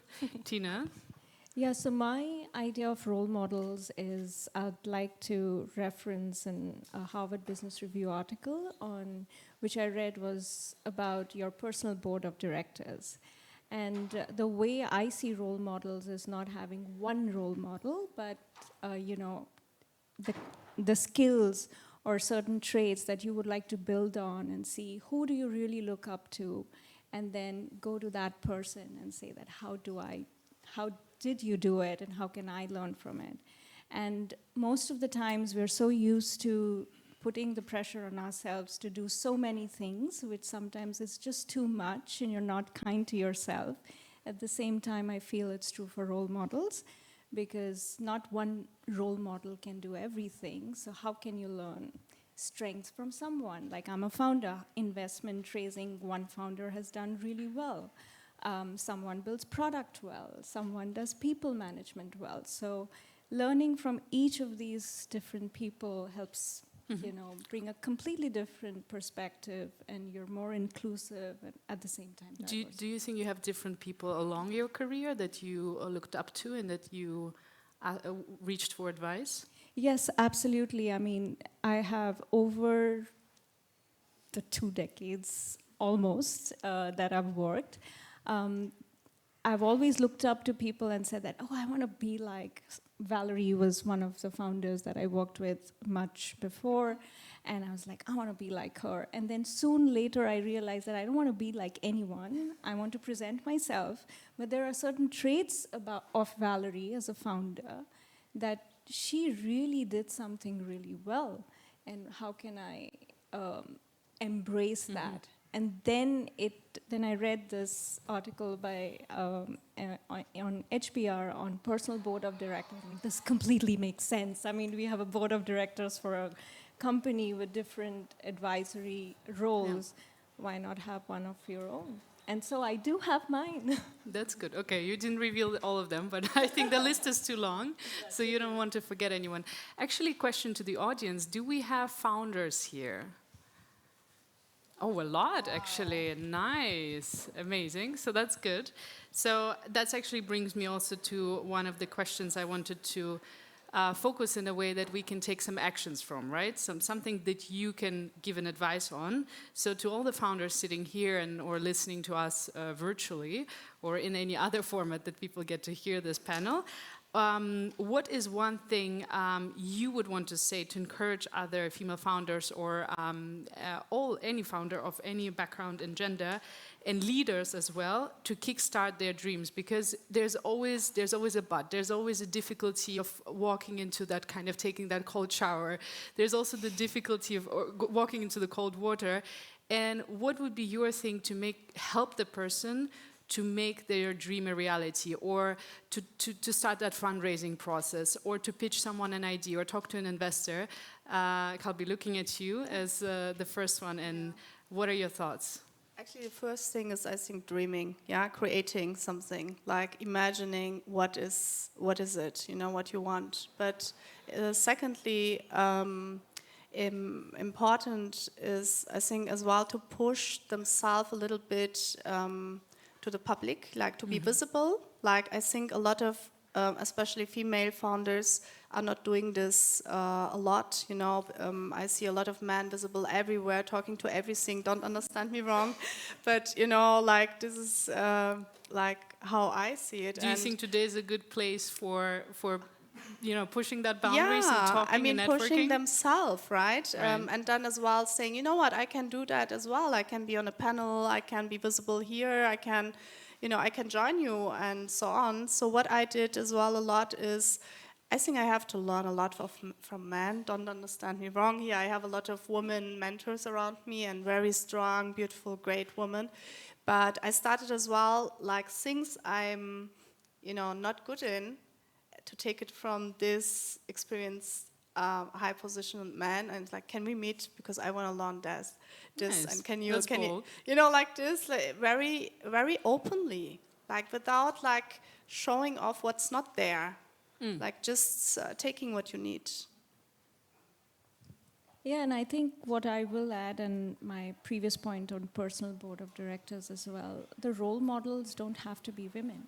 They can just be, there was one role model that I looked up was my daughter's teacher in her school who said that every child is different and you have to allow them the time and space to develop in the way they want, and they can. So, you know, that holds true for adults as well, and we sometimes just need more time to do that. So just adding to her point.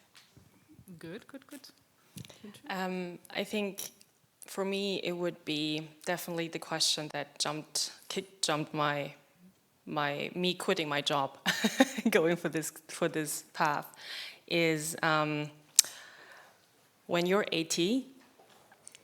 Imagine yourself at 80, and what would you regret at that point? Is it going to be not going this step, or would it be something else? And that's the question that I actually... Were you 18 when you quit the job and started? No, I was imagining myself Okay. at 80 and asking myself whether I would 18. Right. regret not going this path. Right. And since I said yes, it was a quite clear answer what to do next. Right, but that was also the eagerness or openness to take that risk in a way, which is also inspiring, and I think that's sometimes the difficulty. Did you have anyone who was encouraging you, or those were the role models and the cheerleaders, right? Or was it your own? I had a combination of people who I talked directly about this, but I listened to a lot of podcasts, and I guess some of them are very spiritual, I guess, also. So I've been building up this mindset gradually. Even when I was working for a corporation, I was listening to it a lot of times and asking myself, okay, those kind of questions that would move the needle towards being more open, taking one risk, taking one step by step. So yeah, it's about building that mindset and then opening that door. Beautiful. That's a spiritual podcast. Next on my list, I guess, to do. But I think that wraps up our conversation today in our short and sweet and energizing, hopefully, panel discussion. I see a lot of smiling faces and hopefully some questions. I'm not sure we're allowed to have questions on the panel, but if anyone wants to approach or talk, please go ahead. I think you will remember this wonderful panelist we have today, and thank you for your input. And thank you, Daria. Thank you. Thank you for listening. Thank you.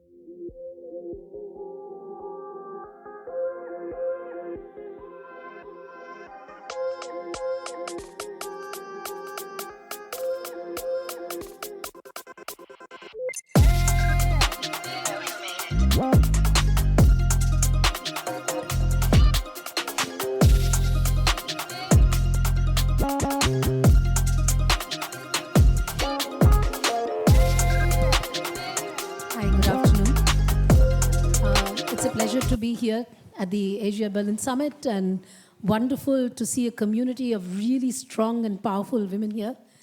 And of course, men who support us all the way. My name is Anandi Iyer, and I head the Fraunhofer Institute in India for the last 14 years.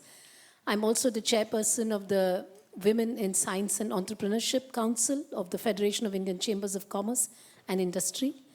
Our endeavor is to help women in STEM stay in STEM, because the data points say that more than 51% of women across the world drop out from STEM when they come into a certain level of professional careers, and typically in the middle management, which is where actually you need fortification of women and need them to stay on board. And so one of the goals that we have is to help women stay on board, is to support them with soft skills, with other skills that they need to career, to go forward in the career that they've chosen. And of course, to support them in getting into decision-making positions. Because as you know, the more you have the power to implement certain things that you would like to do, I think you create a lot of value along the way. So today we are here with two very powerful Indian women who have their own startups, as we have seen a little before, other women as well. And it's a great honor for me to have a chat with them and talk to you about how women in India are using various tools, particularly digitalization tools, to make the difference. We also heard two very important words today. One is visibility. It is extremely, we will hear that one of the biggest challenges or the unseen barriers that women face is the fact that they are not visible, whether by choice. Sometimes you will be surprised it is by choice.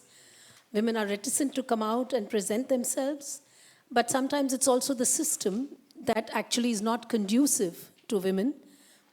We often talk about women needing to be empowered, but my sense is that women are empowered enough. It's the system that needs a little bit of empowerment. It needs to be more level playing. It needs to be more conducive to the various stages that women go through in their professional career, and it needs to be aligned to the needs that they have. Myself, coming from a standpoint or a vantage point where I've had a family, my children, etc., I know that at various points, I needed certain kind of work environment, which I was fortunate enough to get, but I'm not sure whether a lot of women do get that. So let's get into this conversation. I'm delighted to have with me Aditi and Shruti. Shruti is breaking a few cement ceilings, not just glass ceilings. She works in the field of construction, bringing in new materials, leading to sustainable development, but also working in a pure man's world, and you'll hear some very interesting anecdotes from her about the kind of barriers that she faces. I also have a young lady with me, Aditi, who straddles many continents, works on the topic of women's health and gender equality. So I'll jump straight into talking to you about your journeys, because I think from the discussions that we have heard today, the most powerful are the real life stories, because they tell you a lot more between the lines. So why don't you go ahead, Shruti, and tell us something about yourself and your journey. Hello. Yeah. Hi, everyone. So, yeah, thanks, Anandi. So I'm founder of Structure Eco. So my journey started 5 years back. When I was 25, I had moved back to India from the US. And like the previous speaker who was sitting here said that, it's usually a question of how strong is that why and that urge. I had a very comfortable job in New York. I'm a construction management professional and a civil engineer.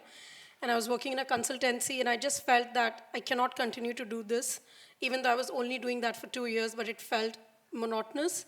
And I just decided to quit without knowing what I'll do next. And I took up a fellowship, and I often tell a lot of young students and college goers that sometimes when you don't know, but you just want to do something, often traveling, often just, getting on these 6 months, year-long expenditures and fellowships makes a lot of difference. I did a year-long fellowship in a village in India. I lived in a tribal village, and that's where my journey started. Got exposed to a part of India I had never seen, even though I lived for almost 20 years in India. And I saw a lot of agricultural waste being burnt. And that time, the civil engineer in me thought that there's so much unwanted resource. we are here creating so much carbon emission using cement and concrete. There's proven case studies across Asia, Europe, even the US, that natural materials are always better. They're less toxic, they're more insulated. Why can't we convert this straw that is unwanted into the mainstream building material? And the fellowship got over, started Structure, and for last 4 years I've been running it as a solo founder, so I could very much relate to my previous speaker who was sitting here. A lot of checklists were the same. Entering the room, not being recognized. I still remember my first meeting was with the government of India. They had selected us for our technology, and then when I entered the room, everyone thought I was in the wrong room. I also thought I was in the wrong room because there was just no one who looked like me, and this was all government bureaucrats in India, old men. And for a minute, I actually left the room. I confirmed it's the room I need to be in, and I went back. But that was 3 years back, and I think you just have to slowly tell yourself as a woman that you deserve the space, you own the space, and take that space. And once you start doing that, and things connect and the dots, and you move forward. Yeah. Wonderful. Wow, thanks, Shruti. So inspirational. I love your story. Yeah. So I have quite a different story. I come from a very academic background. I've done my PhD in economics. I studied mathematics. So I think when I was 13, I knew I wanted to work on challenging problems and make large-scale impact. And since then, it's been what will lead me to do that. And so I wanted to get into governance and policy making. So I did my PhD, and that's what I actually do most of the time. But then I was like, oh my God, all the technology and data science looks so much fun, and I have to do a startup. So yeah, 3 years ago, I started my journey as a founder. I think I have very high self-conviction, which I think really helps. I never doubt myself, and I'm like, yes, I'm going to start something, and I'm working on menstrual health now. So she's working in cement, like I'm working in like a very female space. And it's very interesting because I think there's been so much structural gender inequality that even for a very female space, but there was so much under research in medicine for women and things like that, that now we are realizing so many things. And I'm so happy to be now in the 3 decades of my life, I feel I'm a generation of women who is so empowered in the sense that I can take ownership of this and, improve so many other women's lives, that I'm super excited. And yeah, I think that's my journey, yeah. Wonderful. And I think the beauty of both these women is that they're confident about what they can bring, the value they bring to the table. And this is what the investors like to hear. I mean, when an investor is listening to a pitch, he's not really listening to the concept so much as he's listening to the confidence that the startups bring to the table and the conviction which they say that this is something I think will fly. So there I would like to ask both of you. You have gone through a series of funding, and very often we hear that the questions that investors ask women founders are very, very different from what they would ask male founders. Would you subscribe to that? Yeah, I mean, I've had very good experiences with investors too, and I do have some of them on my cap table, and few I don't. And I think, as you said, while the investor is also looking at the founder or the founding team, I think as founders, we should equally be scrutinizing them because you're really getting in a long-term relationship with them where it's not just about, multiplying money or valuation or returns for each other, but genuinely building something together. So I've always, whenever even today morning with the time difference, I had a call with an investor, and I always like to, in the first call, just see if our values are aligned, which means, so for example, I really believe our technology can scale if it's decentralized and not patentable. So for me, that's a value. And I would only like investors on my cap table who are okay with me not patenting my technology, for instance. So you want to, very early on, just see if you and the investors are aligned, because if that's in place, then the journey is smooth. And regarding questions, sometimes you do get certain questions that can, range from being funny and to concerning. Asking, so you don't have a co-founder, would you have problems, going forward in running your company? I was raising 2 years back, and often people would ask me my, status, if I'm single, if I'm married, which I'm sure a lot of men get asked at all across the globe. They don't. So yeah, you do, and you just, of course, you just give a clear answer. But I think that again comes back to, in my head, when I have been asked that question, in my head, that means that investor and me are not that aligned. So to me, it also shows something about them, which is also important to know while you're making a decision, irrespective of what you make. No judgment there. But yeah, I think you really need to, on a fundamental level, see, do they respect you as a founder? I remember we were having a very hard negotiation round once. My lawyers and my investor lawyers were in the room, and I was told to speak as less because the lawyers were doing their job. But there was this one point where I really had to come into the discussion, and I said that, does everyone in this room really trust me to do what I'm doing, And then everybody was like, yes. Then I'm like, then why are we so stuck on this point on the clause? Because this is a reflection of you not trusting me to do this. There was like certain terms around my vesting and all. So I think sometimes you really have to just push and ask even harder questions to investors and see, where do they lie? Do they really trust you as a founder, as a female founder?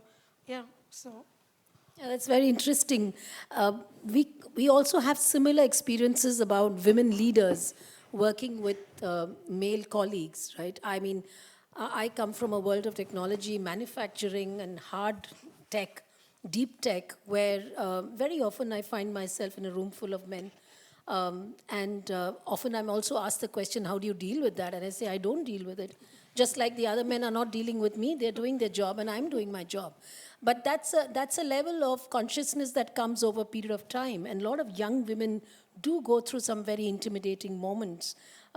So I'd like to ask a young lady like Aditi how she deals with a group of men who are working under her. I mean, because you have a team of male colleagues. Yeah, some male. I think they're already intimidated because they're working on a menstrual product. So they're a bit like, what are we? Equally important. No, I think multiple things. One is I always find humor is generally a good way to discuss tough topics. So it's always not about we are against each other. So I think a lot of at least the spaces I'm working with, especially younger men, it's a lot of things we agree on. And a lot of times to make them empathetic towards a point I'm making is through a conversation. And I think that usually works quite well. So I think I like seeing strong, fierce leaders, and especially female leaders. But I think it has to be a balance where it's just not fierce for the heck of it. I think maybe earlier women did not have that choice, but now I find we are in a very privileged position where our gender sometimes doesn't matter and people listen to us. So yes, I think that's how I do it. I think you need a balanced approach if you want to, reach a goal, because there's no point trying to go one end of the spectrum. But having said that, I'd like to hear from both of you some of the typical barriers you've faced, and whether you believe that some of these digital technologies that you're pushing through, whether they are soft skills or whether they are cultural mindsets, do they really help? And what could these tools be? So if we could start with you, Shruti. So especially in our sector, like construction and buildings, I think it actually helped a lot.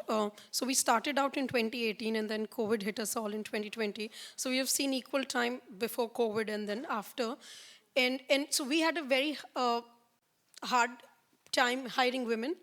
Saying this as a solo female founder, I, for the longest period, didn't have any female in our team because construction people would not like to join thinking, you have to travel to sites that are too far from your city. You might not get comfortable public transport and everything. So when COVID happened and a lot of people explored digital ways of working and meeting architects or even utilizing tools to do site management, that made more women become comfortable to join our team. And now I'm not still very excited about the percentage, but at least we have 2 more women in the team now.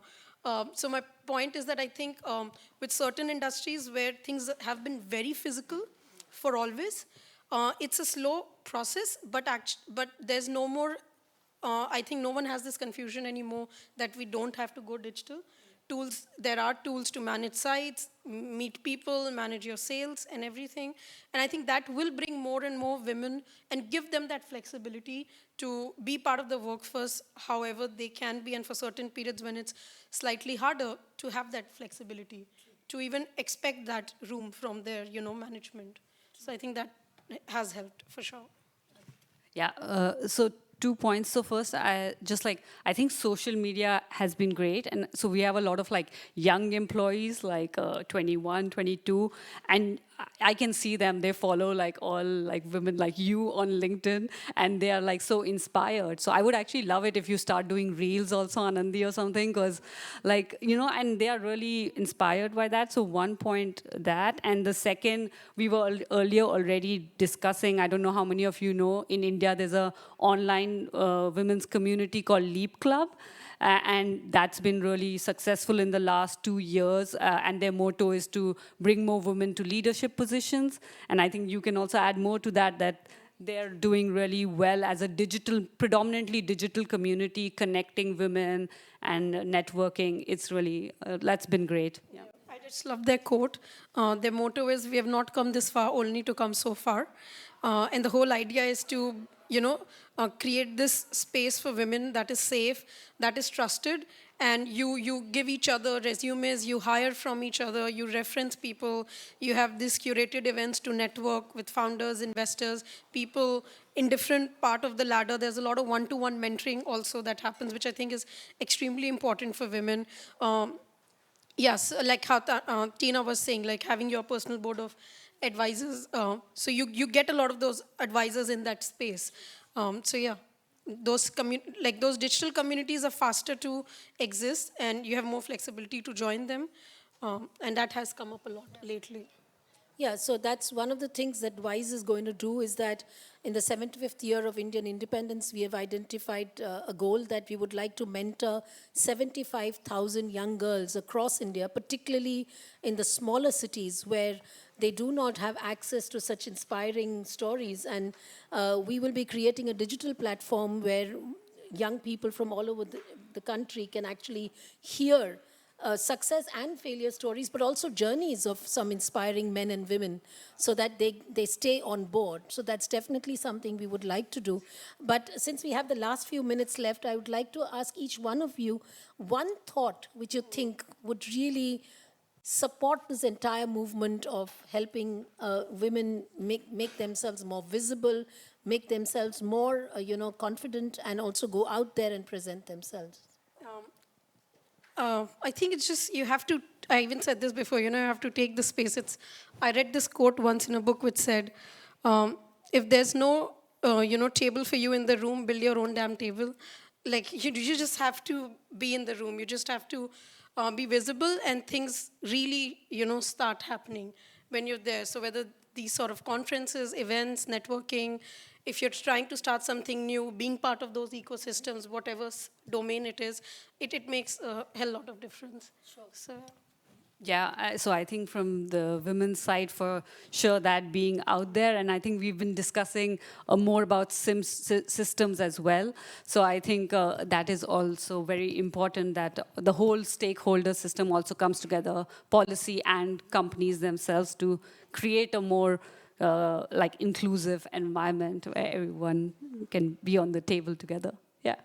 Yeah, true. And as a parting word, I'd just like to say that a few years back, when I would be called in India to speak to young women professionals, very often the discussion would be about how terrible the workforce is, the professional life for women is, and it would be a moan story, where every woman is talking about how tough it is.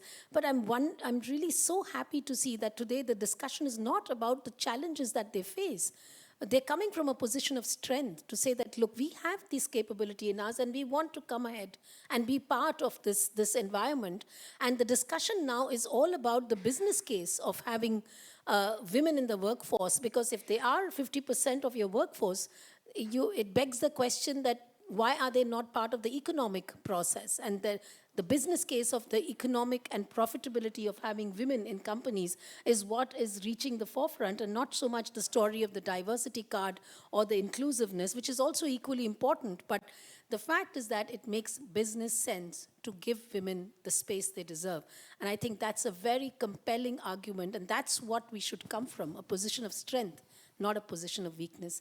And with that, I would like to thank our Thanks two so much, panelists Anandi. who Thank are you. so inspiring, a young generation of confident young women who are claiming their space.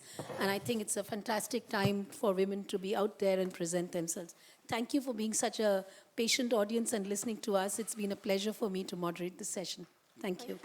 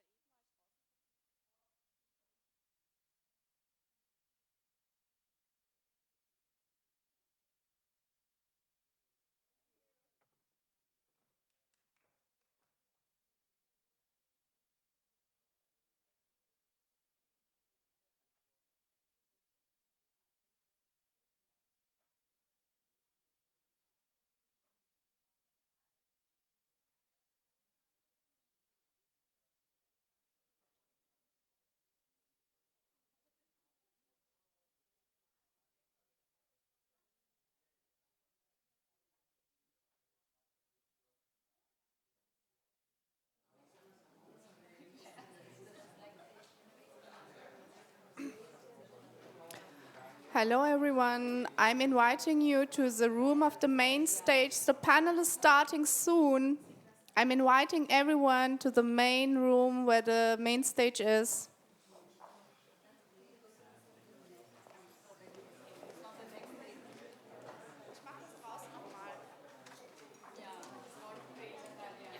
Hello everyone. Hello? Hello everyone. There's no speaker. No. No. Da ist kein Speaker draußen.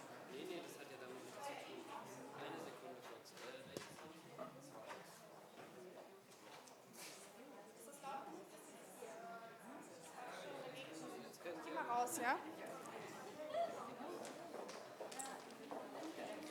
Hello everyone. Hello, hello. The next panel is starting. Nee. Nee. Hello? Yeah? Can you hear me? So thank you for welcoming us on stage here. Thank you to the organizers of the AsiaBerlin Summit 2022 for giving us the opportunity to put the spotlight on Indonesia. I'm Claudia Sirega, German-Indonesian entrepreneur since over a decade, mainly in B2B media. I'm very happy to guide you through this session, building the future with music and healthcare the Indonesian way. I know this is quite challenging to have an afternoon session, so I see not so many people, but I know that some people are watching us live in Indonesia and in Germany as well. So maybe I can ask my panelists to join me here on stage. And I think to put the spotlight on Indonesia, we would like to start with a video.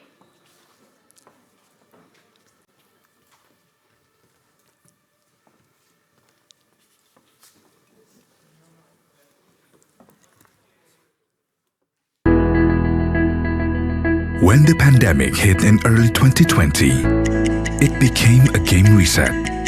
Every high-touch and high-risk activity had been forced to move online. Ultimately, those in the digital industry are the winners. The pandemic has created a chance for entrepreneurs to rethink about problems in society and solve them efficiently through technology. East Ventures supported startup companies to identify these problems, as well as to focus on their core strengths so that they could adapt to the crisis, survive the worst of the storm, and come back stronger. Resilience, resourcefulness, and discipline become the key traits of success. The pandemic has served as a patch to Indonesia as a platform, which now has advanced digital infrastructure and more than 200 million internet users. In the end, COVID-19 is merely holding us back for a time. We are now witnessing how Indonesia's digital economy is preparing itself to slingshot towards its golden era. The recent merger of two Indonesian tech giants is a testament to the potential of Indonesia's strong digital economy. This is just the beginning of the rise of many startups in the future, from Indonesia to the world.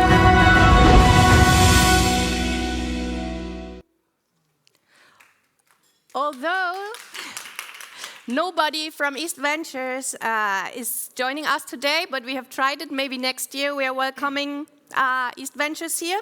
This video sends out a very clear message.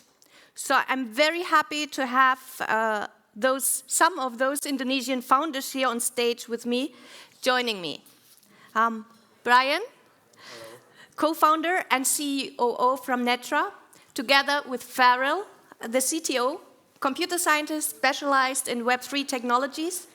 Netra is a music royalty sharing platform founded in Jakarta, and in my opinion, one of the current most hot Indonesian startups with international potential and a global reach. In our latest session, we are going to share that soon there will be even a German song available on the platform. Brian and Farrell have shared with me that they truly love to combine art and technology to make a greater impact on solving problems, especially in the music industry. And Farrell has shared that he also plays music on his own, as like many Indonesians I know. So if I think of the sustainability goals, then I think music for Indonesians has a lot to contribute when it comes to health and well-being. And that also leads me to the panelist on the right side, Yudi, Hello. who also loves to sing and play music. So I'm happy that you're joining us here as well. He is founder of Tech Bros, a digital innovation company with global offices. In my opinion, he is one of Indonesia's most prestigious techpreneurs, currently mainly working outside of Indonesia. So, and please don't be confused with his name, Tech Bros, because considering that, okay, he's not at 50%, but at least more than 30% of his company are females. But that's another topic, and I'm sure he can share a lot about the benefits of that as well. But we want to talk about metaverse, so and get a better understanding what is going on in Indonesia by having a deeper look at healthcare as well as music. So Brian, Farrell, can you give us a brief intro to your company and how does metaverse changing the music industry in your opinion? Okay, so Netra is a decentralized music platform where we implement blockchain and NFT to fractionalize song ownership. So in the traditional, the music industry can only have one owner for one master, only the artist or the label. What we're going here is fractionalizing the ownership, so fans can now own a song of the artist. And here, the fans will also get streaming royalty every time the song is streamed from different streaming platforms. Yeah, and I'd like to add the, is it on? Yeah, okay, thank you. So I'd like to add about the condition in the Indonesia currently with the music scene, because there have been quite a movement in the the issue regarding the royalty distribution, which they are an organization called Ampli, which headed by a notable jazz musician. And it drives us the motivation on how to implement the new Web3 technology on the music industry as well.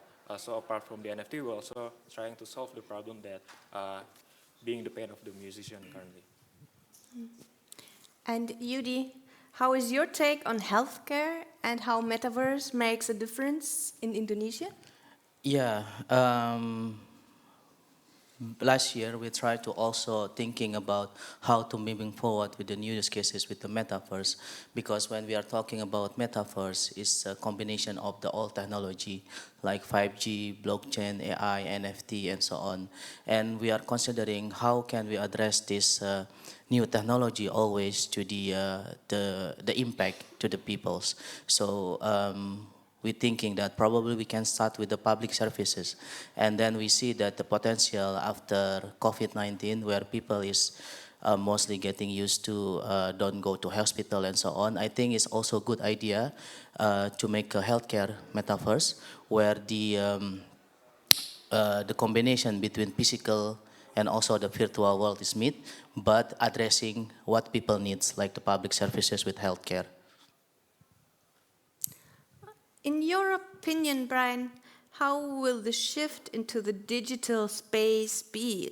Looking first at the music industry in Indonesia, but also at a more global level? Okay, so at Netra, we believe that decentralization is something that's inevitable, and it eventually will come, everything will be decentralized. So here, we choose music. Music is a part of our life, and in Indonesia, all of us listen to music. Our culture, everything is correlated with music. But there's a lot of intransparency in royalty distribution and everything. So this is what we're going to do. We're going to put everything in a blockchain, so everything is transparent and can be publicly available. Yeah. We believe that the Web3 technologies is the best solution that will radically simplify the way on how to identify music owner rights and also the compensation, because the current system in the music industry is quite scattered and isolated between countries. So we would like to make like a centralized, even though it's in decentralized technology, but a centralized and standardized solution where artists can publish their music more fair and transparent.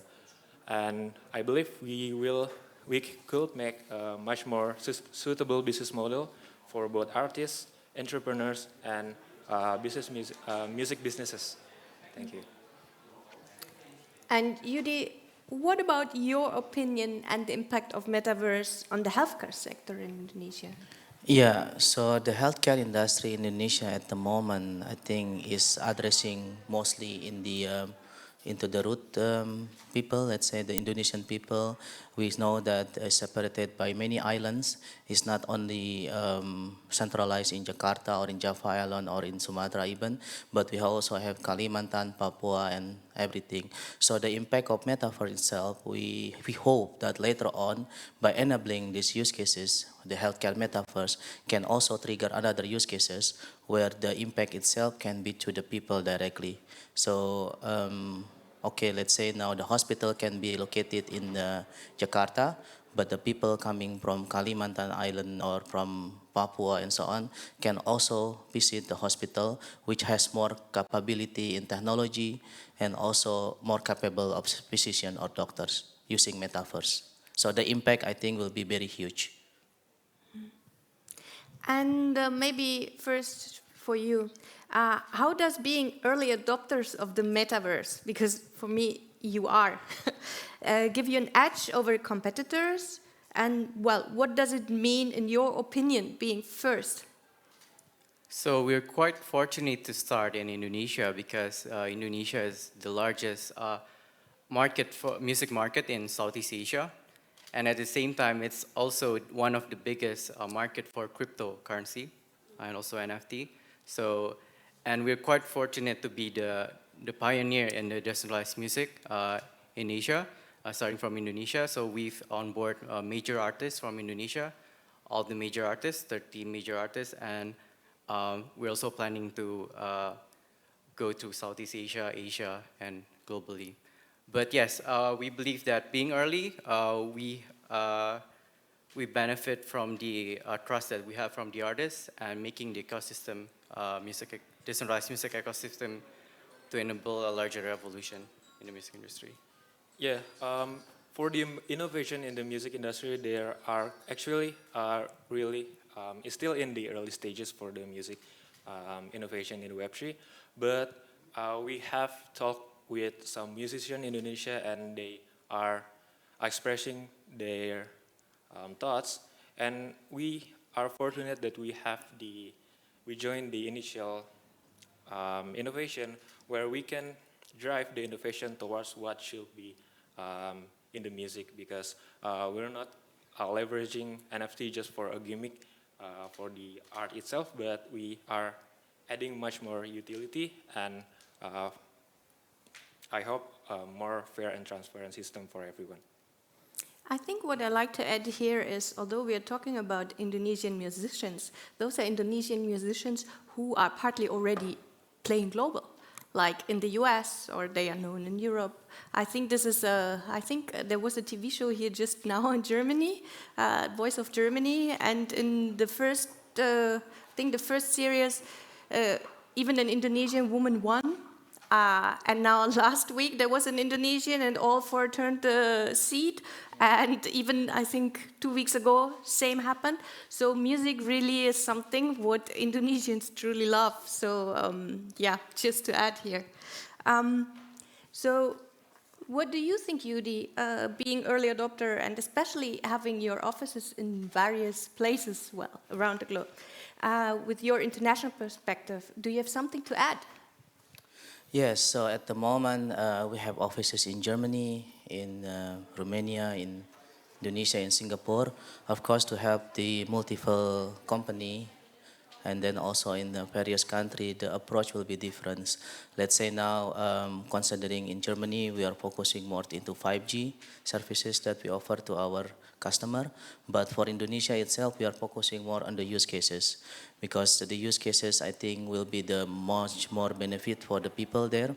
So that's why looking forward into the metaverse itself, honestly speaking, if we compare in Germany and the US, where the infrastructure is more than ready to being implemented in the metaverse, but back there in Indonesia, where not so many people able to enjoy internet even, with the very low possibility for them to access the metaverse.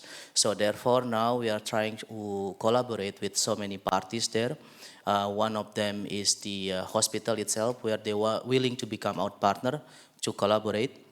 So the hospital liked the idea that the metaverse itself will start with the digital twins, and later on also combine with the blockchain, with the smart contract, and afterwards we can try to synthesize to bridging between patient and also the doctor in the metaverse room.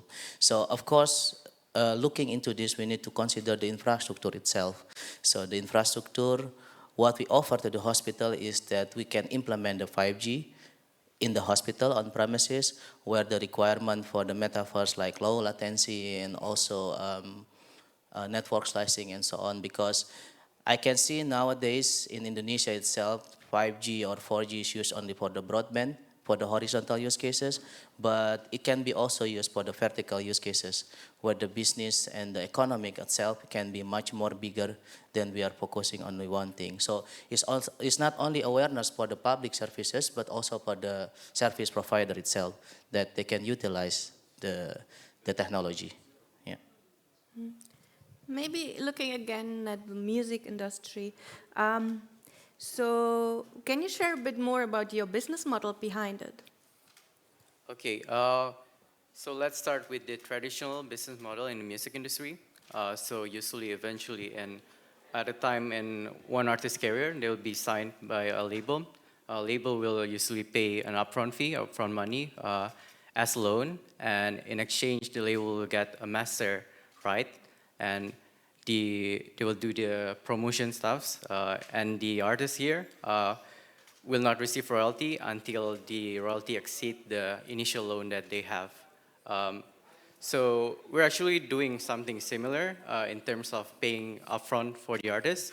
The artists will get upfront fee, upfront money, but directly from their fans in exchange of a fraction of their songs. So fans get a fraction of ownership of the song and get royalty. And the artists get to keep their own master rights.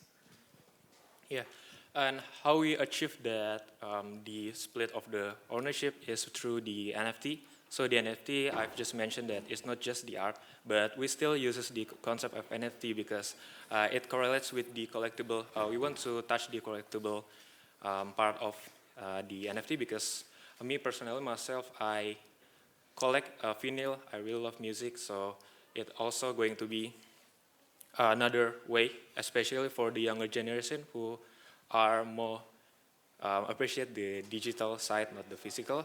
And the ownership is, and the NFT can be separated into different tiers, which are, for example, for the master right. So each artist will get his own token. So it's like the license for the ownership of the song. And the rest, it can be more than one and can be distributed by the fans. So fans can also own the music. And through the ownership and the NFT, it can be used to, for example, in our use case, is to claim the royalty. So for every play, every stream count in the Spotify or Apple Music, it will generate revenue. And for those who have the ownership, they can claim through the smart contract we had, which is trustless, no middleman inside of it. There could be the revolution that we met. And what is your plan how to onboard new artists? So we believe that music is an international language. Everybody listens to music. And currently, we're on the curated phase, so we onboard major artists, but we believe that these major artists act like a role model for the other artists, the indie artists or the bedroom artists. There's a lot of artists who want to join our platform, and we will open our platform public in early or the mid next year. Because we want to reach even more artists so they can publish their songs directly on our platform, and at the same time fractionalizing their songs in a decentralized way, and so their fans can support them and co-own the song. Maybe a question, so how many are you in your team? Yeah, we currently at 12 people. So I myself is the hacker, the man behind the technology, and there are team in design and operation and also the community. So Farrell is a hacker. He's doing all the technology stuffs. We also have Pastiawan, our CEO. Pastiawan is in the music industry in Indonesia for 40 years. So he's been a lot contributing in the music industry in Indonesia. That's why he knows a lot of major artists, and he helped a lot of major artists in the beginning of their careers. And because of this trust, we can onboard major artists.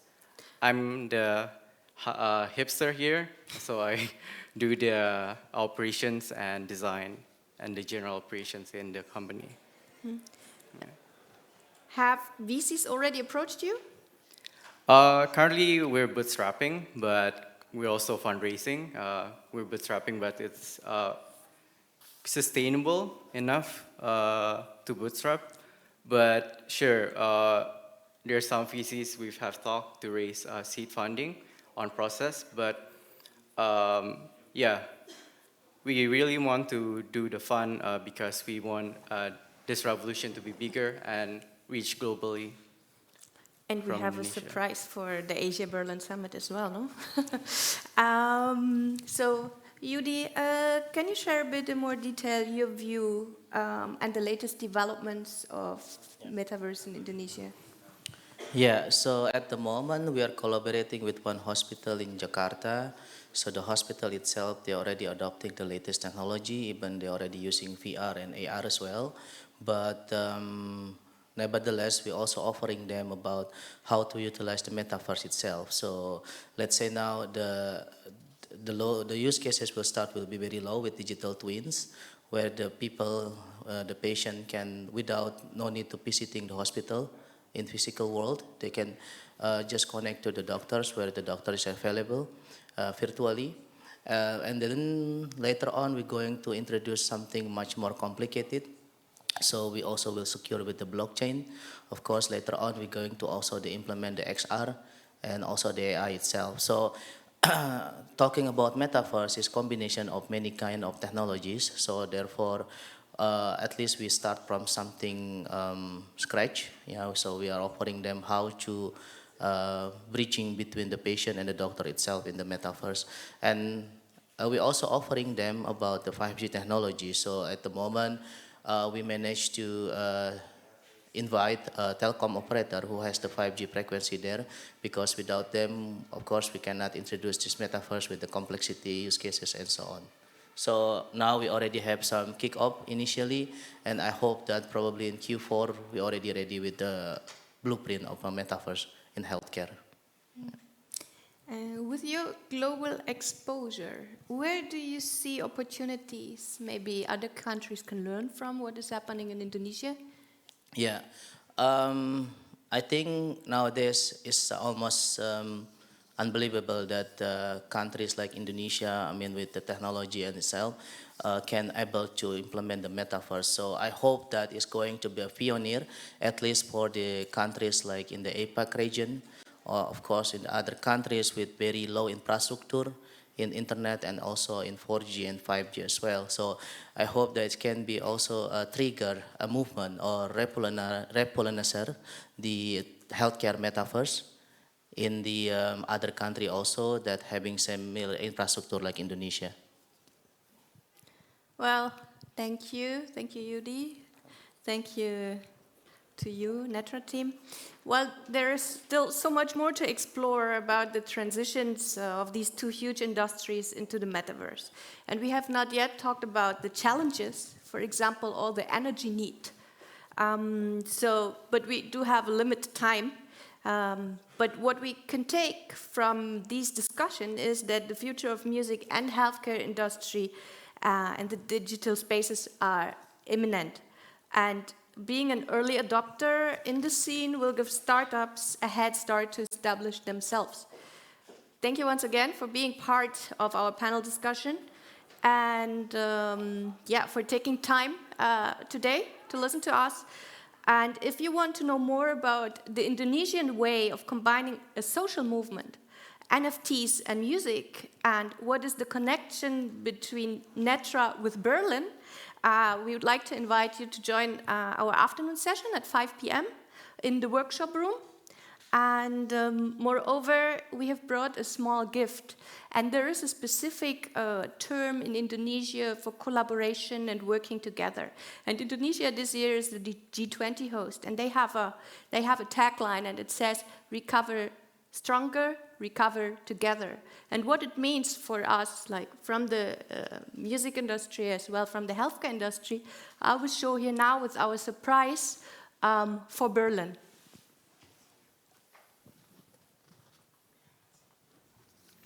Hi, I'm Sandy Sondoro, and I'm very thankful that I could join Netra Live. Thank you so much, Brian and Farel, and especially with my song, Berlin, Berlin, ich lieb dir so sehr. Biggest regards from me, from Jakarta, to all audience of the AsiaBerlin Summit. Okay? Ciao, peace, one love.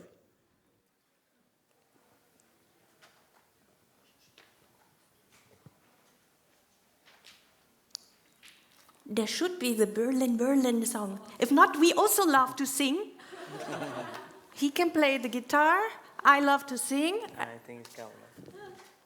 Oh, no voice.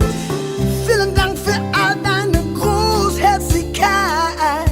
Berlin, oh Berlin, oh Berlin. Yeah! Vielen Dank für all deine Liebe. Berlin, all deine Liebe. Oh, oh, oh, yeah. Vielen Dank für all deine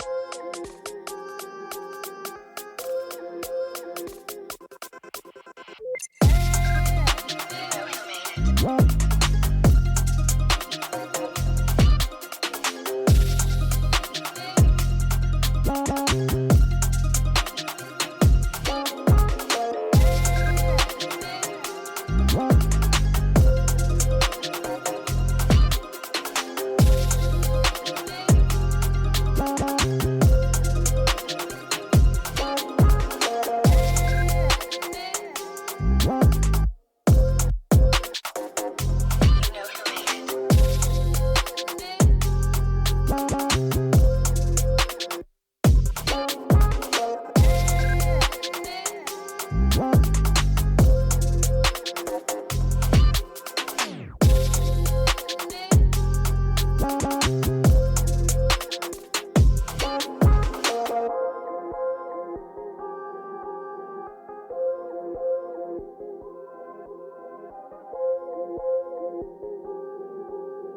know who made it.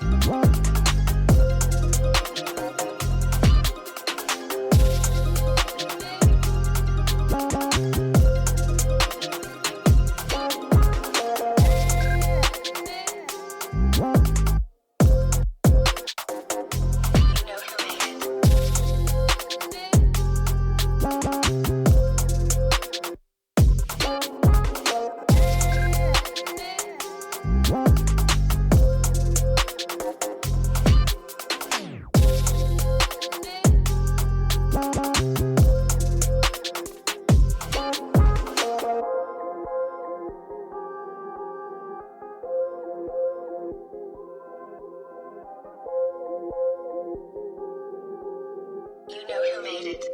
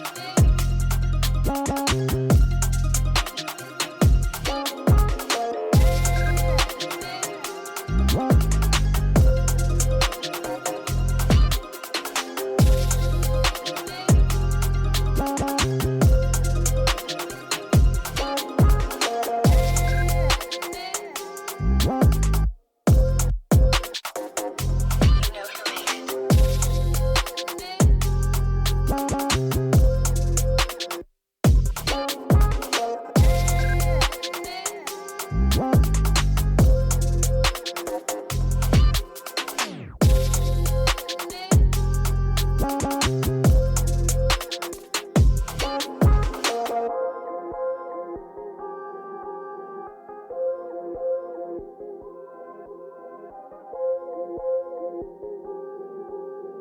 know who made it.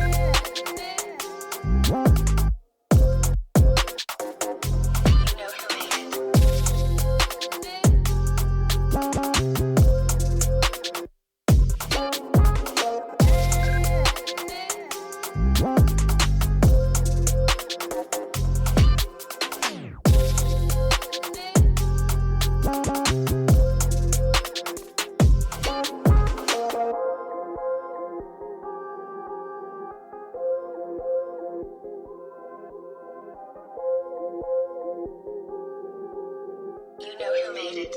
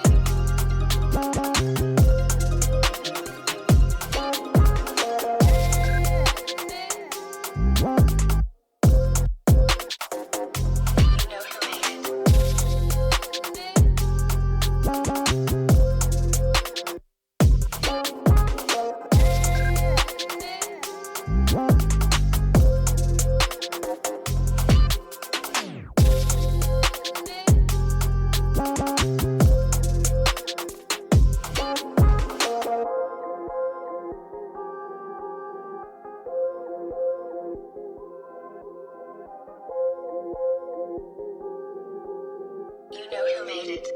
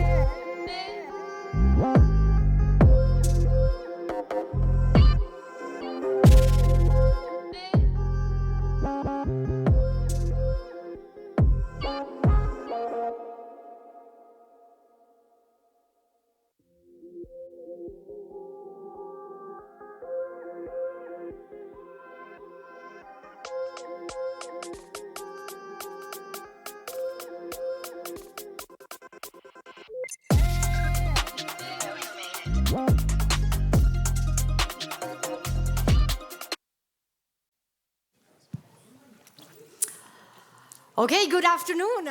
Again, live from Berlin here at the AsiaBerlin Summit 2022.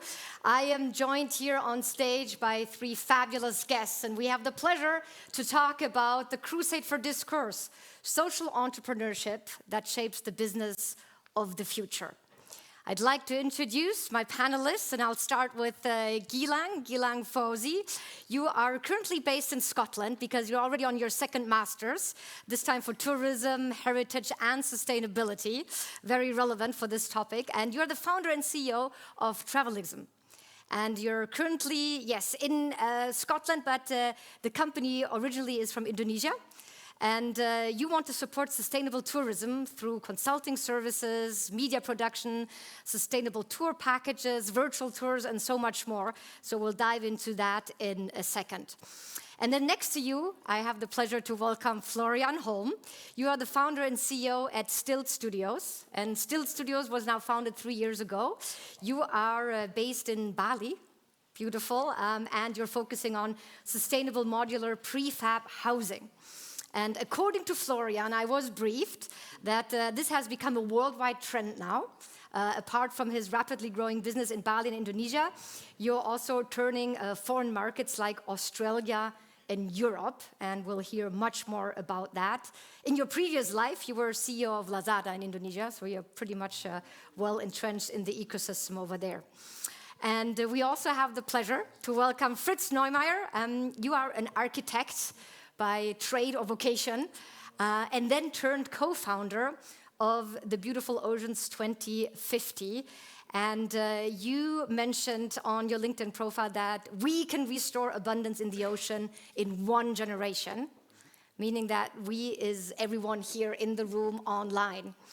Oceans 2050 also created the Institute for Abundant Oceans, right, to develop, deliver, and support best-of-class ocean restoration and projects at scale together with very famous professors, and we will hear about that in a second as well. Pleasure to be here, thank you. Wonderful to have these excellent gentlemen with me. I do have to make a little plug. Normally my very good friend and co-ambassador of the AsiaBerlin Summit Initiative, Daniel Tumbu, who's also based in Jakarta in Indonesia, would have loved to be with us on stage. Unfortunately, his plane didn't make it. So we'll proceed without him. And without further ado, I'll just hand it back to you, Gilang. And if you would tell us a little bit more about your business. Thank you, Karina. Okay, so good evening, ladies and gentlemen. My name is Gilang Fawzi. We are from Travelism. Travelism is actually a startup that supports sustainable tourism through that 4 products. Consultant services, we provide trainings and workshops for human resources in tourism destinations. We also collaborate with governments and different stakeholders. At the moment, we are doing a research and study as well. Now we are currently doing a research project with one of the princes of Yogyakarta. We are doing the research on 4 museums belong to the Keraton or the Royal Palace. And we also focus more on media production. So we help the tourism destination, promoting the tourism destination through promotional videos, social media management, and kind of like promotional stuff. And we also have the sustainability products. And lastly, we have virtual tools that we are still going to continue that product, although like the pandemic has already like reduced. And we partner with different stakeholders. We also help this micro and small medium enterprises as well with different needs, a part of like a trainings and a workshops program. Yeah, let me just zoom a little bit in because arguably tourism is not something that people would naturally associate with the topic of ESG. You have a strong impact on the social part of the ESG. If you just zoom a little bit into that part. Yeah, we partner with local communities as well, and then we also partner with people with physical disability with our product, particularly the virtual tools that we are going to explain later, I think. So Absolutely. yeah, that focus on those things. Brilliant, fantastic. Florian, over to you. Prefab housing in Bali. Yeah, Karina, thank you so much for the great introduction. So Still Studios is a manufacturer of prefab housing based out of Bali operationally. We focus mainly on the hospitality sector for now, so it's kind of like tiny house concepts. And we do everything. We are vertically integrated, which means we design, we manufacture, and we also operate ourselves. So we have a subsidiary that is doing hospitality. Yeah.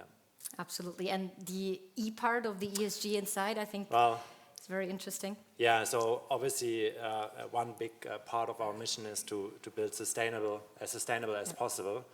And I think, you know, tourism can be a major changer for the good, right? So we see that in Indonesia, where there's a lot of potential to bring food to the table of people living in areas with a tourism potential. But there's also a destructive element in this, you know, simple act of building and destroying, like the earth there, right? So doing that right, I think that is really important, and that is what we are trying to do. Absolutely. Doing it right and doing it beautifully. You should definitely check out the housing opportunities there. And then last but not least, Fritz, so Ocean 2050. Yeah, thank you for setting it up. And you mentioned it. So we're an organization that is about restoring abundance to our oceans. I'm probably the least interesting representative of the founding board. And I'm married into this. You said it, I'm originally an architect. But we have my wife, Alexandra Cousteau, from a very famous ocean legacy family, and we have Professor Carlos Duarte, who I call him the Ocean Einstein of our time, but he's officially sort of one of the most important marine scientists that we have at the moment. So, you know, I think so as a first mention, because we're starting with abundance, that's philosophically our most important position, is that it's really time to move from the idea of sustainability and conservation and protection and just aim higher and set our goals to restoring abundance. And I think, you know, just as a real early preface here, on ESGs and what do we call it, social entrepreneuring, we really believe that restoring our world is the #1 demand coming at us. I mean, with every summer that we experience this, we start feeling this more. And, you know, we have children, and that really changes your perspective a little bit about what the future means and how that future is going to look like. But we'll be talking about entrepreneurship and business, and the good news is that when you look at the polls and you look at the voices coming from our young people, this is the #1 idea, right? We're getting a little more distraction. You know, we just had a pandemic, we're having war again in Europe, but the thing that stays the same is the worry about climate change. There was a really interesting poll in Germany here about 2 weeks ago, I think it was, where the #1 concern is climate change, loss of biodiversity, and the younger you get, the more those concerns are. And I think the war in Ukraine was somewhere on sort of rank 4 with maybe 25%. So the really good news is that what we've been looking at is sort of as a separate field. We've been looking at the environment and the ecology as 2 different things, and they're starting to merge, which is great because now we're, you know, our businesses, you said, we're starting to care because we have to, right? And I think the central question behind that is, where are these new models, we call them regenerative business models, that, you know, even moving the past of how can we do more sustainably, how do we make sure that the essence of what our business done is actually something good? You know, that it doesn't destroy the world less, but helps us get to a future that, maybe one more negative thing, because that comes out in these polls too, when you look at the young people, there's fear, right? These young people are literally 40% of young women between 16 and 25 are afraid to have children. I mean, I grew up here in this city. When I was 20, we didn't have a worry in the world. It's a really big shift. So the future of regenerative businesses and, you know, giving these young people a perspective of their world's going to be okay and they're going to be able to do a job that makes them feel good about what kind of a future they're building is a really central question to, like, what we're all doing. That's brilliant. And I love actually that you already extend from, you know, pure nature, climate, because I think if we go a little bit back in time, it really started off with, you know, impact in the context of environment, the E of ESG, but we're also developing way, you know, faster into the S and the G of ESG. Yeah, can I jump in there? You said earlier we could jump, right? Absolutely. There's just no difference, right? So environmental problems lead to social problems, right? So what does sustainability mean? It means messing up our natural world less, right? Like, what makes us happy is one thing. We all know we need, you know, a healthy world to be happy, but again, when you listen to my wife, she studied international relationships at Georgetown. She's not an environmentalist. Like, when the world heats up, people start moving, and then we see trouble, right? Because we can't feed them, and because they can't. If we suck the oceans dry in our underdeveloped world, the coastal communities collapse, and the social problems follow. So there's no separation between environmental and social problems. They come from the same core. No, like when our world doesn't support us, our social problems follow quickly.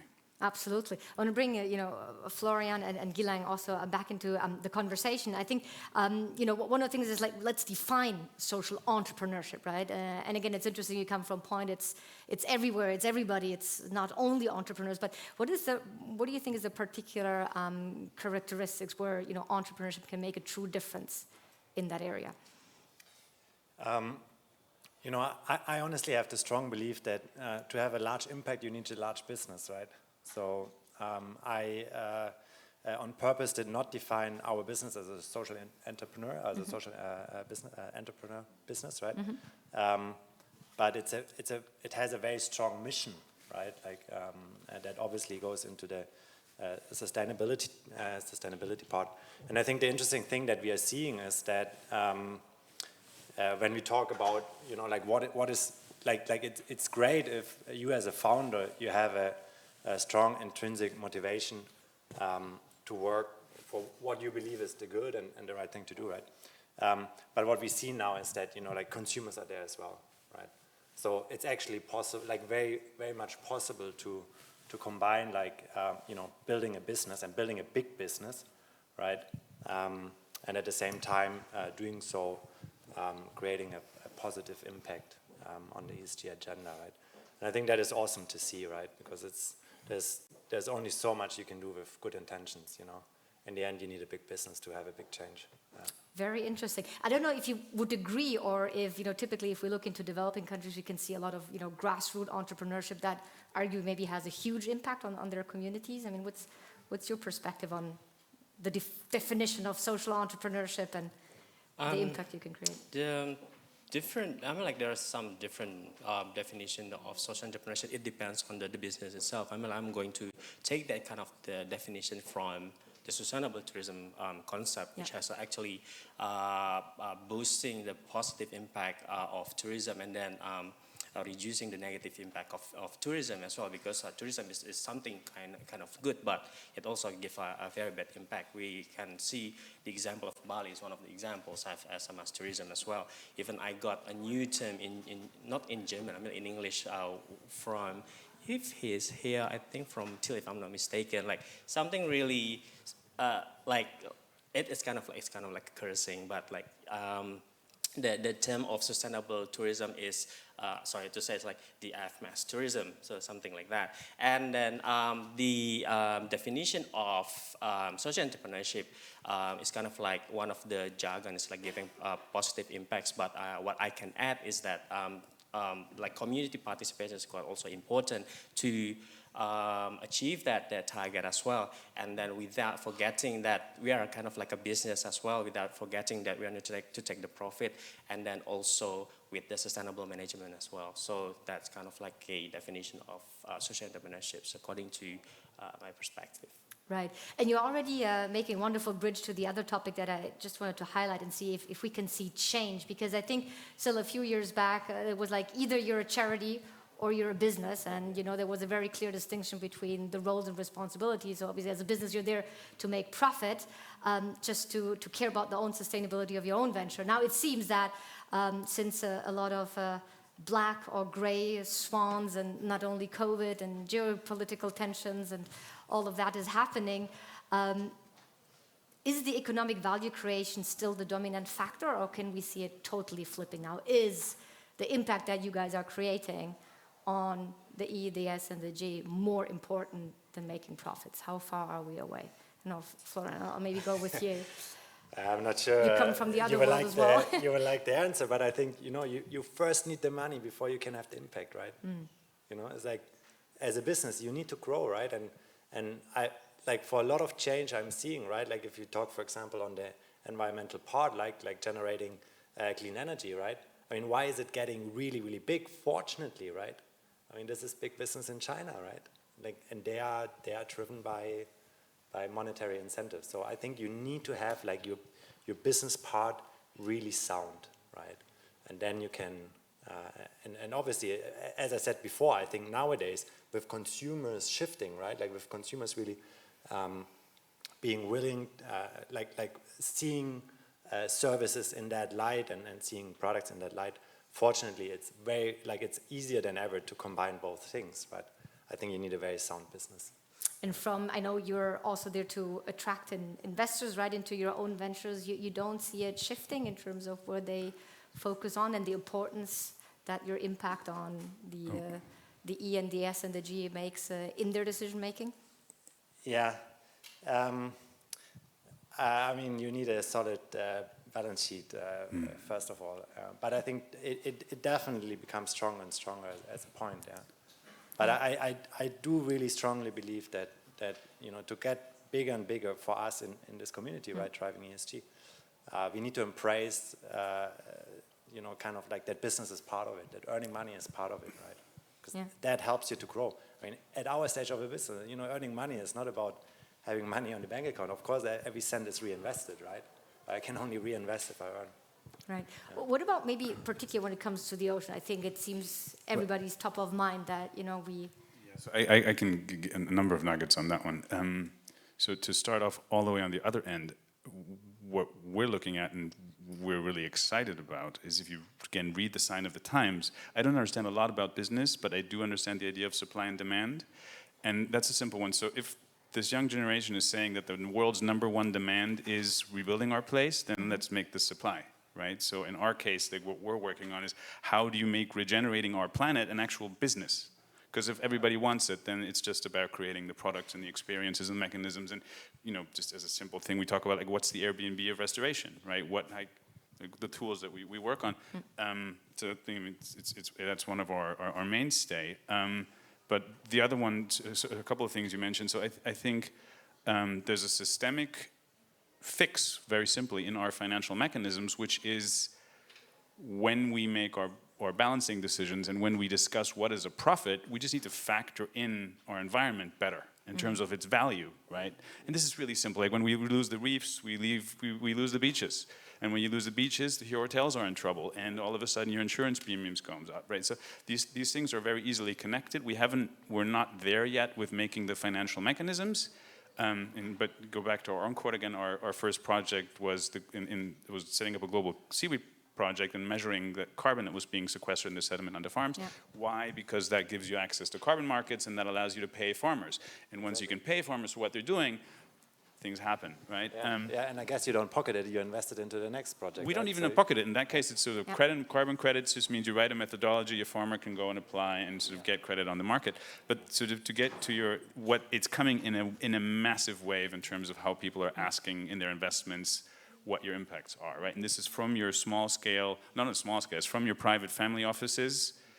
Those change a lot, right? They kind of drive the narratives to the markets really swing once your pension funds start asking for impact balances and requiring quotas and stuff like that. So that's coming everywhere. I mean, we have the opportunities to build funds. So I think there's a massive shift going into that market because again, everybody follows demand, and we all feel what it's like when the summer is 4 degrees too hot. It's quite discomforting. Yeah. No, again, which was one of the biggest problems, that it seemed to be wrongly priced, right, in the equation. And I think even though we could agree it's not still yet priced at the right level, I think people and investors, their expectations are always forward-looking, and they already anticipate that shift and that movement. With that, Gilang, shifting a little bit to, from not only gaining investors' appetite, but making an impact. What exactly is your concept of sustainable tourism? You said you, for example, involved handicapped tour guides. You have a very interesting approach on impact. If you could explain a little bit more. For sustainable tourism concept, because we have like sustainable tourism, sustainability triangle concept that we have in travel system, we focus more on local participations, digitalizations, youth empowerment through the education, which is like trainings and workshops as well. So those kind of like sustainability concepts that we have in travel system. Talking about the handicap thing. It's I call the projects called Diva Travel X. It's combinations. I mean, like the Diva Travel X is standing for Diva Bike and Travel System. So Diva Bike and Travel System were the beneficiaries of the ANPAC EI recovery program for tourism sector at that time in 2020, if I'm not mistaken. And then through that program, we in Travel System, we have already had the virtual tours. We have virtual tourism as well running since the beginning of the pandemic. In Indonesia, we are one of the initiators of live virtual tours. And then after that, looking at the impact of the pandemic through not only for people with physical disability, people with disability, but for people with ability as well, we got like a lot of impact. So that's why, considering that rationale, that COVID-19 pandemic impacts give like a very, very severe impacts to the tourism sector. And then also some of people in Diva Bike. Diva Bike is actually an... I was going to say, you probably need to explain to the audience exactly what Diva Bikes are. Yeah, Diva Bike is actually an organization where they are renting the motorbike like Go-Car, but it's a motorbike, so like Gojek. If you're in Indonesia, you know Gojek. And then but like they have like a special design for the motorbikes because like all the drivers, all the riders are people with physical disabilities, and then the passenger seats is designed specialized for people with physical disability as well, particularly for the wheelchairs, but not limiting that the people without disability also can use their service. And then a part of that, some of them are the tour guides in Yogyakarta, where our business based on. And then because of the pandemic, they don't get the passengers, and then the tour guides also didn't have any tourists to actually to guide. And I'm thinking about that. We have the virtual tools, and then we would like to collaborate with Diva Bike to give like capacity building to them to be independent, to be agile through virtual tourism. So we have 5 phases, we have 5 stages in Diva Travel X program through trainings, mentoring program, production, piloting, and then also launching program. We empower people with physical disability to create, to produce, to market, to do their own virtual tools. So we are targeting 30 beneficiaries because based on that as well, another reason is that people with disability, there are 8,000 people with disabilities graduated from high school, and then only 5% of them could be absorbed in the higher education or to be absorbed in the employment. So based on that, we would like to give them opportunity because they are less prioritized. So with that project, at the end, the outcome is that we want them to be able to produce, promote, create, and then post their products into the tourism marketplace, such as Airbnb online experience. So food is one of the essential and then in our life, for example. and so also those 3 the biggest challenge majors of for tourism all of marketplace, us. so they can produce. Food crisis is being accelerated Absolutely. And we by talked at the beginning, pandemic, right, which is a beautiful climate example, changes, when you're and Ukraine war, and so forth. We are are city of Kobe from Japan. Very interesting times we live, being agile enough and some of resilient people enough to bring know our us offline from business Kobe online, beef, right? And you talk but about it is just part of our Zooming, abundant just food basically food culture. how you can keep that And impact actually, up. there are so many agri-food companies in the area. Right? Well, before COVID However, already, but from software, agri-food culture is behind the innovation in sustainability, and there are lots of to do the innovation and sustainability. I mean, I think in general, consumers, it was, especially younger quite generation, a curve for me, having into hardware, like software have changed their lifestyle in a more healthier and also more sustainable lifestyle. Keeping the climate change in mind, but once you agri-food companies are rapidly having to build your transform their businesses to the next level. And I think it's here we've just launched the agri-food tech focused acceleration program in Japan called the Next Kitchen 2023. And, what we have seen is a massive influx of talent and of money. Now it's open for the application from the startups. We are here to bring visionaries, technologies, and anything possible to create the sustainable food system. So far to, Please join us from 5 p.m. tomorrow carbon or whatnot, at the Factory Berlin Gorillas Park to say, but you guys also have to your deeply metaverse dive space into and our NFT program, space, and you we know, are good more than luck, happy to welcome you getting any support from that with for our fixing specialty real-world Japanese sake. problems, right?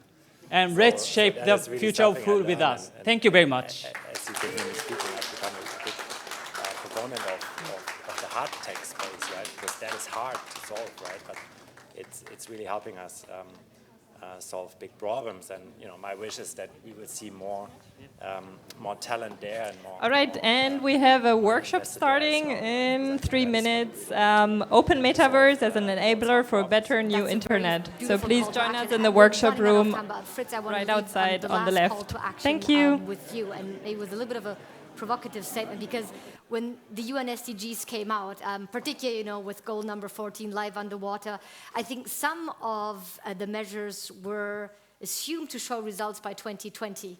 I'm not sure if we're there, and what's still missing. And again, if it's up to everyone here in this room, what can we do? Okay, well, that's maybe a little much. And I'm only giving you 30 seconds to answer, which is no, go over. No, I can't answer that in that no, framework. go ahead. No, but there's something very nasty about what we learned from the pandemic. We learned what exponential curves are, and unfortunately, they go up and they go down.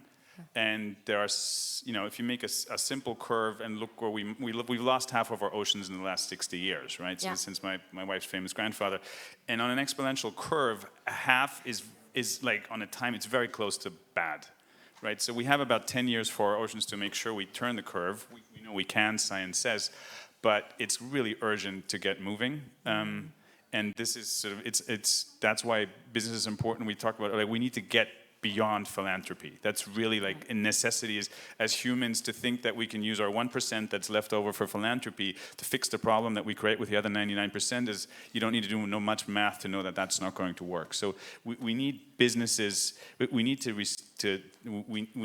basically, how much, if we have to go, I won't, because I think this hardware, software thing is really important. Well, I think until they throw us off stage, Great. just go because, ahead. I think it's really important. In simple, we like to trigger about things like software changes how we do stuff, right? Yeah. Airbnb changes how you find a room. It doesn't change, they don't have rooms. Amazon, exactly. that just changes how we do things. Built the rooms, but that can have a massive impact, right? So figuring out how we do restoration and especially how do we involve individuals in it? How do we get, we partner with the E1 series, how do you get sports involved? Because that's how you actually reach people, right? And again, I'm married into this, I'm an architect, but I'm from Berlin, I'm a big urban guy. I didn't care about these things before. And the filter is always like, what would have reached me 12 years ago and what is gonna reach my buddies that I know they're distractions?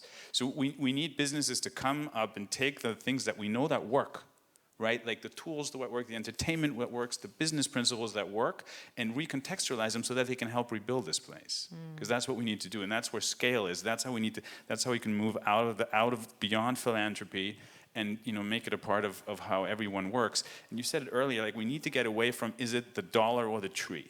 Right. Unless we see the dollar as the tree, we're going to stay in a lot of trouble. Well, that's such a beautiful ending sentence. I think we'll stop it here. We'll definitely continue the conversation offline, so join us over there. Thank you so much, Gila and Florian Fritz. Thank you. Thank you very much. Brilliant.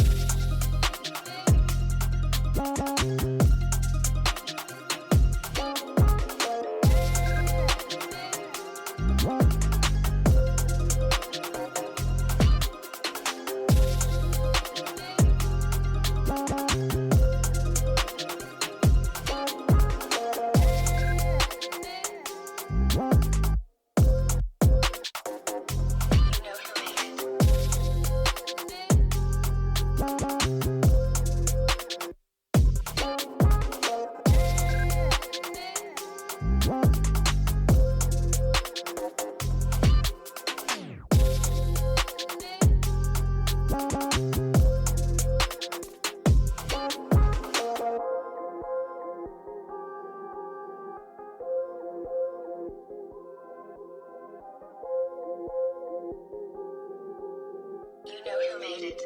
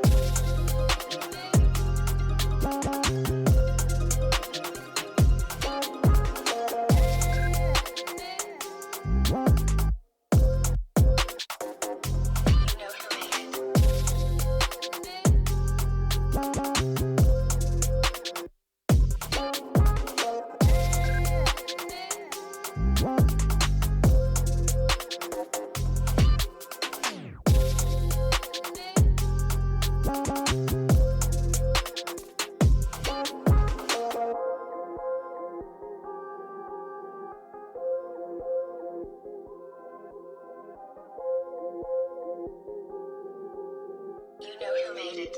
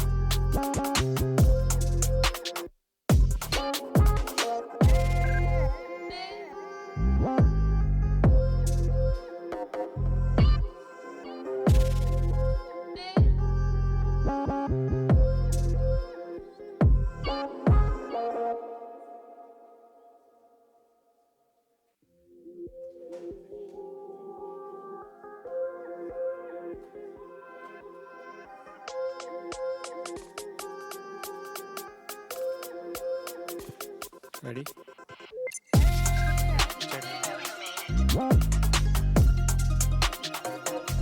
Hello. So today we're going to have a session, maybe a little bit different from the other session because this is about peace building, and I'm going to be here as a moderator as well as a speaker, and I have my fellow colleagues Gunnar and Jayanthan here. Just let me check if we have the slides. Is it working?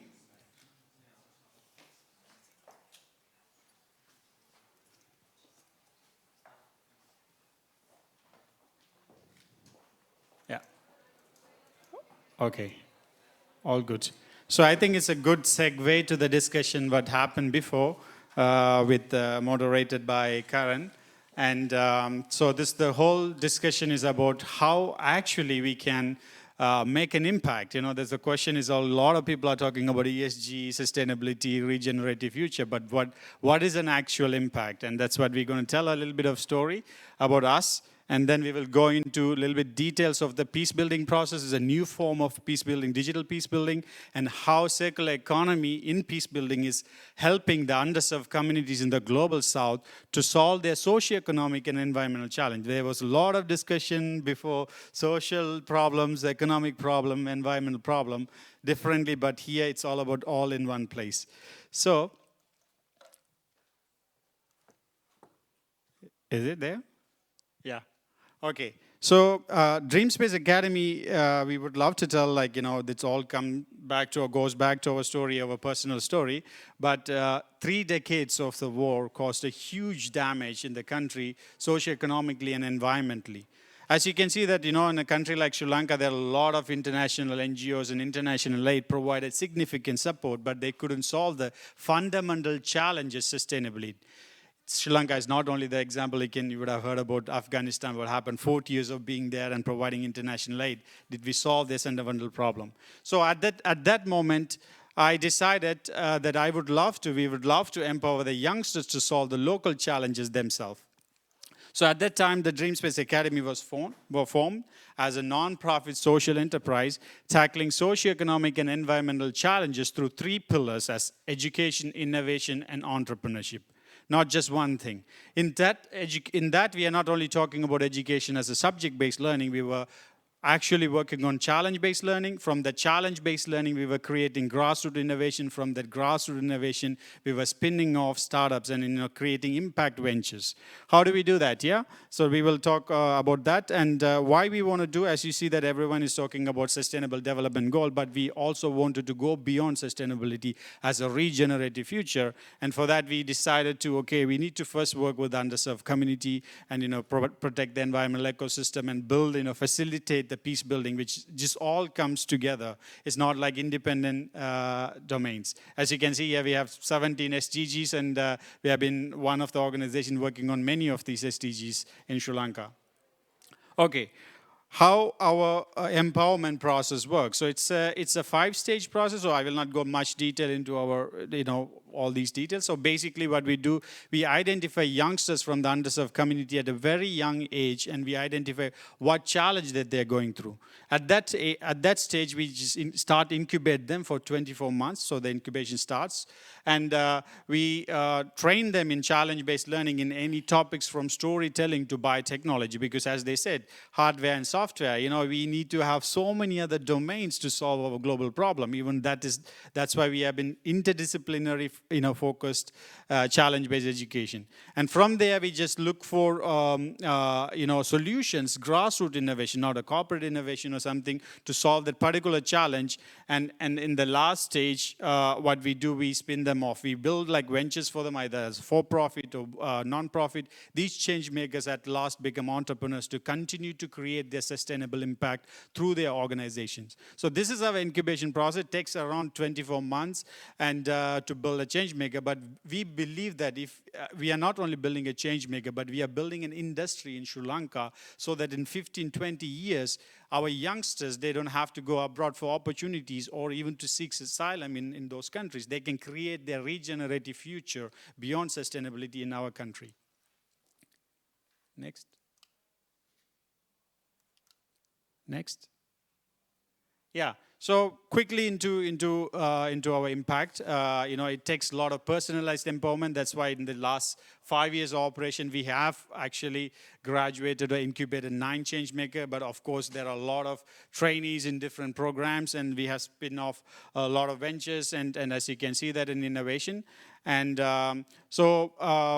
are a big team, around 100 plus youngsters, working on anything from ocean conservation to women empowerment, rural empowerment, hate speech mitigation, peace building, building factories, sustainable, technologies, water, sanitation. So we have like a lot of projects from a lot of youngsters working on all the sectors of, sustainable development goal. And here we have 2 of our change maker whom we have incubated. So one is, I would say, as an intrapreneur, one is an entrepreneur.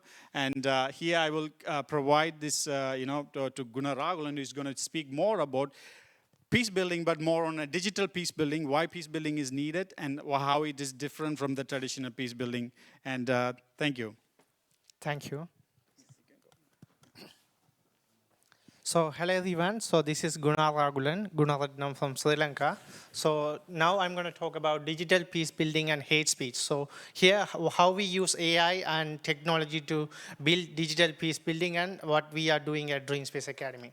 So before I jump into the digital things and how we tackle hate speech mitigation using technology, I would like to give you some basic information about the peace. So peace is a state of mind of a human being or a group of people. So peace is an activity that connecting different communities together to form, to live in a common ground. So next, next, if we see how the peace is look in Sri Lanka, so Sri Lanka is it's a war-affected country. 30 years of war made a huge damage on people's mindsets and assets and economics. So this leads to some problems, like Sri Lanka lost their ability to innovate and things like that. So for that the war started. The war itself also started for an operation of the different communities, like operation of different communities. Some communities lost their free will and they have to depend on something. That's why it's also started. Then if we take the normal hate speech, there are a lot of hate speeches there, like gender-based and sexual orientation-based and like that. But when it comes to Sri Lanka, the race-based and the religion-based hate speech is it's the first priority one. Even if you see that in Sri Lanka, most of the time, the social media has been blocked by the government because of misinformation is sharing on the internet. Some people are typing, some people are commenting on their post, and some communities is try to react to that post, and it creates a huge community damages, and it destroys many people's mindsets and like that. So then, next slide. Okay, so if we take how we do peace, okay, so now how we do peace building. So our way of doing peace building is completely different. And if you take that Sri Lanka is living in a container base, like the community is divided into a box, like Tamil, Sinhala, Muslim, and each community is living in their own containers. And what they have is within that container, like in a separate way. So how we do peace building is different because peace cannot be taught. We understand that we can't teach peace building or we can't teach peace. It should be realized, and it's a kind of emotional things that we need to create situations and circumstances to realize the peace. But if we are going with the flow, that teaching peace, that cannot be work. So our methodology of peace building is completely different. We are creating platforms and situations based on the platform and situations, and people will realize. So if you see that our guardians are better care when it comes to peace. So everything is depending on the leader. If someone is misled, and it will make problems. That's why our guardians, when leading the teams, they care the peace. Basically, we are packing the peace with technology and entrepreneurships. So just like peace building is another kind of thing that it's very sensitive, that if you tell that I'm doing peace building, we cannot do direct peace building. It is very difficult to break someone else's belief system. For example, if I say just become non-racist or something, that will say, because they are inside that container, we cannot say we are doing peace building like that. So we can only let the people to realize the peace by creating many circumstances. So we organized many training programs that focus to solve root cause issues that stick with community problems and etc. So we are creating a common platform with the vision of empowerment. So these are our technical tools that we have developed so far, grassroots innovations for peace. So this is called the Project ISLE, Artificial Intelligence for Sustainable Local Peace Building. The main objective of this project is to maximize and tackle the hate speech in local languages. Even so, every social media has a hate speech monitoring system built with it, and it is listening for hate speech in English languages. But when it comes to local languages, there is no system. That's why we worked on this project, that it works on Sinhala and Tamil languages. Now you can see it will list that how many times a word is repeated and like that. So the another project we have worked with it called VISACT. It is called Visual Actions Project. And the basic fundamental of this project is to complain anonymous reporting. Like they can complain anonymously and we will take lead to take actions. So next I will give to Janthan. He will talk about peace building in circular economy.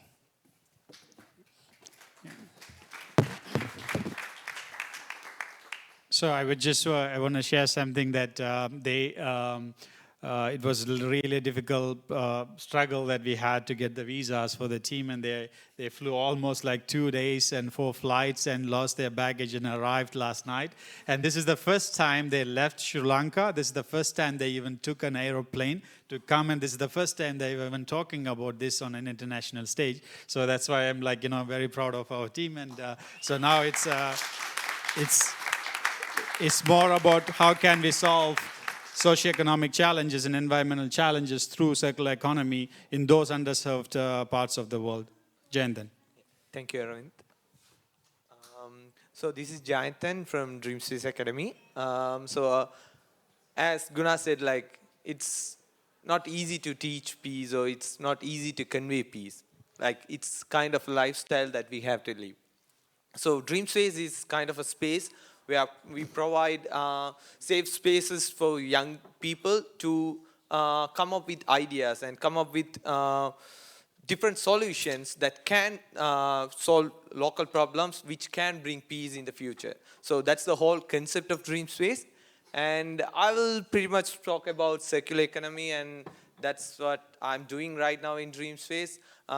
So rather than traditional businesses and traditional systems, like getting the raw material and go for production, and after the use we just throw them, and it's almost get into dung yards and wastelands and everywhere. So rather than just throwing them out, extracting raw materials from waste is one of the major focus of ours in terms of circular economy. So what we are trying to do is like try to create raw material from the waste that have been accumulated in Sri Lanka. And it's not a system that obviously can be introduced just for Sri Lanka. It can be a system that can be adapted all over the world just by like taking some actions. So that's it. And yeah, I'll share some stories, interesting stories that happened in Sri Lanka, like in terms of waste generation. So this elephant was rescued in Ampara with 20 kgs of plastic. So what happens is we just throw waste, and it got into dung yards, and it was in a passageway of elephants.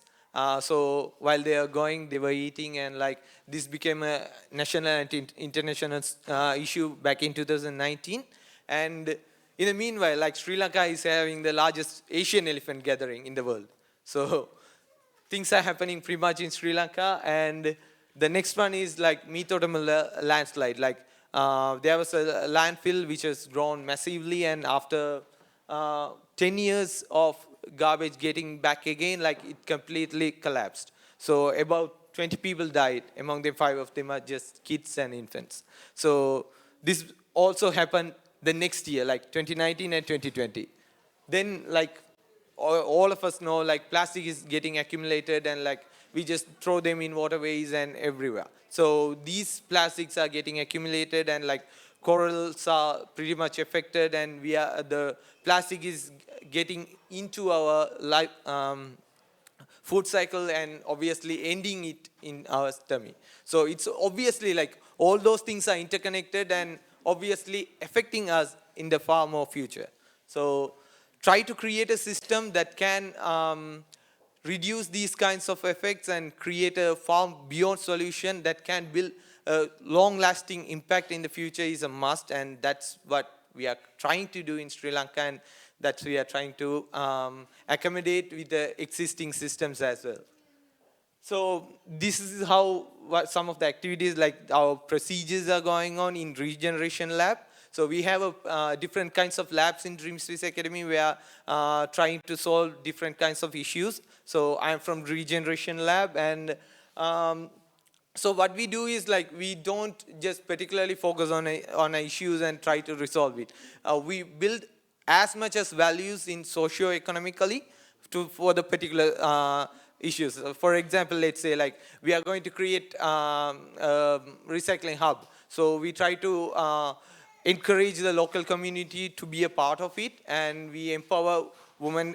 There are lots of women-headed families over there in the eastern part of Sri Lanka after 30 decades of wars. So we try to accommodate them as well, and we try to bring more value, social values into our system, so into our problems, to create a better impact. So that's what we are trying to develop into the Sri Lankan culture. So we create awareness from series of problems, and we have different stories. Like everyone is different, and when we are trying to reach out to people, like they bring up with different stories. For example, there was a boy in Hatton, like central part of Sri Lanka, who said like, we are interested in these systems, but we don't have money to solve this, and we don't have infrastructures. So what we did was like, we called him and put him into our life cycle, and currently he's going to our system and going to develop a social innovation project in the future within 6 months. So kind of stories that we are creating through awareness programs, and we are trying to identify figures and people from these kinds of awareness programs. And then we collect the waste in different parts of eastern part of Sri Lanka, and we segregate them, and we do the regeneration work. It can be upcycling, it can be downcycling, or it can be recycling. So according to the waste, we are trying to create this economy in Batiklo, so that this system can be reproduced in different parts of Sri Lanka. So one of the priority is not to have a centralized system rather than having big factories and owning big things. Like try to create a system that can be implemented within a certain community, so that it can be replicated all over the world in a much more simpler way than having a centralized system where everything is going there and doing there. So we try to break that wheel so that we can tackle problems that are like large issues in communal basis, so that it can be scattered into pieces. So these are some of the innovations, grassroots innovations from our lab.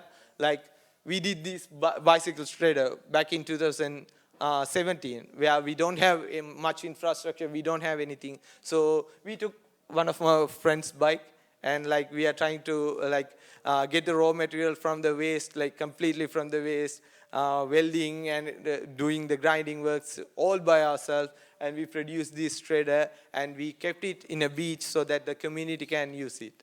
So that was one of the earlier projects that we did, and which brings a lot of impact and communal participants in the future. And then we have a biodigester. This is quite an interesting story, because this boy, Fahim, is from a place called Otamavadi. This is also from eastern part, which is just near landfill. So what he's trying to do is trying to create energy, a biodigester, and produce biogas from it. So this this project was encouraged by a lot of our investors and a lot of our mentors, because like he's from a community where the issue is there. So he's trying to develop it, and like the whole concept of bringing the community-based biodigester arose from there. So right now we are developing this project as a community project, where there will be different biodigesters in like 20 homes, and they will have a centralized, not centralized, like they will have a collection system for all 20 homes, and trying to develop kind of solution that are community-based with communal participation. So he's a great example how we do peace building in here. So this is an area affected by war, and this is an area which has been affected by this pollution, and which has been affected by this waste problem. But getting a community member from there and trying to resolve this issue is much more greater choice than a person from a different world is coming to solve this issue. So it's a kind of story that came across the biodigester. And we recently trying to do PET recyclings, paper recyclings, and acrylic recyclings. Those are some R&D work still going on. But soon these will be our next community innovation projects. And we have 100+ community members within our lab. And as far as, okay, thank you. As far as the, you know, the whole community of DreamSpace, it's over 1,000+, and like we have 4 ventures that has been impacted from us, and that's it. Thank you.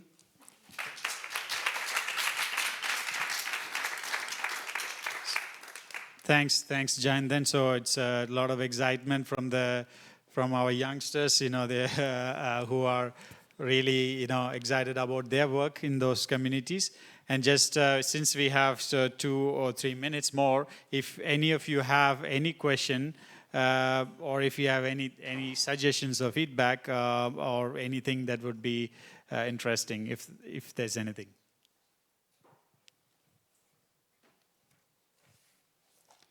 We can bring the mic to you if you have any specific question. Should we? Yeah.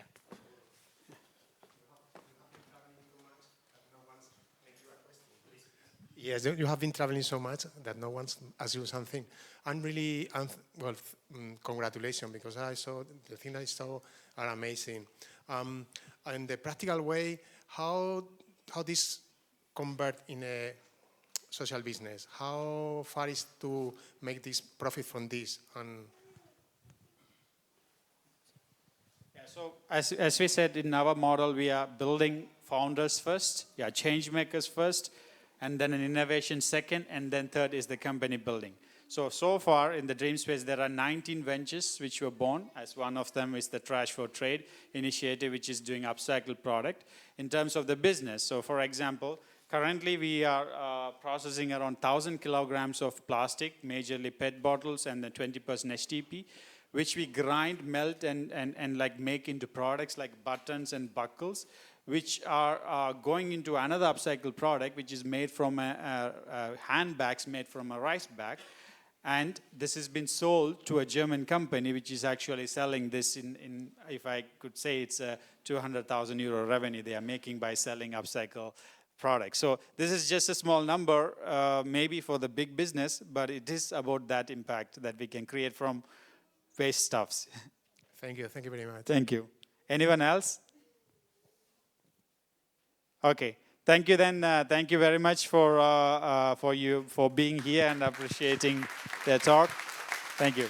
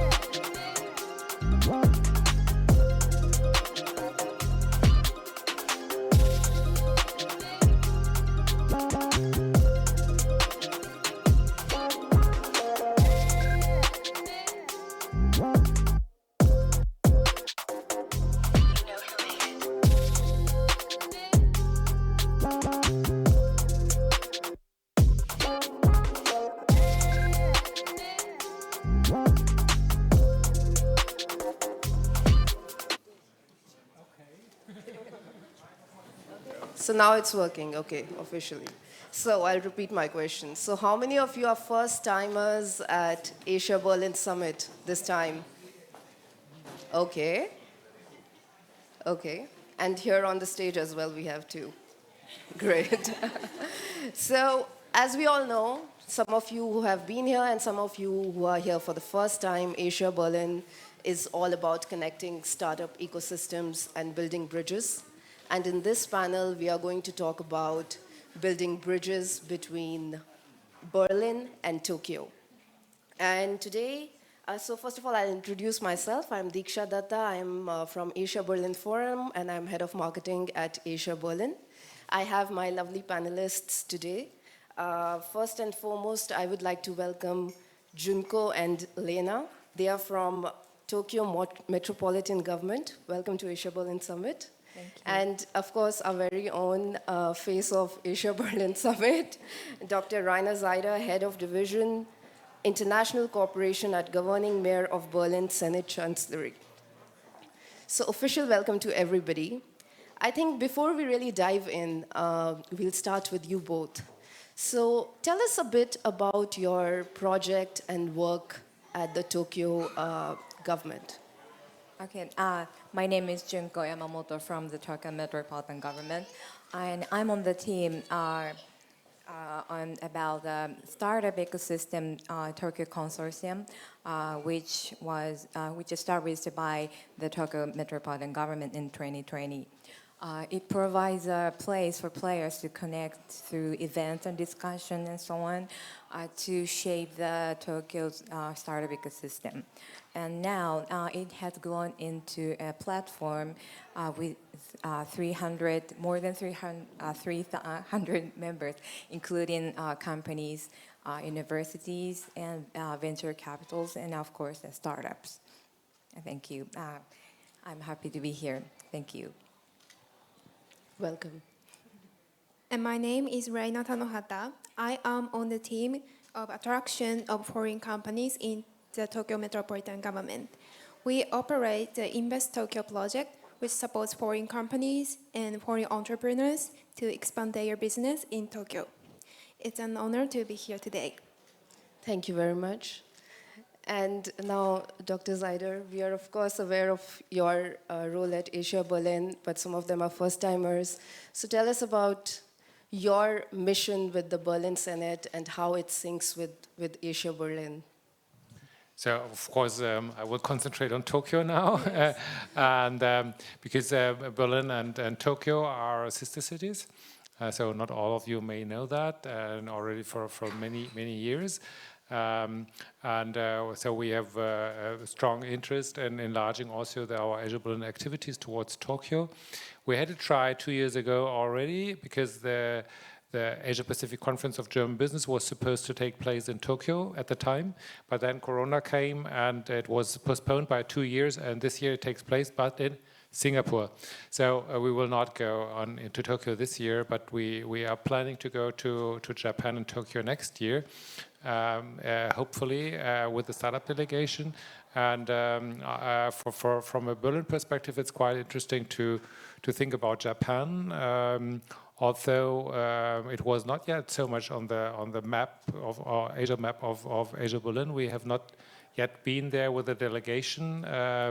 But I think this year it's the Japanese activities are getting more intense. Also thanks to Chika, who is here in the audience. And so you may have seen Mitsubishi Electric today in the morning in the opening, because Mitsubishi Electric is a new sponsor of Asia Berlin. So there are a couple we have a strong cooperation with SAP in the last years already, and with SAP Tokyo we would like to plan other activities. So there are also corporates from German side and the Japanese side that are interested in joining our cooperation. So I think the time is mature to strengthen the cooperation also towards Japan, at Tokyo, of course. So already a lot of activities happening there. Great to know about them. And now the question comes to you. So if you have to tell us about what are the 3 main characteristics or traits about the Tokyo startup ecosystem that make it like so significant not only in Japan but in the world? What is it that comes to your mind? Okay, I think there are three characteristics of the startup ecosystem in Tokyo are concentration of business resources and business opportunities and business support. And regarding first one, Tokyo has the highest concentration of people, goods, money, and information, and the technologies that accelerate the growth of startups. And also Tokyo is a really big city, you know, so it has a population of 40 million, and it's home to the headquarters of our large companies and the top universities. So the startups in Japan gather in Tokyo, and to access those business resources. And so in Tokyo, there are more than 11,000 startups, and that is far exceeding the number of startups in Osaka, which ranks second. In addition, the Tokyo's startups raised about 300 billion yen, which is 200 million euro, accounting for more than 70% of the Japan's total. So we can say that investment in startups is also concentrated in Tokyo. And as for the second characteristics, business opportunities, Tokyo has a unique regional ecosystem, working in cooperation with large companies. This is because developer companies in each area of Tokyo have created incubation facilities where entrepreneurs, companies, and other supporters can come together by taking advantage of each respective economic characteristics. For example, Shibuya is famous for IT industries, and Nihonbashi is well known for life science industries. These are the examples of Tokyo's unique local ecosystem. So, and lastly, the third characteristics I want to share with you today is the Tokyo metropolitan government offers various business support for overseas startups. Startup momentum in Japan and Tokyo is recently really growing faster, so the Tokyo government is really focusing on supporting startups much more. And in that sense, the Tokyo Consortium, which operated by the Tokyo government, can be one of supports for overseas startups to connect major companies, universities, and startups in Tokyo. And as for business support program, the Tokyo metropolitan government has been promoting promoting Invest Tokyo program. So Reina will introduce it to you. Thank you.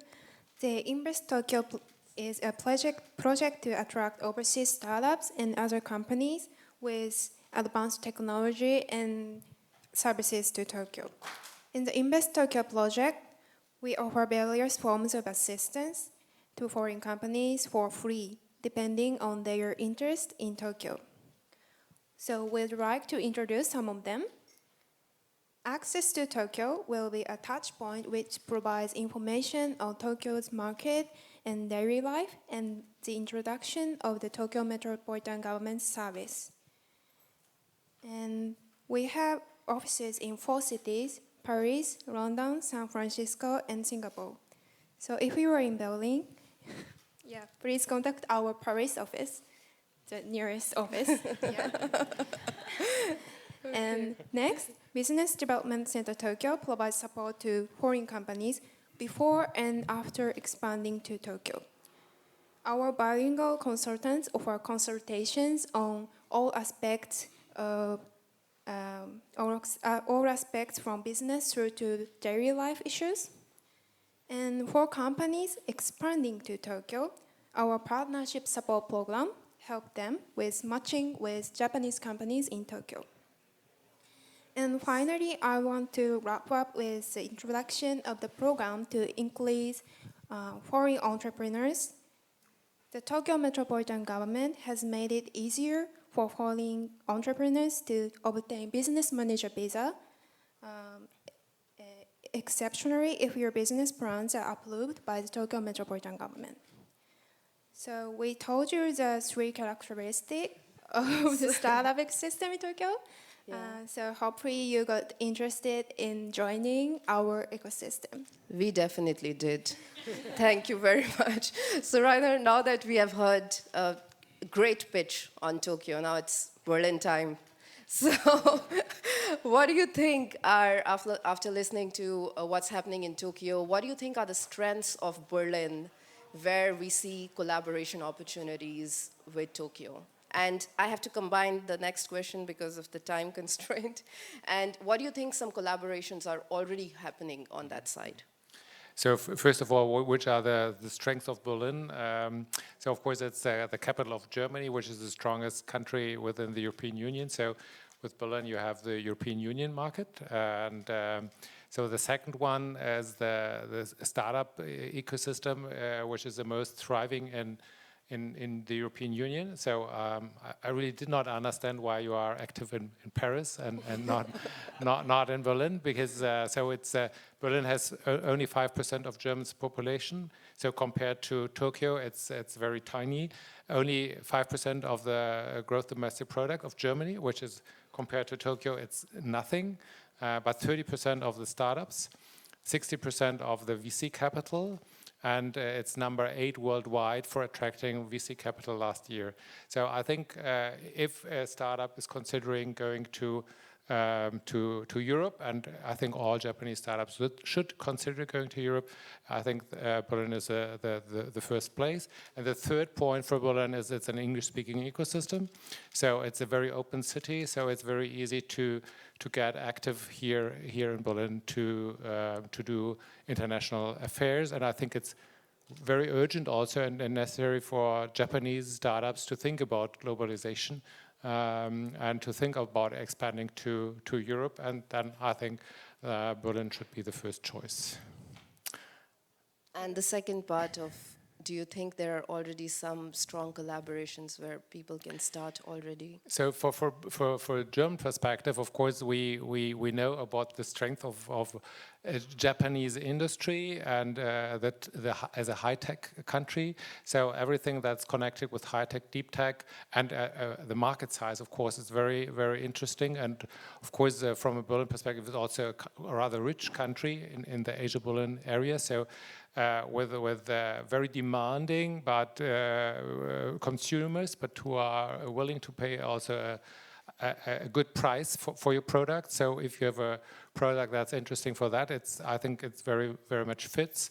And then, of course, especially for Tokyo, from a Berlin perspective, is always connected to sustainability and to city technologies, urban tech, smart city, because that's strong in Berlin, that's strong in Tokyo, that's also demanded in Berlin and Tokyo from the city side. So if we speak about the role of a city, I think it's all connected to the city. So urban tech is one of the most interesting topics of cooperation, sustainability, and urban tech. And I think that very well fits also to the focus of AsiaBerlin this year, SDG topics, and so we have sustainable cities among them, and I think that's a good point of cooperation, technology-wise.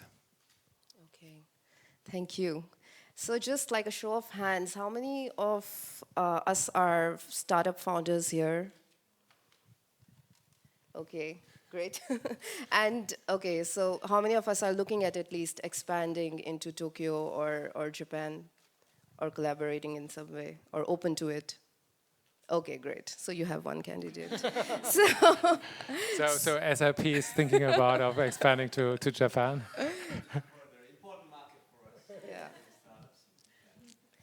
So yeah, on that note, so what is your message for people who want to expand into? Sorry for interrupt, but here are the networkers. So the people here in the room are not startups, but each and every one of them speaks to 20 more startups tomorrow, and they will communicate what is said now. Okay, here. so important words. Very important. Yes. So what is your message to networkers, startups who want to expand into Tokyo from Berlin? As I mentioned earlier, we have a great market and business opportunities and a business support. So if you want to expand in Tokyo, we can help you. And if you want to know much more about our program, including we have a lot of business support, we couldn't introduce all of them. So if you want to know more about our program, please visit our Investor Tokyo website. And we have a social media like LinkedIn and Facebook. So please follow us on those social media. I would like to talk about an event, City Tech Tokyo.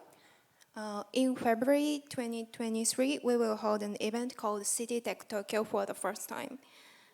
In this event, we aim to realize a sustainable society through open innovation with startups. The goal of the event is to have exhibits by 300 startups and participation by 10,000 people from 100 cities, 30 countries. So we will create a place that leads to a concrete collaboration and investment expansion to lead a new urban image with various ideas and technology on themes such as infrastructure, environment, and other areas.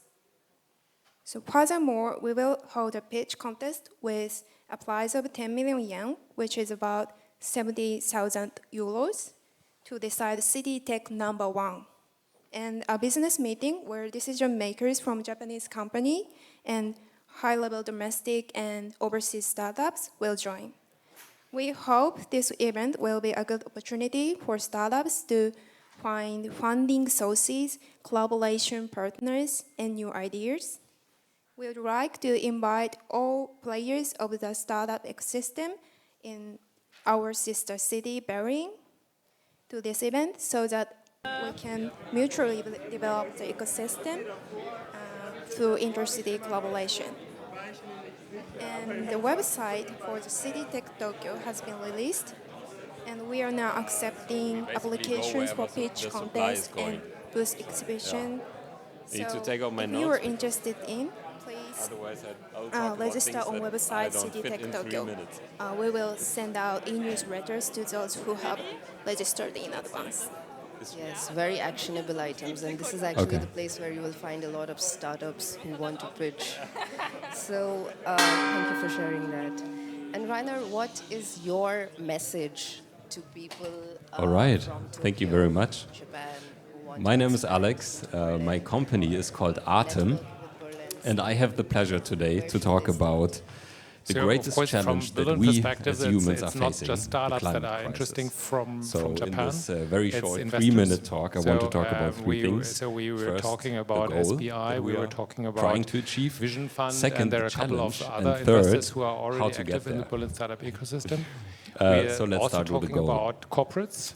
So we at Atem Mitsubishi believe Electric on a before, future but there are other on a corporates who are thriving interested planet. in And cooperation to with have any startups. chance And to of course, actually get there, we need to startups limit and global talents warming to from 1.5 Japan that are degrees. interested in And to limit global warming to in 1.5 getting degrees, access to the Berlin we startup need to ecosystem not for only expanding for the reduce European emissions, affairs. but So we it's also need to quite remove carbon that interesting already has for been different emitted, reasons, and and we need to normally take it out of the different atmosphere, countries have and we need different. to So store it we have safely different interests underground. in different countries. So and I think for this kind of for scaling, Japan, it's hard to comprehend it's that we really need to achieve the goal, capital, because it's right now we are corporates only and doing a startups couple of that are millions really of interesting tons of for carbon removal, so and we need to get investing to in tens Berlin of and billions of expanding tons as fast as to possible. Europe, So it's not and like a of course, 10x or vice 100x, versa. So like it's 4,000x growth should have in actually. mind So it's pretty investors large, and and it's hard corporates to also comprehend as that level of a scaling partner for scaling. when you look at the tools So that because we have in place if you have to so achieve it's that. if you have a So, cooperation the with second Mitsubishi point, what Electric, exactly is the from a Berlin challenge? perspective, it's Because easier to there's a scale couple in of tools Japan, already as Siemens or that SAP we have would be to a good address partner this for scaling crisis, into the European but market. they don't do the and job. if you have an And investor what I'm from mostly Japan, talking about he is the normally voluntary opens the carbon door market, to the Japanese market as which well. So basically and is vice not versa, set of up course. for the So level of it's always scaling that Asia we Berlin. need. It's always in It's all dominated directions. by silos, so it's by not brokers. a It's very inefficient one-way, and intransparent. street, not just So what we attracting, need is a fundamentally better capital infrastructure, and and this is sending where out startups. blockchain comes into place. Really,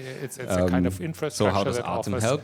corporations We in all first ways. are an And from my aggregator, perspective, so everything through is interesting tokenizing from carbon a credits, Berlin we are perspective. offering that's a actually single a point very of good contact point. to a vast And supply of while, carbon credits, so it's not just and startups, but we are corporates, able policy to show makers, real-time market investors, rates, and which is these are all something the that the people market has finding not been Asia able to Berlin. do So in the according to past. me, It was always Asia Berlin is a the broker right point giving to you an start individual if you offer. want to So expand into there was no Berlin. price And we transparency. have, You would never know what Chika someone here, else who's would pay our for the same kind Asia of Berlin asset. ambassador from And Japan. second, we believe that Great in the starting point to future, have conversations, most our of lovely the corporate panelists, initiatives and will be also done in an Rainer. automated We way. are, So instead of also wrapping handpicking up on projects time. and handpicking certain types of carbon just credits, one closing we provide an note and API closing message. where the buying, handling, and Maybe one retiring line of carbon from all of credits you can be that built what into is it products that and you would- services, one and message that you therefore would like to leave the audience achieve the with level of today scaling from that this we panel? need to address the problem. Okay, so so, ultimately, we want to get past Tokyo offsetting, is get past the a city idea with potential that a company opportunities is just leveling to grow out your their business, negative I impact think. on the planet So with a couple of we carbon hope you credits to to offset expand them business in and be Tokyo. net zero. Ultimately, Thank we you. want to scale impact, and I think this is what is the most Thank you important for goal us, here. today, So whoever is and, interested, I'm very hopefully, happy to chat. You I got think interested in Tokyo that's done. market, Right. and Yeah. I'll please stick come around to here. Japan and after that Thank you we'll so much. do Thank meeting. you. Thank you very much. Yeah, I think you will stick around for a while, So just people adding, can contact I you. would I would just all invite stress you that to city the partnership workshop is a that is good happening next opportunity at to 5 bring the points on the together. room here Also, to of the course, left it's not about necessary music for cooperation NFTs, the Indonesian of approach. businesses. Have fun. It's always a good occasion to also to build up a structure also on a political level. So I think the fact that Berlin and Tokyo are connected as city partners for, Peter? Almost 30 years, and they did not yet discover startups within the last 30 years. It's already just a scandal, but now we're going to do so, and hoping that that will give also for the city partnership a new strength and a new impetus for the next years. Okay. Thank you, everybody. And thanks for the great discussion. Great to know so much about Tokyo and also how Berlin and Tokyo can work together. Thank you, everybody. If you have more questions, you can reach out to panelists outside. And now maybe Thank you. Thank you very much.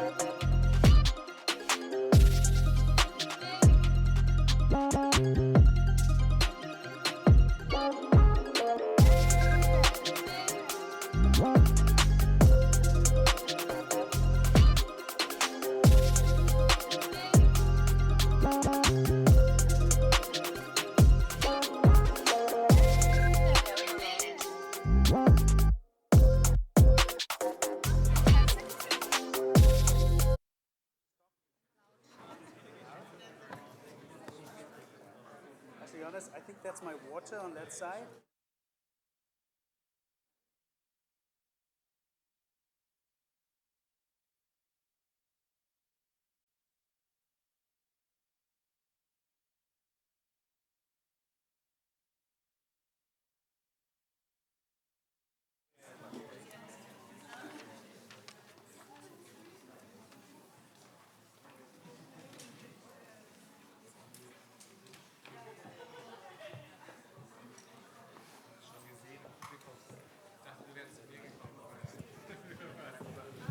Staffelstab.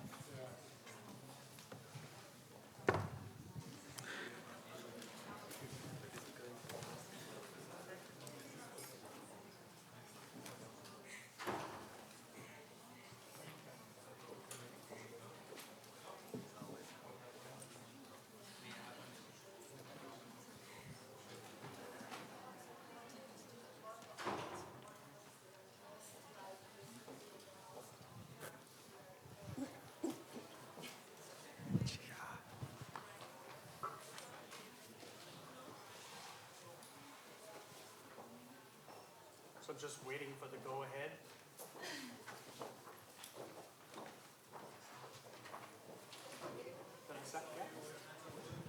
Okay. Welcome everyone to the afternoon session on a really big topic here, peace and the future of city life, which I expect and suspect is something that we all care about. For those of us who are joining us on streaming, welcome as well.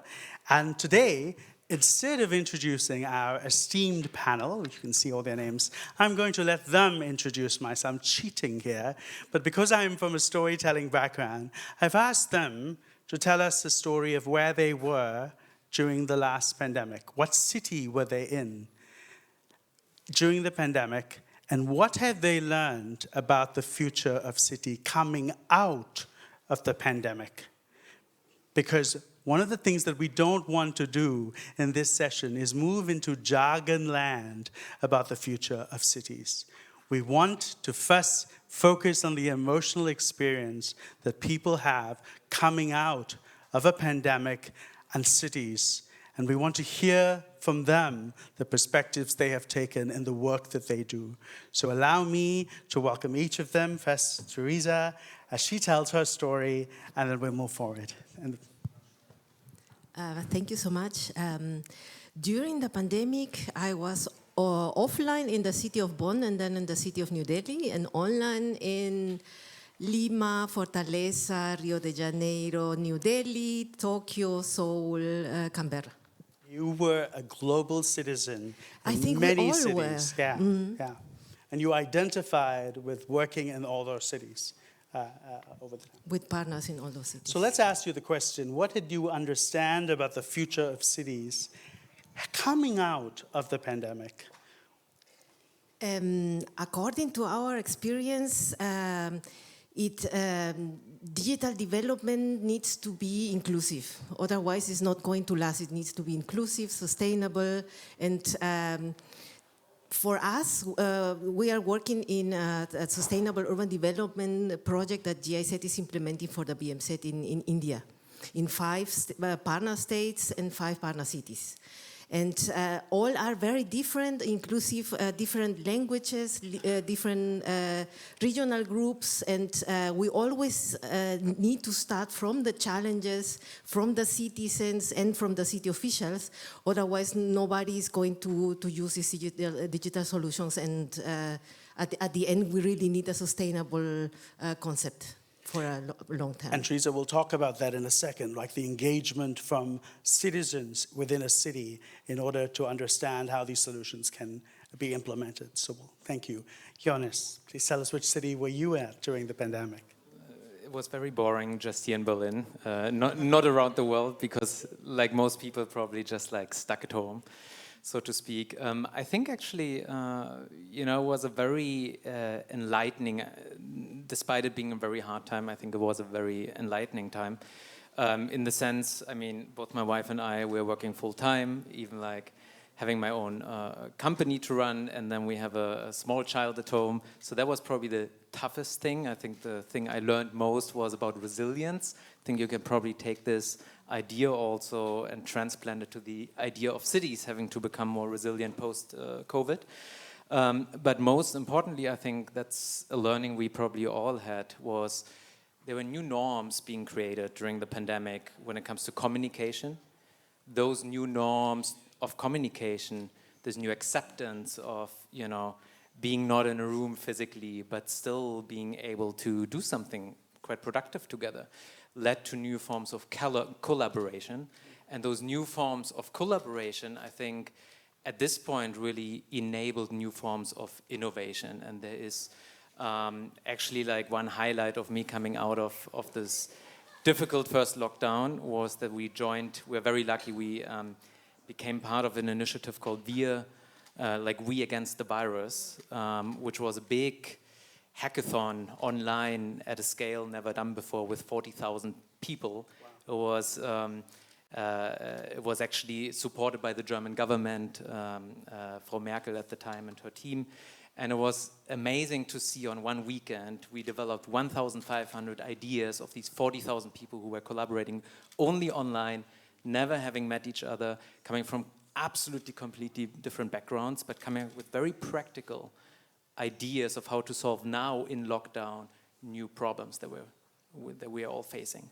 And that was fascinating then also working with some of the teams like for the whole next half a year to actually create some of those ideas and make them flourish. I would like to hear more about that in a second. Sure. Thank you. Yes. Tatsuya. Yes. I got this right this time. Tatsuya, tell us a little bit about which city you were in lockdown and what have you learned about the future of cities since coming out of the lockdown? Thank you very much. So I lived in Tokyo and Kobe City both. And so it looks like there's a double lifestyle. And then I commute, and so often between the Tokyo and Kobe. And now the both cities, I was trying to accelerate and drive innovation, and also supporting the challenger who are also trying to solve social problems. And so in this pandemic, at least I can say that this pandemic disclosed a lot of various fragmentation. So fragmentation means, and not only some domestic, but also international. So you can see now, Tokyo. So luckily, we did not do and act such kinds of lockdown. So we quite a soft style, and the pandemic protection. So without such lockdown, but we could see any such disaster lockdown situation in any other cities in the world. And so that we could see some quite huge contrast, the country by country, city by city. And so that even though we were struggling the same pandemic. Yeah. Yes. And also in addition, that we could find another impact. This pandemic gave undesirable impact to the society, but also it gave additional new impact. So to stimulate people to change the mindset.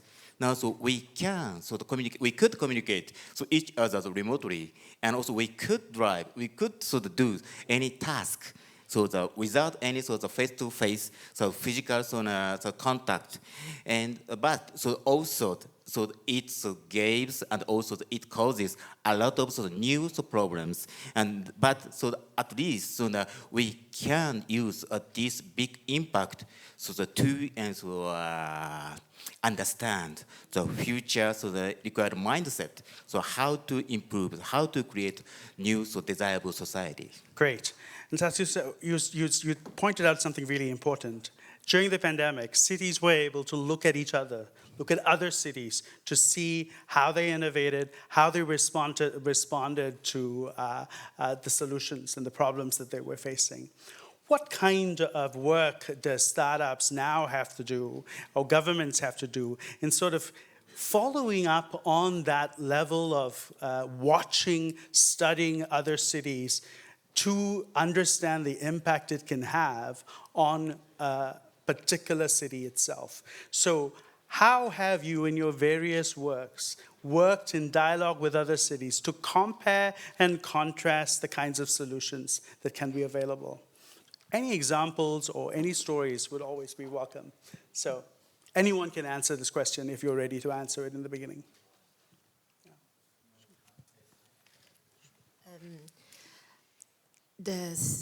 One of our partner cities in India, the city of Coimbatore, has a command and control center. It's a big data platform. And during the pandemic, they were thinking about how can we use the data that we are gathering in order to fight COVID-19. Once the second wave of COVID was decreasing in the city, they were thinking about this data could also help us to monitor our achievements in the SDGs. And GIZ and two Indian startups and another Indian company supported the city in starting a multi-stakeholder exercise to collect, aggregate, and analyze this data. And the result was an SDG open data platform. And the Indian ecosystem is very huge, it's vibrant, but for us it was impossible to find one company that could do all the jobs. And this is why we ended up working with one company and two startups in a sort of tandem or triangle. Brilliant, brilliant. Other examples? Yeah, I think it's quite interesting. Again, I studied city networks, how like knowledge is being transferred, all of those topics. But I think what we saw also during COVID is, despite this, let's say, policy benchmarking, looking what are the others doing, you still very much every city needed to find their own way, and that's because of their own communities, their own governance structure, their own culture, especially here in Europe. You know, you sometimes have the frustrating side of things. You could say you constantly need to reinvent the wheel, and hence things feel a bit slow and so on. On the other side, you do have things like those shifting norms I mentioned, new ways of like innovative public procurement, seeing actually now much quicker how you could solve a problem differently. From the city's perspective, probably helps a lot, you know. So you have these new community of practices, which are now much easier to, you know, new ideas, new approaches to spread. On the startup side, I think not so much changed in the sense of like them having to figure out their product market fit, having to like, you know, figure out a way anyway to scale. You know, they are not reliant usually on the cities. They shouldn't be reliant on the cities, but what we also saw with the example of mobility, a lot of for instance, here we had a bus shuttle kind of like pooling service, the Berlkönig in Berlin, that was like just launched. And during COVID, they partnered up with the Charité, one of the most important like health universities and also hospitals here, to, for instance, bring the care staff after their like long shifts in the hospital, bring them safely all the way to their home through some kind of like route sharing algorithms. Yeah. So you know, they were using this new technology, but they're like adapting it to the use cases that were suddenly more urgent, much more valuable to society during COVID. And I think that was a beautiful example where you could see how if we think a bit more creatively and also we start from the problem side of things and from the different stakeholders, what are their use cases, their needs, you know, that we can be much more creative and much more better with using that technology for a good purpose. When we think about technology, often the conversation is about scaling, but I've heard what you just said was immediately what became important was also local, was solving the problems that are firstly within the community around you, then further. So the sense of understanding that technology had to speak to the local community. There was a reverse urgency for the local, I felt, during the pandemic. Can we talk about how the future of cities are going to be driven by local needs? When we talk about food, supply chains, and how that was drastically affected during the pandemic, there's also this understanding that the use of technology to return back to closer to home dynamics, closer to home engagement, so both the local and the ability to scale, because you talked about the ability to problem solve at scaled levels, right? How do we balance these two things, both getting more local and at the same time the frontiers of scaling? I think the most important point now is still so many people that has quite old-fashioned mindset about the space and time. And so, for example, and so any cities keeps the high density, and then so they can sort of commute and so they go to the office so within 10 minutes or 15 minutes, 20 minutes, and then so they can do anything, so the lifestyle, so without and so spending a time so more than 30 minutes, 1 hour, 2 hours. However, so the rural area, so the local area, so they have to so to spend so such a huge additional time just to access any sort of resources or so chance, function, etc. Yes, so accordingly, so many people so they understand, okay, this kind of so the physical distance and the space, scale, size always limits our sort of feasibility and so the capability, etc. This is old-fashioned mindset. However, so thanks to the internet and IT solution, now so it can delete such kind of such a physical distance. So so today's morning session now from Tokyo, we could see also such a celebration and also the message so via the internet. Yes, so the Tokyo and Berlin, it's sort of spread out, and so the distance of more than 8,000 kilometers or 10,000 kilometers, but real-time basis, we can communicate. And so it means so that even though we have such old mindset and about the space and time, but the reality and technology, so it can delete and also to minimize such kinds of the physical and distance and fragmentation. But still, we can't understand what it does mean. That's a problem. And then, so that some people like a startups, so they could find such kind of big chance and possibility. So how to realize and also the usage and such kind of the big advantage of the technology. Yeah. And then they can raise the new innovation. However, most people, so legacy people, and they could not understand so such kind of the possibilities. So they stick in such old mindset. And then so that it causes some huge gaps in the society. And then so that this pandemic, this discloses, and so this pandemic always required so to change so drastic so the policy, for example, the lockdown city, or so the strongly so the restrict some so the action or the business, etc. And so it so the needed a lot of so such exceptional, so such laws, so the modification or the regulation, but so without any deep consensus, and now so that it causes a lot of damage to the society. So still many people argued, no, it's so how can I say some violation of the constitution, etc. But and so that to make the new society and to forward and proceed to the new stage, now we have to and so that understand such kind of the new mindset and update our consciousness, and then so that we have to seek so the more good scheme how to achieve the good consensus in the society. Yes, so both good consensus, good solutions, as you had mentioned, come from startups. So let's talk about that. What new initiative cities are beginning to do force the startup ecosystem and the kinds of lives we're trying to build as we see new forms of city living. Examples of what are the new trends startups are beginning, solutions that startups are trying to solve. Jonas.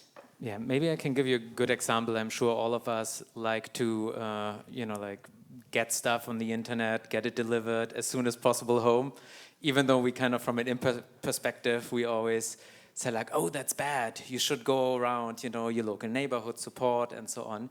And I think that's a tension that a lot of people in modern society, being time poor, maybe being alone with their kid, whatever, they all get it. But then you have the reality, and I think what we are seeing, we come from a status quo, let's say, where especially here in Berlin, in the neighborhoods, we're just choking our streets to death with all those delivery vehicles, like 2, 3, 4 different services coming to like the same house every single day, not being coordinated with huge trucks. It's not safe for the kids running around on the street and so on. To a point where, for instance, the city of Berlin did a project where they said, okay, they allocated a part of the city space and said, well, you know, we know all of you delivery companies, the AMS and the UPS and the DHL, you're all competitors, but it's in the collective interest of all of us to align a little bit our activities. So here's some space, you can all come with your big trucks, you put it into a kind of like makeshift storage, which was just a shipping container. So you could literally be doing this anywhere. You put it into an electric cargo bike. Already those little cargo bikes will still go into the neighborhood, but create way less traffic and traffic jam and pollution and all of the stuff associated with this. But you still have a lot of packaging, right? So now we have yet building on top of that a new generation of more impact-focused startups who say, let's not only design a service to make money, no, let's design a service to design out the unintended consequences of what we are creating in cities, like the bad, you know, congestion, all of those stuff. And they said, and also the waste, and they said, well, let's do packaging-free delivery through deposits. So we actually come with containers, we deliver it still, but you can actually pick the container up the next time around, like the milkman used to do back in the day, right, in the 50s. And we are kind of coming back to that, but on a scalable business model idea. And so the creativity now can take over as long as we are widening our sense of how we design our products with more societal and ecological things in mind. Because it's all possible. We just always, you know, humans are lazy. They always go the easiest way from A to B. And who brings unless there are these new norms. Yeah, and who brings these players together? Who brings the stakeholders together? Is it governments that are doing this? Is this startup ecosystems that are doing this? Whose responsibility is it ultimately in the conversation of the future of cities? What we are seeing, and part of our work is actually that we see different archetypes of cities. So there are some that are much more demand-driven from customers, kind of B2C models, and you know, activism and Instagram and TikTok, you know, and all of this stuff, like creating new norms that people follow and demand, driving innovation. But at the same time, we see some very like top-down, strong governance in cities. You know, think of Singapore, think of Barcelona, think of like maybe Vienna, where they have like Hamburg in Germany. You know, where they have a lot of like capacity in the city government to steer innovation. And then there are sometimes also a lot of cities that kind of like they go with the market, and whatever, it's a little bit laissez-faire, but whatever works in the market, then they will follow that, and they do the regulation later. So from what and sometimes you have all of those components even in the same city, depending if you are looking at the city center, like here in Berlin. You know, there is a case for market-led scooters. That's why you find all the micro-mobility scooters in the city center, but you don't see them in the suburbs where the biggest impact would be achieved, because the business model doesn't work and doesn't scale there. So that's where you need to have the regulator come in, maybe subsidize it as part of a public transport ticket. Yeah, and how do we do more of that? And so as a final question, right, if, for the three of you, could speak to the larger communities of government, because this is about government innovations through startup, what do you think is the number one thing, quick thing, you would put on the table for governments to do with startups in the space of future cities? What is the first thing this needs to be handled very quickly? Inclusion. Inclusion. Because we should develop digital solutions following the principles of digital development. And one is designed with and for the users. And if I have a look to my partners in India, some would agree with Varun, from the CEO from Paytm, online forever, they are in. But others are, offline, in person would be much better. And others are, 3 times online, then 1 in person, please, to see each other and touch each other and smell each other. So the mediation of inclusion should be considered number one priority for One government. of the principles of the Agenda 2030 is leave no one behind, and this should be always in place. Brilliant, brilliant. Johannes? I think it's about being providing a level playing field for those different actors to even know what is going on in your city. Most of the time, we see that cities don't even know what is happening in their own backyard, and it makes it very difficult to align, let's say, innovation chains or like different solutions in a way that make the most sense. So just having being neutral but being transparent, and then also using that, for instance, to build, as you were leading into this, new narratives that the public sector can set, like an ambitious, we call it now in Europe, the mission economy, having a challenge-based innovation approach saying, well, let's make Berlin zero waste in the next 8-9 years. How can we do it? And then have everyone think and be able to actually contribute to this idea. Brilliant. Tatsuya, one sentence. Okay, thank you. And I believe government should open any data first, and then increase transparency more. So always, and so people recognize the world and reality by such a data, image, and then so in their each mind, so they created their own world view. So that's a problem. Now, if so that some people hide some information or not so does not disclose such any some important data, and then so that it causes a huge and acceptable bias to and so the understand the world and reality, and then it causes a serious problem. So I believe so if the government leads such kind of transparency and open data, and then so people have a chance to think about that reality, and then I believe that startups, innovator, creator, artists, those kind of people, they have a chance to create their own idea, and then so they can create some good solution, and then we can make an impact. So I believe so the government first should open data. Brilliant. So at the end, inclusivity and transparency makes for peaceful journey towards a city that we can all dream about. Thank you very much. Please thank the panel for us here. Tatsuya, Johannes, and Teresa. Thank you all.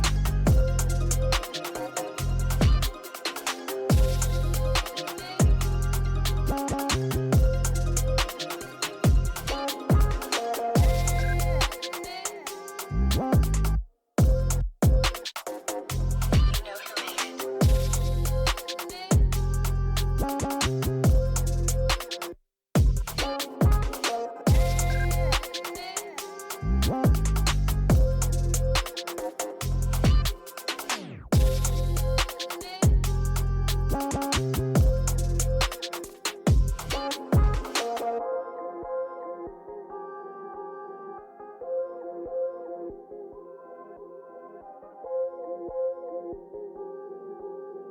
know who made it.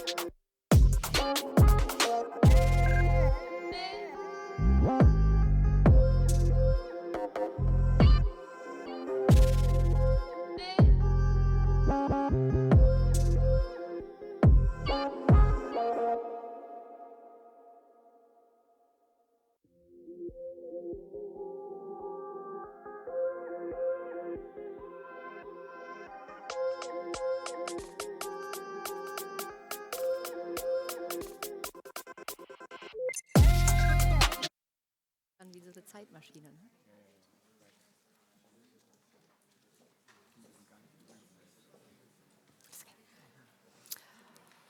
Okay, well, good evening, Berlin. And after this wonderful first day of Asia-Berlin Summit, I do want to say we saved the best for last. I have the wonderful honor and pleasure now to have with me here on stage Dr. Rainer Seider, who is the initiator and driving force of the Asia-Berlin Summit. Rainer, thank you for joining me on stage. Thank you very much for having me, and also good night to Japan, because probably we are six or 7 hours later now. So people in Japan are especially strong if they kept up online up to now. Yes, absolutely. Well, Rainer, I got your bio here, right? So I'll read most of it, just being afraid I forgot most of the impressive track record. So strong on 27 years experience in international cooperation and projects. You're now heading the Unit for International Affairs and serve as the deputy head of protocol for the governing mayor of Berlin.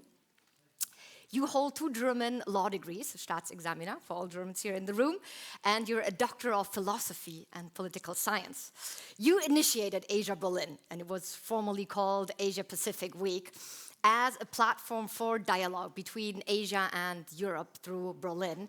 That started in 1997, so we're celebrating 25 years.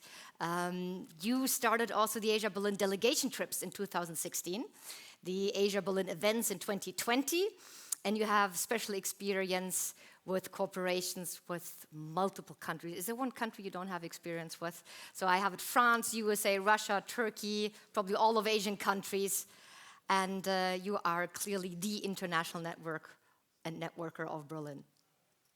Did I forget anything? Now, let's reflect on these 25 years of successful Asia-Berlin.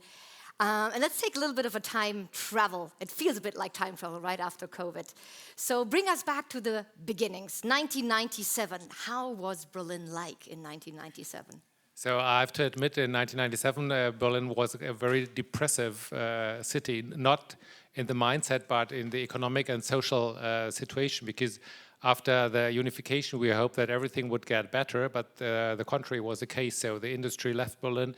So economic-wise, there was not so much left. The government was, there was a huge debts for the government. So it was not a splendid time for Berlin. And so it was 7 years after unification. And we had we tried to define a new foreign economic policy, but that was going to Eastern Europe. So it was so nobody was speaking about Asia at the time, and it was always the idea of having a gateway to Eastern Europe was natural at the time, because you know East Berlin was very strongly connected to the Soviet Union. and then later on to Russia. There was a strong competency on Russia and also Eastern Europe, but not really on Asia. So it was far away. Of course, everybody knew the Chinese are in Hamburg, the Japanese are in Düsseldorf. So what would we do with Asia? So it was a bit strange idea to start that, and it was in a very difficult situation. The government was still in Bonn.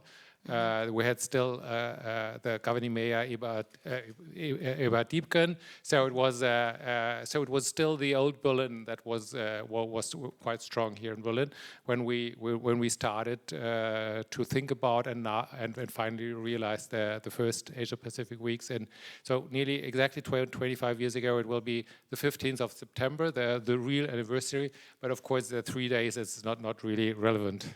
Absolutely, yeah. It was also when the Chancellor was still Helmut Kohl. Yeah. So when I tell people I was born in Ludwigshafen, Oggersheim, people remember that. But at W Hub, you know, we start with W with why. So I want to ask you the question as well. Why and how did you start Asia Pacific Week? So it was by chance, more or less. So I'm a very European socialized person. So I was traveling, being a student, and afterwards very much in Europe. But I've never been to Asia when we started the first Asia Pacific Week, and it was really by pure chance because there was the idea of doing something in Berlin, and I just tried out. I spoke to many people, and half of them said, does not make sense. The other half said, makes sense. So I just tried it out until the point that it was not possible to go back. So, and it's really more or less by chance that we started finally. And I know that the governing mayor was not convinced 6 months before the first Asia Pacific Week to do such a thing. And then he told me, okay, we will start it, but I will hang you up with the feet up if that fails. But it did not fail, and it was quite surprising, even from today's perspective, that the President Roman Herzog was speaking at the opening event of the Asia Pacific Week, that Heinrich von Pira, who was then CEO of Siemens and APA president, so one of the predecessors of Roland Busch today, and who was a strong supporter of what we did with Asia Pacific Week, and a couple of other partners as well. We had Sir Leon Britton, whom you might know from Hong Kong's time as well. He was then at the European Commission, a member of the European Commission for Foreign Trade. So it was really a high-ranking panel who were speaking from the beginning. So we did not have any experience. We just collected the activities that took place in the cultural level anyhow in Berlin. And that was the reason why we had 4 weeks of Asia Pacific weeks at the beginning, because we needed the time to collect activities around, which happened anyhow, and just added a big event in the Berlin City Hall at the time, and then that was the start for the Asia Pacific weeks. Absolutely, and reflecting back, it feels pretty much like startup life, right, for Rainer. You mentioned also very similar to startup life, you didn't really have a budget at that time? Yeah, exactly. So we did not have a budget, so that was the reason we made a bit of communication around and an event in the City Hall. I was working in the City Hall at the time too, so I just took a room which was which we didn't have to pay, and we didn't have to pay the speakers. So it was a kind of budget for catering and communication, and that was it. So nothing. Brilliant, yes. So obviously, the harder the hardship, the sweeter the success. Tell us a little bit more about some of the success stories, some other lucky moments. Yeah, so there were a couple. I think it was the second success story was the second Asia Pacific Weeks, which took place 2 years later, so in 1999, and there we had a Japan focus. And we had a Japan focus because Japan was celebrating anyhow a Japan festival in Germany. Mm-hmm. So that was already agreed upon, and there was lots of money on the federal level and the Japanese level who were flowing into that Japan festival in Germany. So we captured the festival, and we made a common event, opening event. It was quite funny because one part was speaking about the Japan festival in Germany, and the other part was speaking about Asia Pacific Weeks. As if you were in 2 different events at the same time. And what we did that again with the federal president and prince of Japan, and so it was in the concert hall, the Berliner Konzerthaus. So very big activity, and so it was a great success, but only because of the trick to capture a different festival which was going into the same direction. And then we were quite clever, so we went to the Chinese and said, so that what Japan did for the Asia Pacific Weeks, so you could be the next host or guest country for Asia Pacific Weeks, and of course Chinese at the time, they wanted to do it better. So that was a real breakthrough, at least I thought, and we had a very splendid festival probably. So those of you who have been already there know that was maybe the most spectacular Asia Pacific Weeks we ever had, with cultural performances, exhibitions.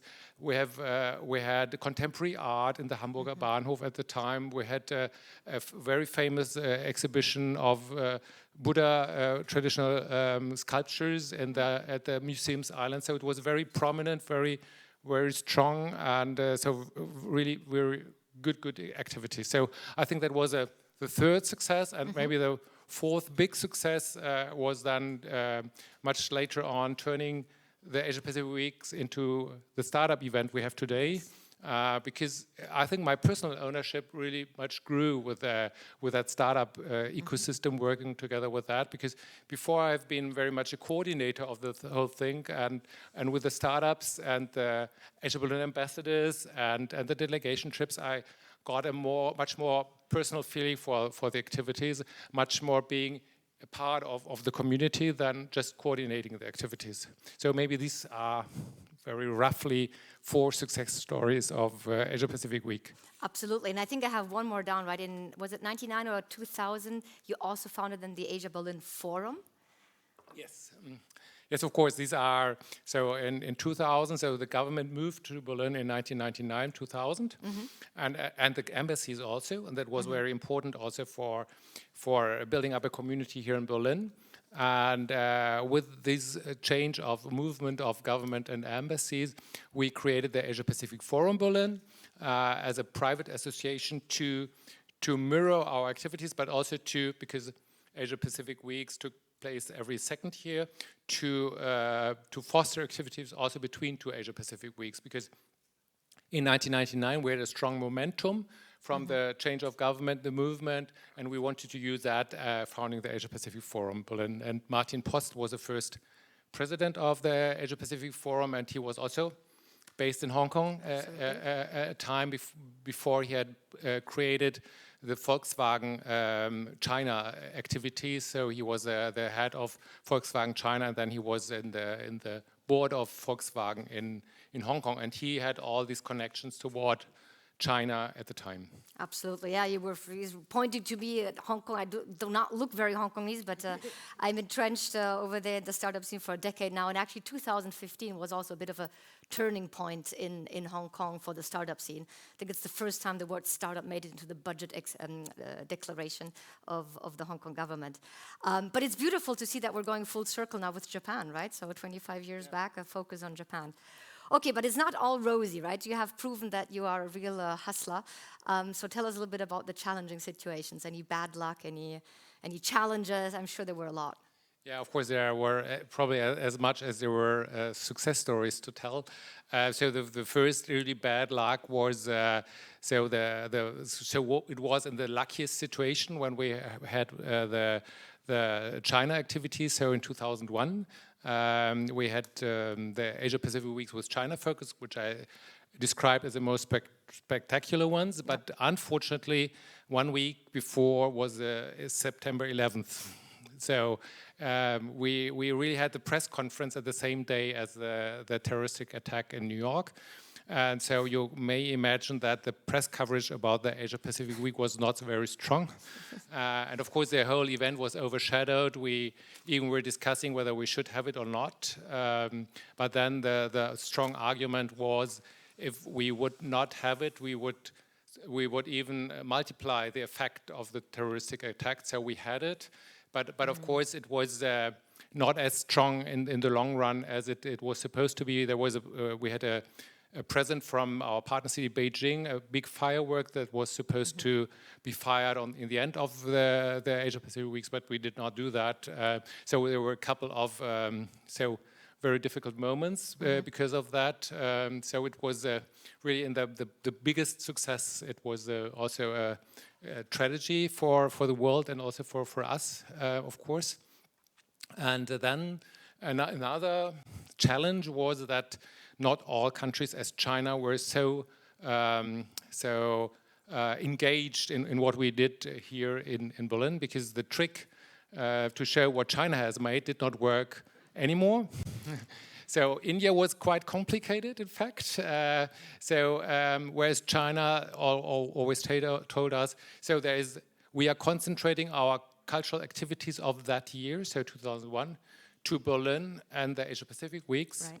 India told us, so there are 36 5-days a year, and not only Germany. So it was considered to be one event among others, and in fact also the preparation was quite challenging with the Indian embassy, who was organizing at the time our co-partner, whereas our partners in China were in China. So all institutions we were cooperating with with the China focus were in China, whereas in India was the embassy.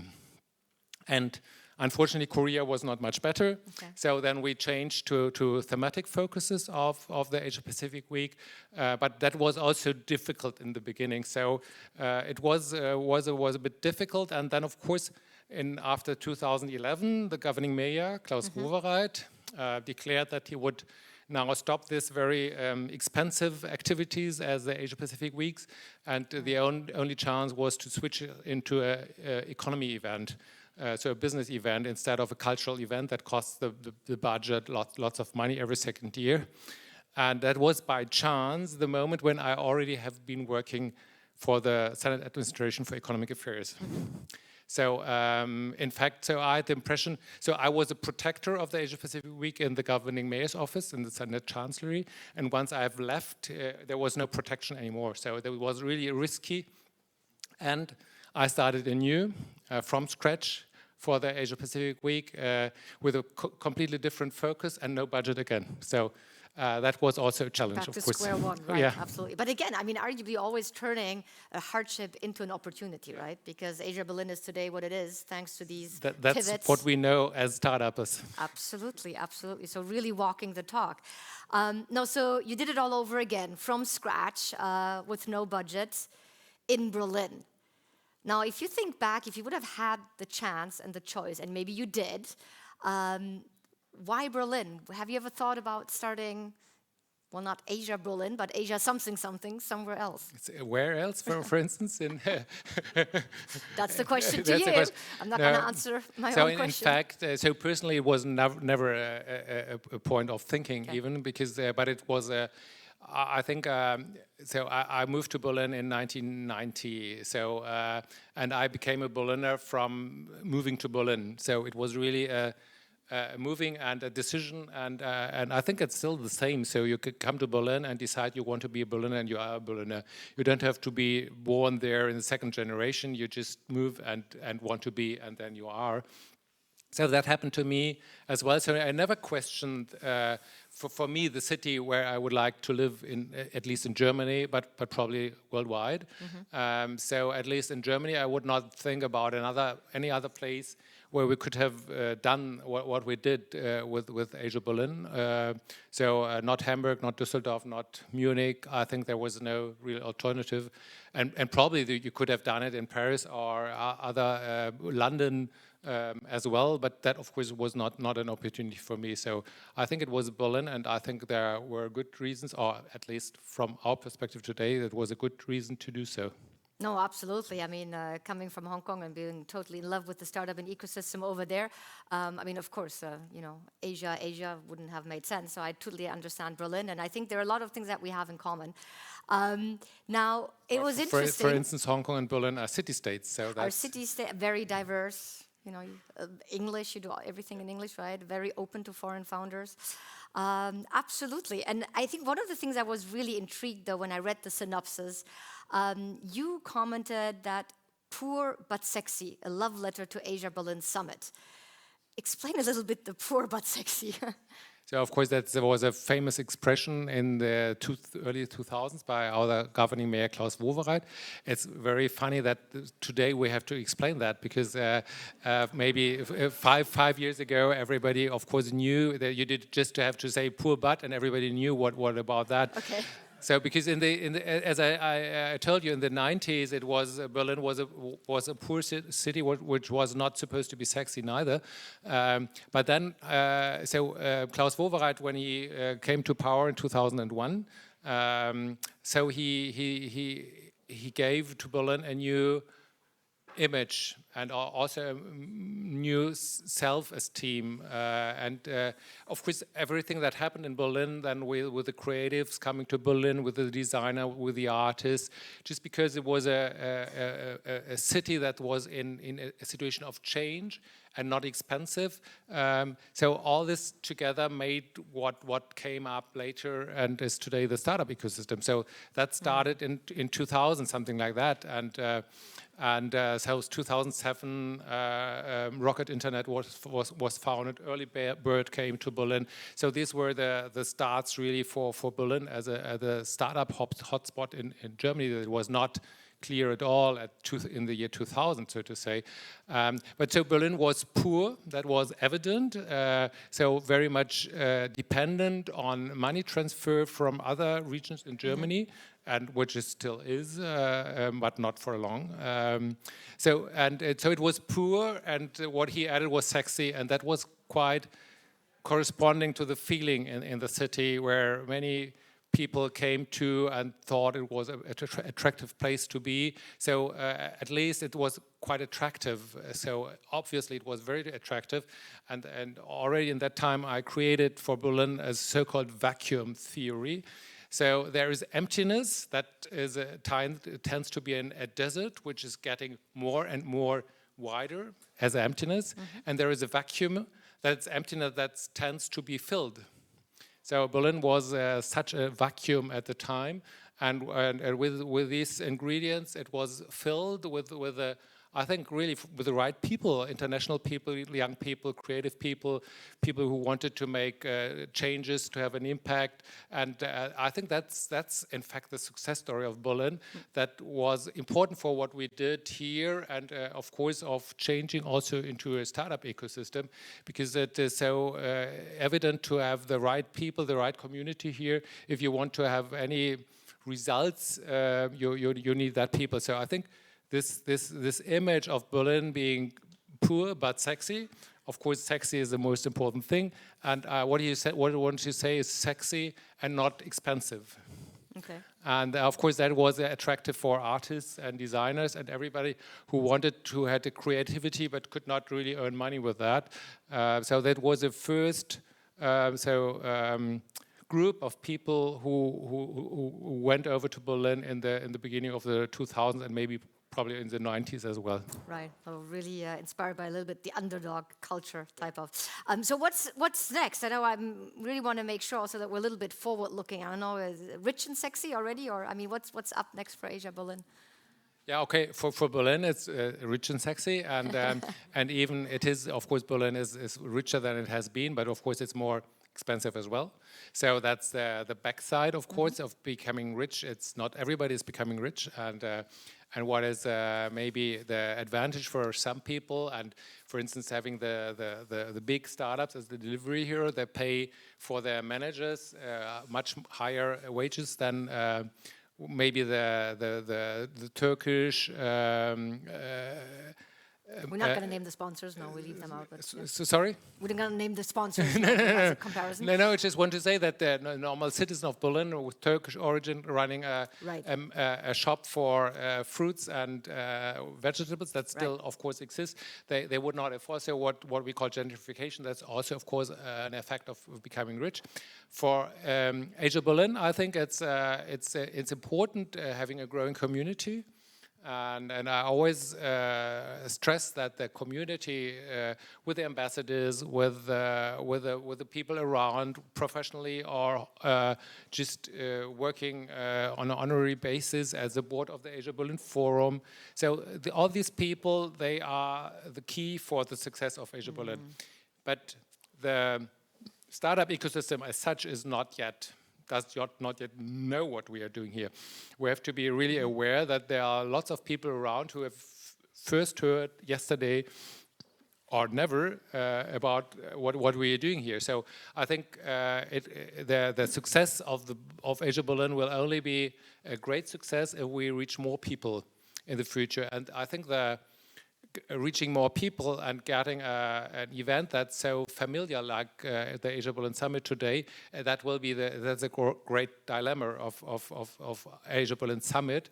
At least if you if you are not attractive online in a different form, because of course online you can reach 20 million people at the same time, which you could not do in a format like this one. But I think getting to spreading the news that Asia is relevant for Berlin startups in many ways, so not only as market, but also for talents and for capital and for research partners for innovation. And vice versa, spreading the news that Berlin is a place to internationalize from an Asia perspective. That's a real task for maybe for the next 25 years. No, absolutely. We were a little bit too humble in the sense that, one of the things also on, putting the SDG filter is really showing your commitment to not only showcasing impact, but really making impact. And then also, I just want to, again, give you a huge shout out for creating the AsiaBerlin Ambassador Network. I think it's brilliant whenever you need to go somewhere in any place in Asia, you have a trusted partner over there that connects you really with the change makers and key decision makers in that specific ecosystem to make change happen.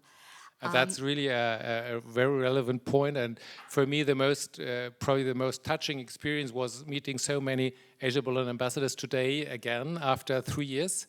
Who could not come during COVID time, as you, for example, but we met in Paris, of course, in between. But many others I did not meet in between, and so it was a very, very good feeling to have them here back in the city and back at the meeting here, AsiaBerlin. Wonderful. I do get some signs that we're at the end, but normally I don't let my panelists go with the fire Q&A. So just very short questions to which I would like to have a very short answer. So tell me, Rainer, who's the next Berlin unicorn?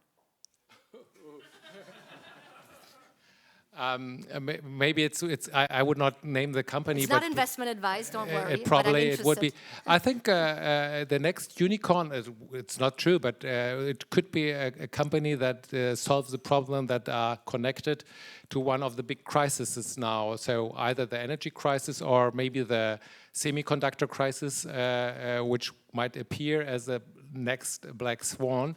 So I think finding solution for crises is the next unicorn, as we saw so many unicorns arising from the Corona crisis. So right. Gorillas, for instance, in Berlin. So I think challenging the big problems of society and in Berlin, it's of course some of these topics that could be quite relevant. Okay, well that was a Hong Kong elevator pitch answer. Our buildings are 60, 80 storage is high. Give me a shorter answer for your most memorable AsiaBerlin encounter.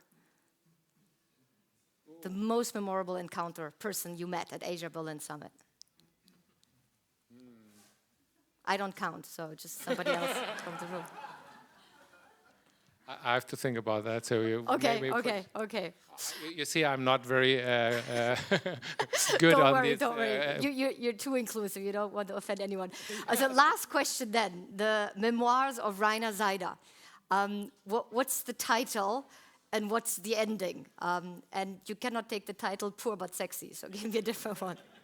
No, I think this year's motto for AsiaBerlin Summit, 20 years of connecting the best for a better world, is taken from my LinkedIn slogan, which is connecting the best for the better world, and that in the best case that would be the title of my memoirs. Beautiful. I do have a little present here for you, which is a book from a good friend, and it's called Future Proof. So I thought if you're missing for a title, Future Proof probably would also describe it very well. Well, a big hand of applause for Dr. Rainer Seider. Thank you so much.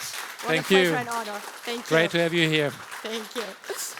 And I do also have a present from Hong Kong, actually. Thank you. Big hand of applause. We would not have Asia Berlin Summit without Rainer. Thank you. Thank you. Thank you. Thank you. And I think, by now we're open for a beautiful networking session still here. I don't know when the doors close, but make sure you're back on time tomorrow morning. We're starting off with a big hi. We have Michael Biel coming in. Yeah. And then... Heidi would like to have some final announcements. Absolutely. It's not my job. Wonderful. I'll leave you the stage. Please do so. I'll meet you over there for a drink. Thank you very much. Like, we have a small change in the agenda. Tomorrow the State Secretary will not attend.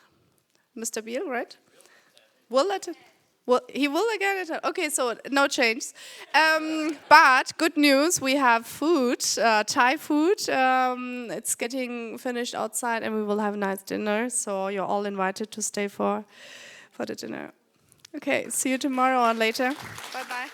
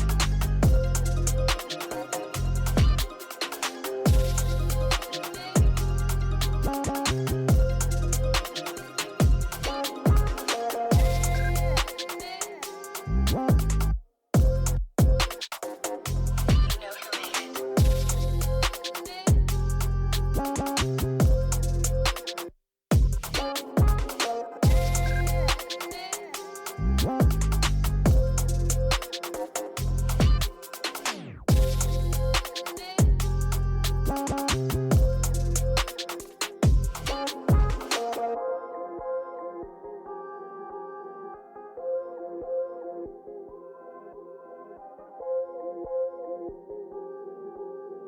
know who made it.